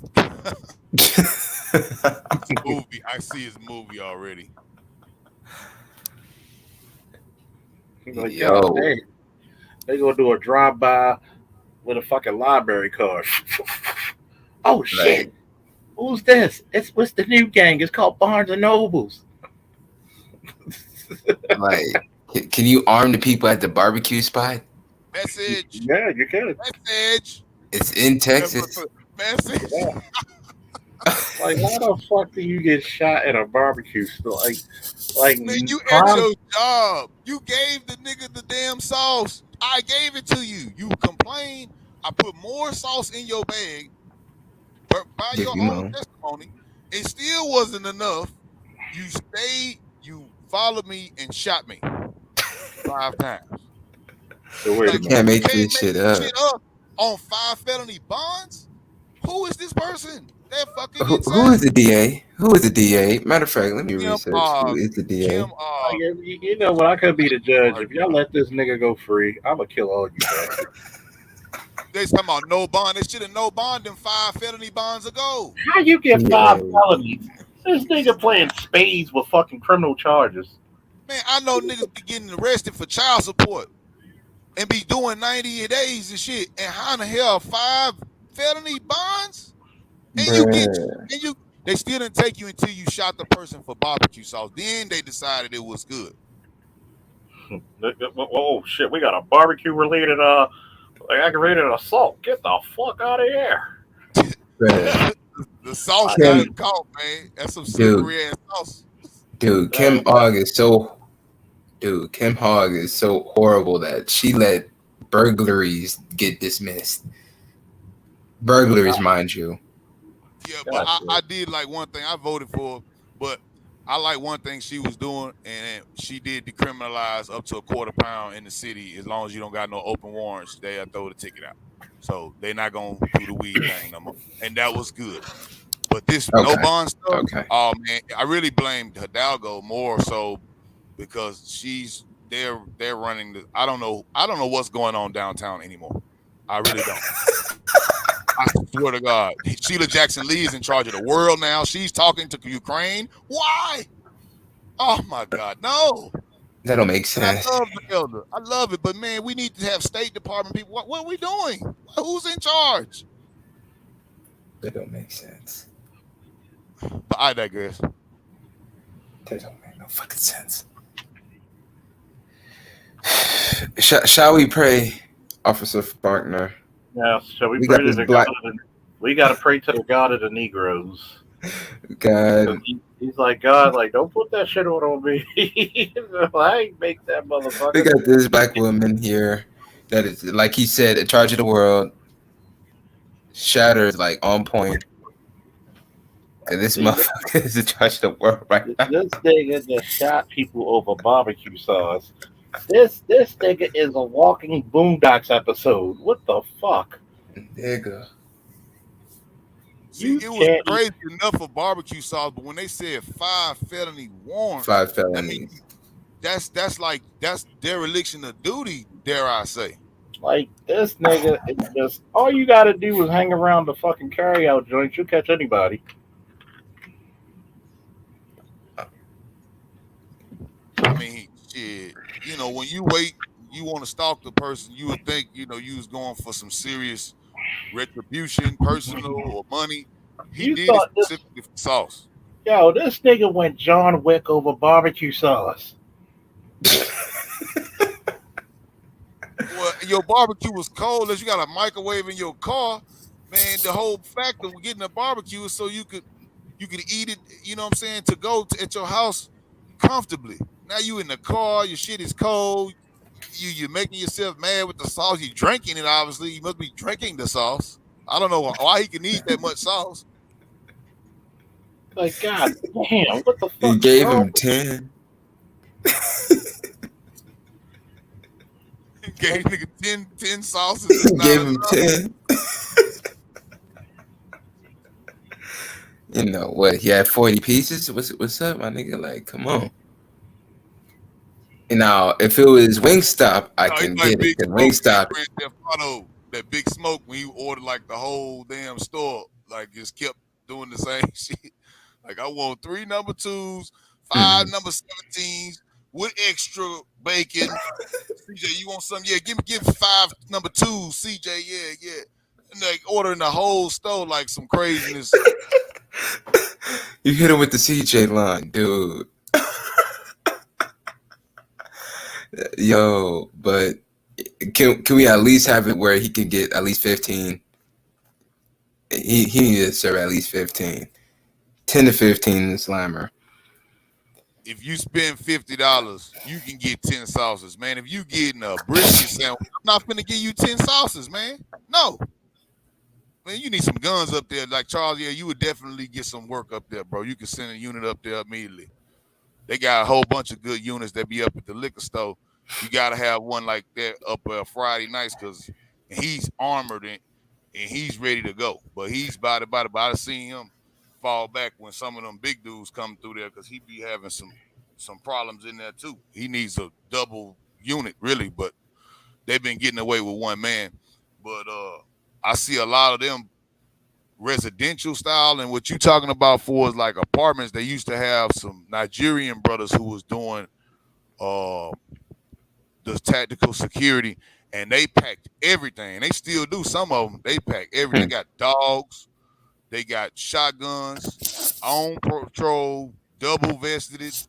I'm talking about clips everywhere, taser on side, pepper spray, bear mace.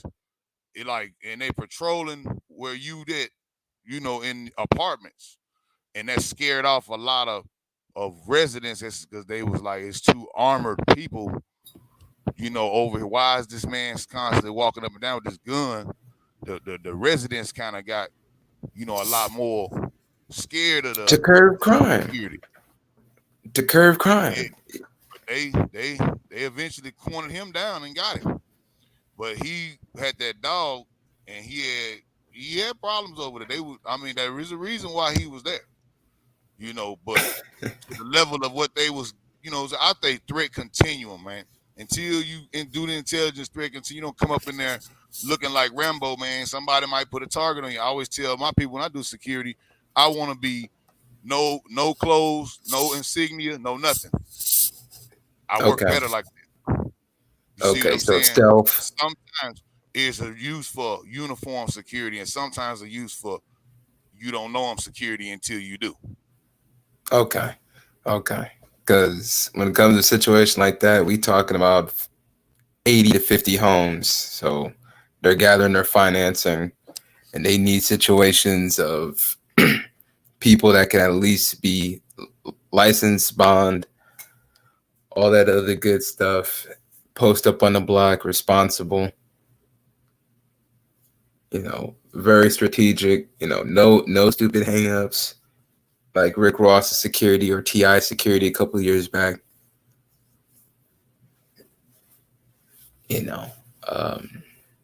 I think a lot of situations when it comes to the pay, I think it can be around $75 to $100 an hour because they're doing corporate buildings as well. So, they need those people like around the clock. They corporate boys, they move different, man. They got that on call and it's already set. You just got to get that. Like I was telling Charles, it's an app now that got commission or non-commission, and they got law enforcement in the same app. You can pick those hours up. It's highly used. It's very competitive, but it's a way that you can have your units at different places. You can load them units up, and you can do it from there, and then have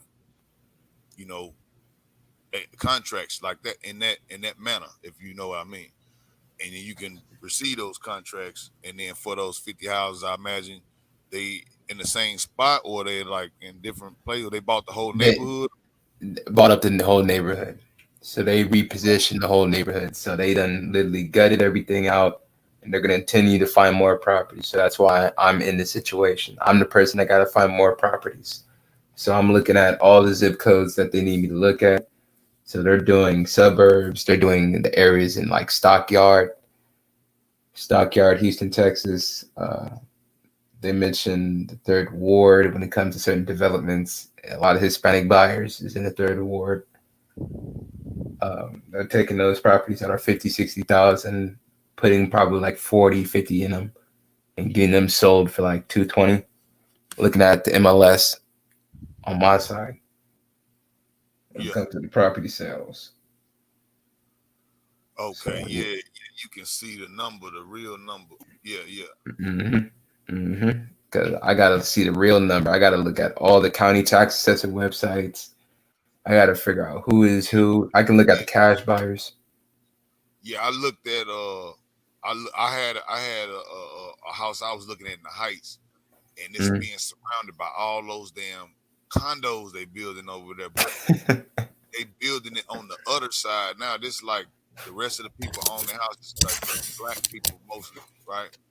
And either they buying them out once they die, and then they just buy it all the way out. Then they put the Whole Foods in, and when they put that Whole Foods in, I was like, these people house finna go down. And sure enough, now I try to go buy this little house, and they wanted more money because they just put that brand new condo over there, and the Whole Foods was right across the freeway. So now the property shit went up crazy. Damn. The house isn't even worth that much. It's not. You know what I'm saying? I was trying to just cash them out with 85, just let them walk because it's a nice spot. Because they finna condo all of that whole area. That's on the other side from the Heights, like when you cross the freeway. Okay, because I've been to Houston 3 times. I like Westheimer all the time. I like the commercial district. When it came to my business dealings in Houston, it was just more or less trying to find some vacant land lots. Deal didn't work out because the zoning just didn't work out. Because I hate how the situation where they have it where it's single family, so I got to do a duplex. Can I make like an 8 unit? They'd be like, nope. I'm like, yeah, some of them don't allow the duplexes, like Lincoln Green, certain parts of them, they don't allow duplex, but then they might have one that do, you know, and they mostly be just straight up, or they'll be like 2 separate houses with 2 different garages. They'll build them out. They'll put like 40 in it, like you saying. They'll build it out and then make sure it's right. You see what I'm saying? And they'll get what? Right now, probably 1,000, maybe 1,200 a month. Now you getting what? That's 24. You get $2,500 off that house instead of renting it to one single family for what? 1,200. You doubling the money. You know, but some of them subdivisions don't like that though.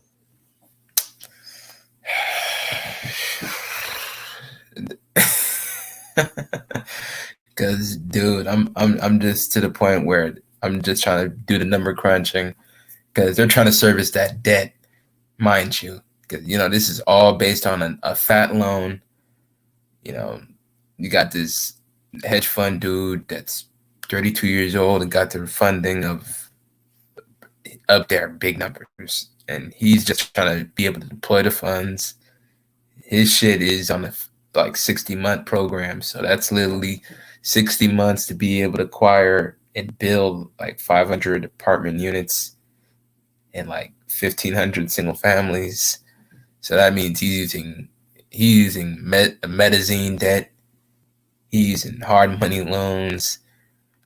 He's using notes, master leases. Plus, he needs security because he wants to make sure these property values is stable. That's why he's saying he's trying to figure out armed security for his personal self. So now he is starting to smarten up. So okay, I see what you're saying. Yeah, no, that I took the DPS course. You know, you can do that on your own. Your company, whoever you work with or work through, gonna probably do your tech, and you're gonna have to redo all your certification through them. But beforehand, if you never took it, the DPS, you can take the level 3 course, and you have to take that before you can even apply. You got to score, I think, at least 85 or 90. I can't remember, something like that. Okay. It's a DPS. You got to go to DPS and take the test. Okay. Talk about lethal force. It's like 3 tests. You know, it tells you what you can and you cannot do, what is legal and what you could do, but you gonna be liable for. They tell you, you know, it's kind of walk you through. Just because you are acting as a security, you're not a police. So they have to show you different things on DPS before you can become any non-commission or commission.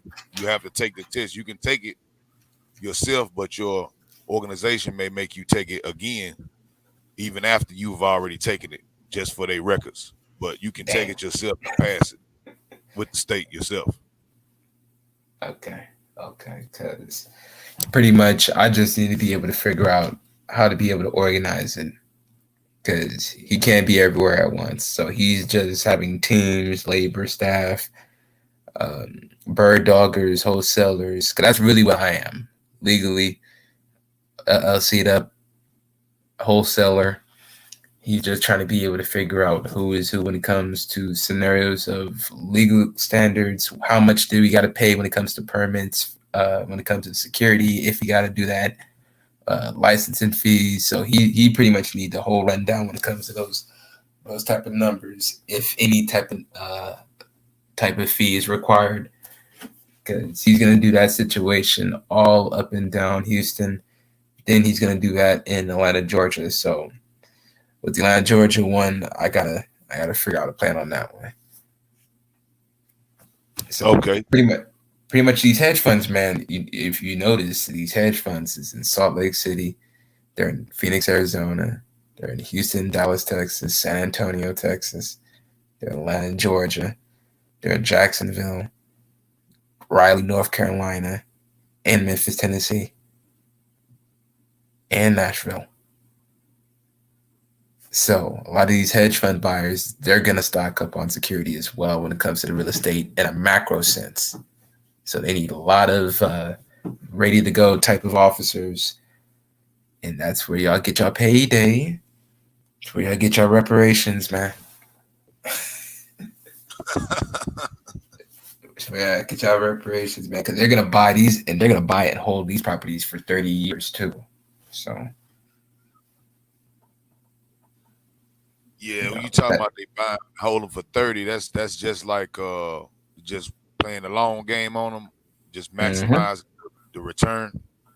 The rents, refinances, plus a lot of times they swap debt, but get the debt low, sell a little higher, take the margin in between, use the margin in between to acquire more properties. I got you. Yeah, it's taking the delta of that and then going back and getting another property.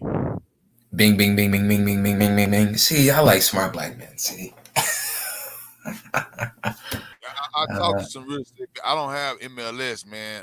Mr. Real Estate, I talked to him. He was telling me about the MLS and how that people doing. But I'll be thinking like when they talk about 30-year holds, I'll be listening to some of these brothers talk about multifamily. They be picking up some stuff. I need to try to get some stuff on the coast, man. My boy got a spot out here like in Bay City. And man, it's nice, bro. It was so cheap though, because it's like it was some land down there that's like undeveloped. Basically, you had some old stuff, but I think the hurricane washed it away. So, it's a mess out there. Ain't nobody messing with it. So it's like, I think it was like 80, 85 or something. He didn't put a damn house on the damn thing. I'm like, man, look, that's easy money. That's Airbnb. And he's like, literally, you can walk 20 feet and you could put out crab pots. And if you had a boat, you could put your boat into the Gulf right there. 20 feet from your house. Like, I'm like, man, dude, do you not know what you got here? He's like, yeah, that's why I built it. It's literally washed out. You feel me? But my homies, he from Trinidad, he came down here and bought it, snapped it up, and like he basically put it together so where it's supposed to be ready for the next hurricane, where it won't, but who knows? Tsunami might take it away, but he said he don't give a damn, but he said it's gonna hold. But I would say, man, coming to the inland, nigga, when that shit's blowing, ain't no way to get across that bridge after that shit fuck up everything. Yep. Let me see. Shout out to Hassan Hadrad again. Hey Charles, have you ever came across a nigga with no eating etiquette who eats with his mouth wide open and licks all 10 of his fingers every 10 seconds? Yes, I have. Yes, I have. Jeez. Hell, I met some women like that, man. Jesus Christ, I met women like that. Oh, man. Beast. I'll tell you this, man. Like, it's funny because people have to understand that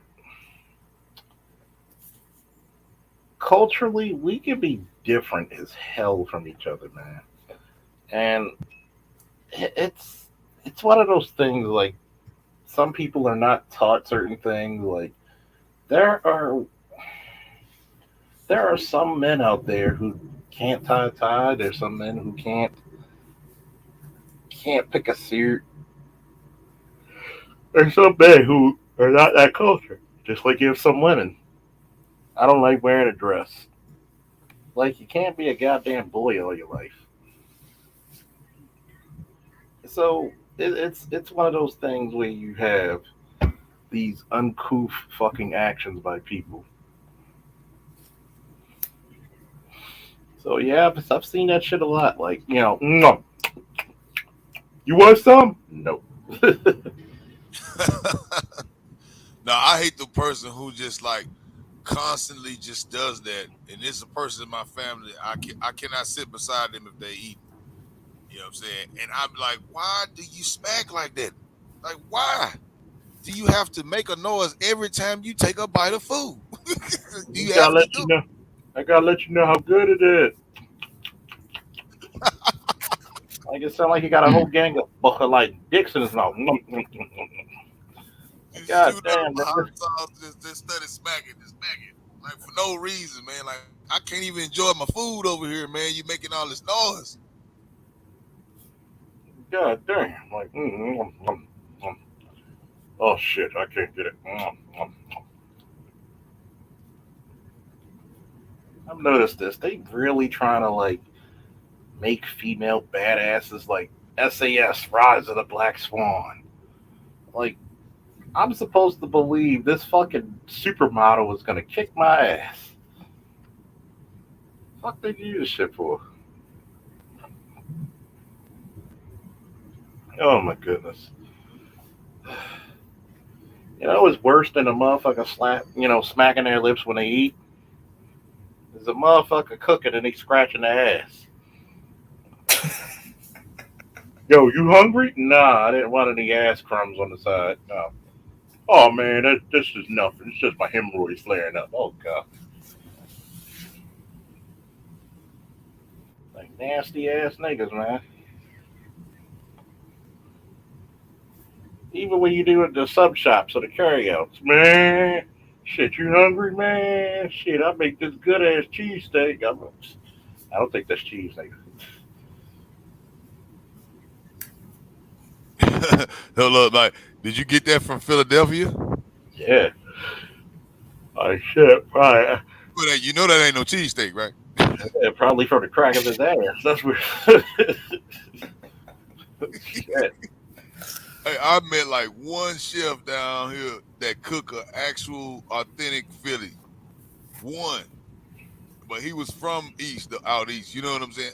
Only one. Everybody else shit just tastes like some bread with some cheese and some fajita meat in it or something. Fajita meat. Oh shit. Oh shit. I'm gonna tell you, it's very interesting sometimes out there. You be like, God damn.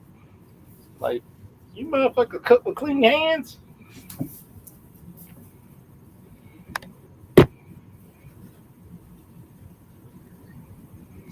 I told you they were going to stall Ukraine. They really posturing. It's a bad way to posture, but they're posturing. They're trying to prove that they're still the big boy in this in the club. So yeah. So you got to realize something. Urban warfare for a lot of people, that's when shit gets really dangerous. It's not like you on this field or anything. You're around all these fucking gas mains, all these electrical, and then you have what's called tall buildings all around a goddamn all around a goddamn a fighting area. One grenade can set a whole fucking 4 block radius ablaze. If Ukraine's smart, they'll fucking burn the fucking cities before they even get there. They'll be like, God damn, these motherfuckers mean business. We're gonna use a Russian tactic against the Russians. Like, you know, we'll do this to our own shit. We don't want you. If they would have put a full artillery strike, which I know they could have, there wouldn't have been no buildings in any area that they was calling in strikes. Those buildings would be down because that'd be the easiest way to just we could deny all of the roads immediately. Maybe a couple bridges. They didn't do that. They trying to come in there. They didn't hit the power or the water. Well, I think one water plant, one airport, but not the total pump, obviously. So they trying to come in there and probably try to get something to answer the question to Julian M. I think, allegedly. I think that they're trying to keep some of that stuff in there. I think these talks, well, let's have good hopes, but I think nothing come of the talks. I think old buddy stays, hunkers down, and goes down with the ship for good or bad. And they probably try to sign a little deal after they get to his hidey hole if he doesn't get out, if NATO doesn't get him out quick enough. Yeah. That's what I think. NATO's gonna probably it's so many variables where it can go. Do you think it's all wars now are proxy wars? All wars now are proxy. Yeah. Everything, double, triple, quadruple propaganda. So when you look at this shit, you got to really take it as what it is. These are posturing wars. They're going to try to say, okay, we're here, and this is what we want. Everybody's trying to make their stake of claim. Nobody's want to. It's very delicate because right now he's trying to threaten nuclear war, but at the same time, he doesn't want to lose face in front of his people because the academy is tilted. Doing the threat continuum, man. You look at the threat continuum, Charles. The threat continuum. He's saying, "Well, I've detected possible targeting and possible through my KGB." You know what I'm saying? Oh shit! Look funny when as soon as I said it, look at that damn. This is the hey, look. He would definitely be thinking, right, that we are going to be with anti-nukes, which we have them there, and we have ability there, and everywhere else that got NATO. He don't want them anti-nukes there because if we can stop him there, then his shit can't get to orbit. In a lot of fields, they can anti-nuke him there without having to have ships on deck, without having to have other platforms to intercept said missiles in other NATO countries. He don't want that. I think he gonna tell them that they can't have no anti-nukes for missiles there. I think now I could be wrong, but I'm just saying my prediction is that he would make him sign something saying that they cannot put NATO or otherwise anti-nuclear in their thing. That's probably why he brought up the nuclear thing, because he's gonna come back here with. He said, "I don't want y'all to have no nukes or no anti-nukes." That's what he's going to make them probably agree to. What you think? What y'all think about that? It's a possibility. What's a possibility? They could say, "Fuck you." Very high possibility, in my opinion. Very high possibility they could just say, "Fuck you," and that could be both for Ukraine and Russia. Fuck you. And what it is in its totality is that We have a lot of people who don't even know how fucking risky this shit is. It's very delicate because all you need right now is for somebody to fuck up the delicate balance, like I said about the negotiations. Russia was ready to leave. What's up, Josh? You up early? Russia was ready to leave. So something happened during the negotiations. Notice they're not trying to say what happened. They're not trying to say what happened. They're not trying to say, and this shit blew. They said you whores ain't deep enough. Russia said, "Oh, we gonna show you bitches," and it's posturing. Oh, we don't want NATO here. You blocking up all the water. And watch they cut a deal. Watch a big deal will be cut. I agree. Hopefully, The deal's And got hopefully. to be don't be cut. surprised. Don't be surprised. Either United States or China or both be like, "Yo, cut this shit out." Well, China already saying that, yo, cut it out. Okay, okay, you raised hell, you banged on your chest. Okay, you let them know. Okay, He ain't gonna do nothing to them people. Like I say, he gonna go in there. He gonna get some footage for the propaganda war. Remember, this mm, quadruple propaganda war. So he gonna get the propaganda value. We're gonna get to show off our military as a formidable force, and we get to show my big man tendencies to the bear to try to go out there. And then okay, we signed the thing. Everybody ain't tripping. Okay, yeah, I say I'll do a nuke if y'all heard me. I do one. Nah, don't get this now. I do one on you. Like, Now all who was right. NATO? You my NATO Jones? Man, he owe me money. What you mean, Well, NATO yep. NATO Jones? Jones. Shit. You be like, Yo, damn. Like, oh, I nuke you. Okay, I'll nuke you good, nigga. You can't feed your people. Shut up. you got you got that down pat. He said, "Poke the Famines. bear." He said, "Don't poke the bear." Well, nigga, the bear has been poked. They're at least they're holding the line because the Afghans. I don't know what the fuck. The motivation was just not there. Uh-huh. They ain't gonna do nothing, man. They're gonna go in there and they're gonna get it that Motivation was that not there. diplomatic solution. Oh yeah. That's what they're gonna do. They're gonna make them give it up. And they're gonna make them swear that they won't go to NATO. And then one or two things gonna happen. Either it's gonna be all hunky dory, or they're gonna be right back at war. So there's that. Oh yeah. That fucking sanctions they got on them. Oh, they gonna bankrupt the fuck out of China if they not careful. Yeah, China ain't saying shit. You see them just sitting back. They looking at Taiwan with that slanted eye. No pun intended. Well, You how know. That's the about next that? chapter. Oh That's the next shit. chapter. He said no pun intended.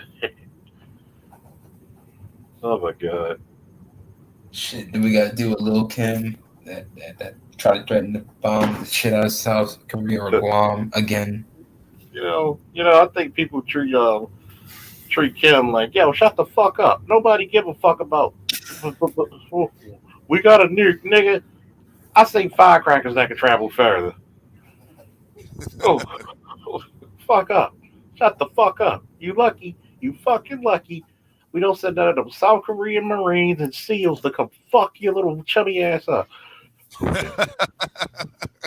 So, Hey, let that motherfucker be in Kim Jong Il motherfucking work camp for a week. Mm. or we're like, we're gonna put you through your own goddamn camps. No, no, no, no, no. I'm good. I'm good.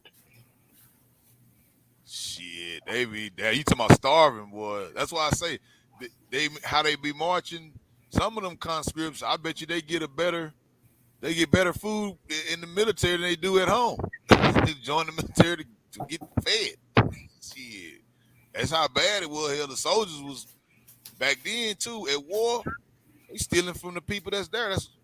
It's just war, man. War is hell, man. It's fucked up, and it should not go down if they can do a diplomatic thing, man. It should not go down. But do I think a madman if the KGB have total control of his whole communist government will stop when he's in the winter sea? No. No, I don't have any. I do not think he will stop at all. I think he's going to go for the full Shabasco and make them bow down and give them everything. No NATO or we'll bomb type of attitude.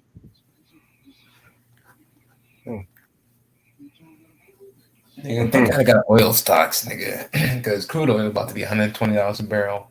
Watch, because it was 110 when the American Gulf War happened in the 90s. Bro, they just dropped off a ship. My partner, he worked at the Port of Houston Security. They just dropped off the ship called the Oracle. I think it had like over 500 million some barrels of damn oil, 600 million some barrels of oil on it from Russia. We just bought it. It was in the Port of Houston the other day. Just this weekend, like Friday, like just pulled up. Let's left. We just bought. How are we sanctioning them? We still buying their shit. Well, we got No shipping embargo. here. We can't See, pop him up. If we're going to sanction him, don't give him any money. The process of sanctions is not to buy anything from them. And I'm not missing the point here. Well, they could go full nuclear, and the full nuclear option is full embargo. Where we full embargo. You say full embargo, I say potato. Full embargo is going to be very delicate as well because you got to come quick with that engagement. And I'm looking at it. You already got a desperate plea for this shit. Yeah, we ain't got no leverage on this shit. Hey, I like that Zelensky though, man. He going down with the ship. He like, man, fuck that. This is my shit, man. I ain't gonna be running out like Hamid, whatever that puppet was over there. He got his check and he went to Brussels quick, didn't he? Mm-hmm. Yes, he got the El Camino and got the fuck up out of there. But I'm gonna tell you what's gonna be very interesting. Don't underestimate the Ukrainians. Them motherfuckers will go full Netflix extraction on your ass. Bro, look, if I was just in my hood and my people trying to go, the stoplight was still on.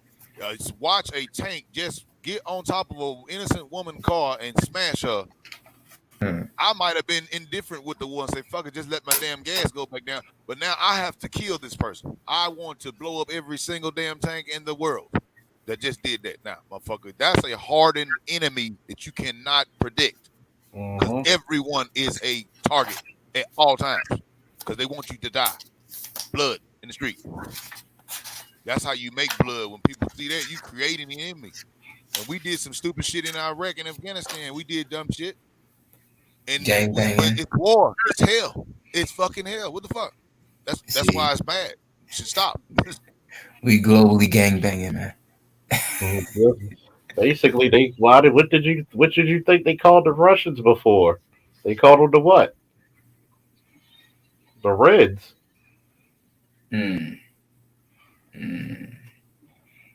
Well, yeah, they said the Reds are coming. You know, you got Putin in the back with, with his his hydraulic fucking lowrider.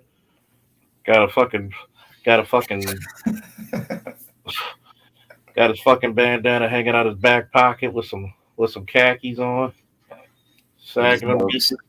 Saying we about to ride out on these Ukrainians. But you already know them motherfuckers try to create the super soldier serum. Some interesting shit going on. Universal soldier type shit.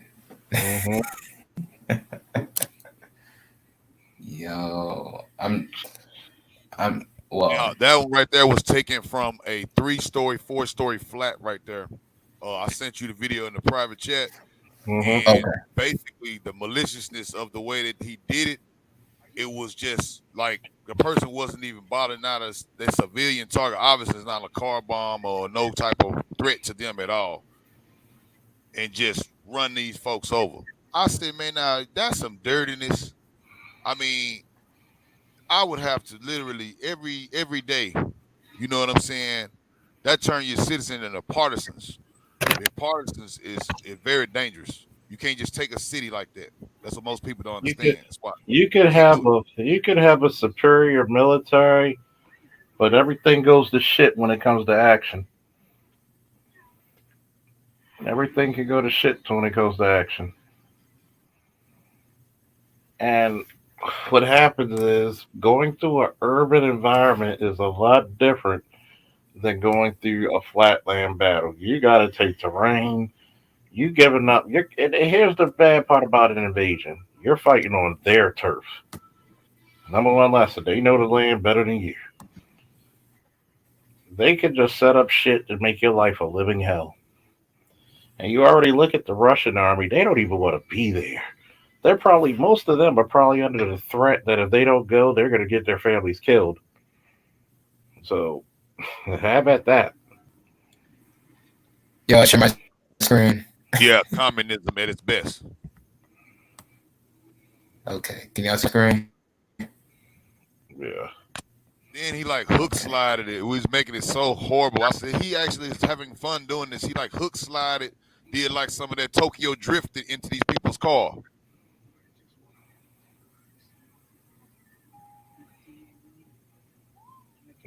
Damn. Damn.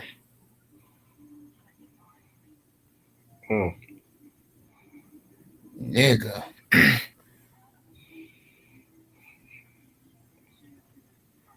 That's gonna make that's the perfect propaganda video.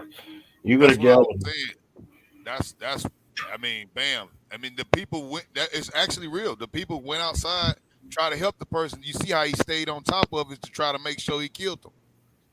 They down there trying to save the people.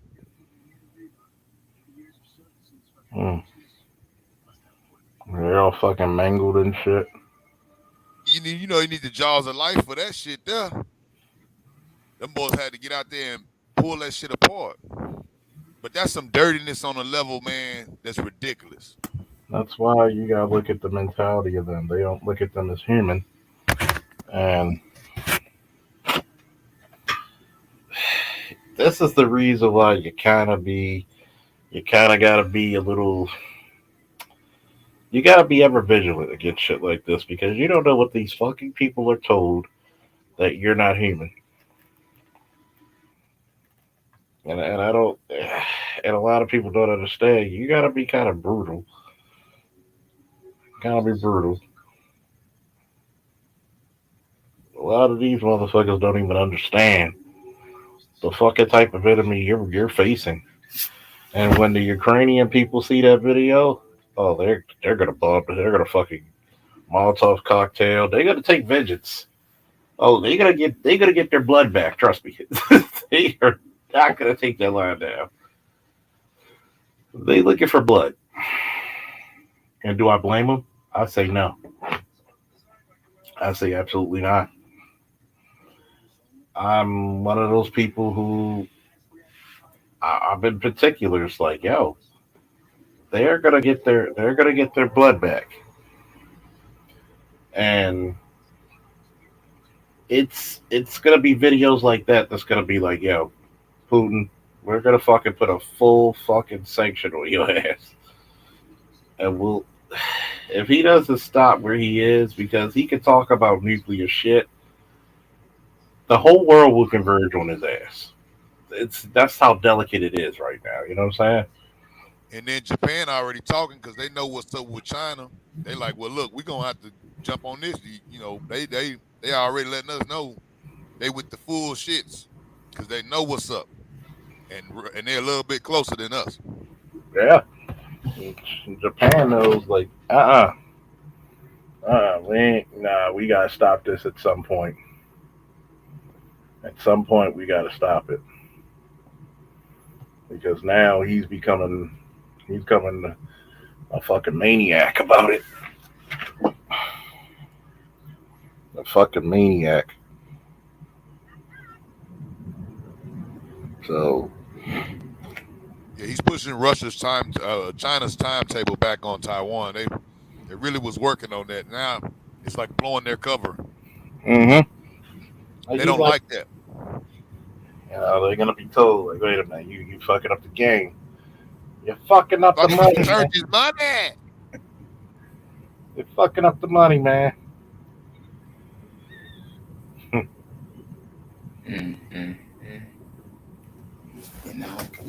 Because hopefully the resources is drained because the situation when it came to 2014, they lost out this $600 billion.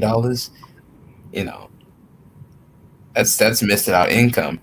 A lot of the banks, they got to step back. BP, they had to BP Oil, they had to withdraw their partnership for the time period. For the short time period. They're gonna be back at it. But Nord Stream 2 the pipeline, that's been canceled. So how big is it? How important is it to you, Putin? How far you trying to take this? I don't know. A lot of people say he has a terminal illness. I don't know if that's true or not. You'll never know. But see, in KGB, we just blow up pipeline. No one get gas. And we have signals, so now we do better. Man, ain't that some more American nigga man, shit? retard.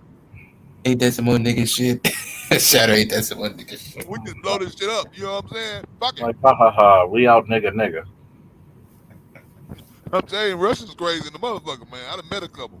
Them boys crazy for real. Yo. Don't play with that dude, man. You like talking that Oshkosh, Nagosh, that gloss ass shit. Don't play with him. Igor and Lenin. They better stop that shit. The Spetsnaz are still there. You got some there and some protecting Putin and the higher ups. But you know what I'm saying? They be having their money. If they over here and you know them as a high money type person, affiliated with the mafia, which is affiliated with the KGB, which is ran by Putin. You know what I'm saying? Then you start to know, that dirty money, Putin, all that money they freezing up, that's dirty money, man. Mafia money. Imagine if the mafia ran your whole damn country, not just a part of it, like we got here. Your whole country is run by the mafia. And get like a third of your company. Just like a California world. California, America. Just California. Everything California. Just like that. Every state was California. There you go. Taxes at 100%. Dude, I got an alert on my phone saying avocado is about to go up. How the fuck does avocado get affected in this shit? What, do we got shit coming from avocado from Russia? I'm talking about avocado prices. Nah, but they fuck around the South Side people. They make that in Mexico, don't they? Yes, they do. For us. Don't they make that in like South America somewhere? You know who mess around with the Russians, right? They got some South American countries I won't name that are allies with him. Am I lying? Yeah, nigga, Mission Produce is up like 3%, nigga, in a bear market, mind you. In a complete bear stock market, they still up. So that's funny. In the past 5 years, they got gains. So when it comes to that shit, you ain't far fetched. Commodities markets. I don't really know how to play them commodities markets, man. But I guess there's some truth to it if you really do what you need to do with it. Commodities. My nigga, soybeans has literally got me and the people that have been watching my channel through for the past 2 years. I don't know what it is. I don't know what it is. That's the Asian market. They eat a lot of soy products. Okay. Because we can't fuck with too much soy because we're black. Should have given us diabetes. Yeah, any fake like processed salt, we don't need that at all. Fake processed sodium, nah. But soybean stocks has been up since June of 2020, and like you said, it's that Asian market that's divulging. Because a lot of their food supplies, you gotta remember, in a lot of these Asian places, it's hard to grow food, man. It's hard to grow food, man. They fucking notice why they always have a diet of rice, pig, and fucking rice. I mean, fucking soy. Yeah, rice was pretty much it's like rice, a certain amount of rice per day. Like meat was definitely a treasure. It was a treasure when they got the meat. It was just rice, and we better get this rice crop to the certain pounds that we live on. All that rice or they're gonna beat my father and kill him, or take the damn gulag. You heard? You know that rice, that sugar and all that. That's why their bodies don't stand up right to eat all that starch. Shit. Just thinking about this bugs me. God, don't look all this fucking starch. Fuck. Man, that's a shame. You said starch? Yeah, man. Eat all that starch, man. That's why they Oh can't yeah, carbohydrates, yeah. over carbohydrates. These motherfuckers. I seen Joe Rogan fucking rip Bill Gates, and I like the way he did it because Bill Gates has said call everybody unhealthy if you're not eating Beyond Meat and Impossible Burgers. You are definitely a threat to humanity. And man, Bill Gates is trying to kill billions of people right now. hey, look, Bill Gates, he's looking at it, he said, dude, it looked like you ain't lifted up a weight in 10 years. And you overweight for your size, and then you're preaching to us, telling us we're not fit. You're like, man, I don't even think you could take a punch. I'm talking about somebody else fitness level. I thought that was funny. He's supposed to be a nerd, sit in the background stealing tech shit, and then claiming it's his. You buying the product. Bruh.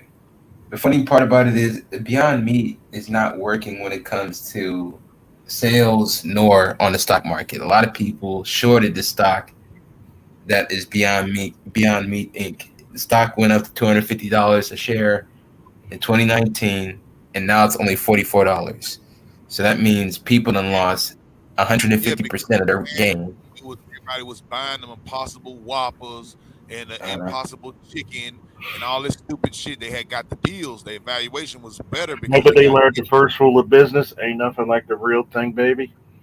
Man, hey, look, I got the Impossible Whopper. I bought it 3 times, Charles. That's more than I should have. But I said, I'm going to try to do my thing. I'm going to see if it actually tastes the same. And the first one I got, it tasted the same. But here's why. Because when they first was cooking them, they was taking the damn Impossible Burger and putting it in the grill that they cook regular burgers in. So the regular smoke and the juices from the regular burger was seasoning this fake burger. So people complained, the vegans in California complained, and then a new law came into order the next day. And it said that all Burger King patties got to be cooked vegan Impossible style with no juices ever touching the patty. It's got to make sure. And I got one of them burgers without it, and it tasted like garbage. I mean, just like a wet paper bag sandwich with lettuce and tomatoes and cheese. It's horrible. I would never pay any money for that Beyond Meat. The fact that it's worth $40 at all, I'm surprised. Yeah, man, $40 a share because it was $250 a share at its height, mind you. Now that shit has really devolved into something that people just short the stock down to zero. Very much. They're gonna have a way to get rid of that. What they used to call it, that Soylent Green. They're just Soylent Green peddlers, and they'll find ways. People will eat the Soylent Green. Like nigga, their projected sales. They said, "Oh, we should be able to get $5 billion in sales." Since 2020, it's been $406 million in revenue, and they had to cut staff from 800 to 700 people. Well, 780 people. Well, 740 people, and they're going to cut 600 people. California, they just need to just increase their business in California because it may be Colorado to a lesser extent, and of course the big name New York, Chicago. You know, you got to go to Miami. I would just focus Blue on cities. that. If I was them. Like them people that's like high fitness, like you know, you got big fitness culture in the city. You know what I'm saying? You got a Whole Foods on your block. It's an easy sell because those type of people eat that kind of meat. It ain't working in Des Moines, Iowa. It ain't working in Des Moines, Iowa, man. It ain't working. It's not going to work in Oklahoma because it ain't working in Oklahoma. Not at all. Not at all. I've ate a steak in Oklahoma, man. You like, what the fuck else did I eat? They'll be mad. They'll run you out of town. They say these dudes sold me a burger. It didn't have no meat in it. Whatever. But you think barbecue sauce is bad in Texas? Oh, you done gave an Oklahoma racist white boy a fake burger? Man, they gonna lynch your ass. I'm trying to tell you, boy. Hey, look, that newscast gonna be way different, boy. That's fucked up, man. I still can't believe this dude with this barbecue sauce. This shit is, it's so fucking stupid. It's funny because you would never think that he admits this is not made up. He says it was because of the barbecue sauce is why I did it. Not the devil told me to do it. He said, devil didn't tell me to do this one. That was the last 5 other felony warrants. I actually, it was barbecue sauce. I wanted more. It wasn't enough.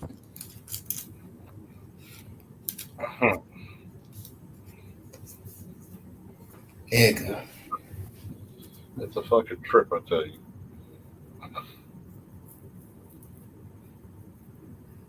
Oh man, I'm about to get some sleep, boys. Any last thoughts? Mr. Faulkner, I emailed you. Salute to everybody on the panel. Appreciate everybody. Thank you How for was allowing me. like your first time being up here? Appreciate it, man. Thank you. Good stuff. Pimp out your change for people who don't know about it. Okay. At Real Deal Financial, you can just YouTube me. Real Deal Financial. Appreciate everybody. Peace. Woo! Take care. Shadow stuff. Hey man, it's a good one right here, bro. I appreciate you letting me have me up, man. I think you're doing a good job on that. We gotta get up on some of this security thing, man. We gotta try to do something, man. Brothers doing something, trying to build, man. I like it, dog. Start. Notice very little gynocracy, no beef. Nah, none at all. I didn't detect not one whiff of it, man. The only beef I like is on a grill. So Not impossible grills and not not impossible impossible. beef. Nah, And stop anti-barbecue sauce hate. Stop. Anti-barbecue sauce. Barbecue sauce matters. Barbecue sauce matters. It matters. Come on now, we can't do this. Can't do this. Oh shit! I'm just like, wow, this is funny. Hey, dog, I can't make this shit up, dog. I'm just watching the news, Charles. I'm just reporting the news. That's it. Motherfuckers think you be lying. Like, nah, you got to show the video because this shit be insane. Mm-hmm. Oh yeah.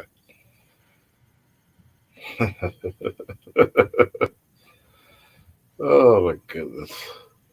Chaos. Would you like to say something? No, I'm good. Thank you. So, just in case, we're gonna end it off on this note.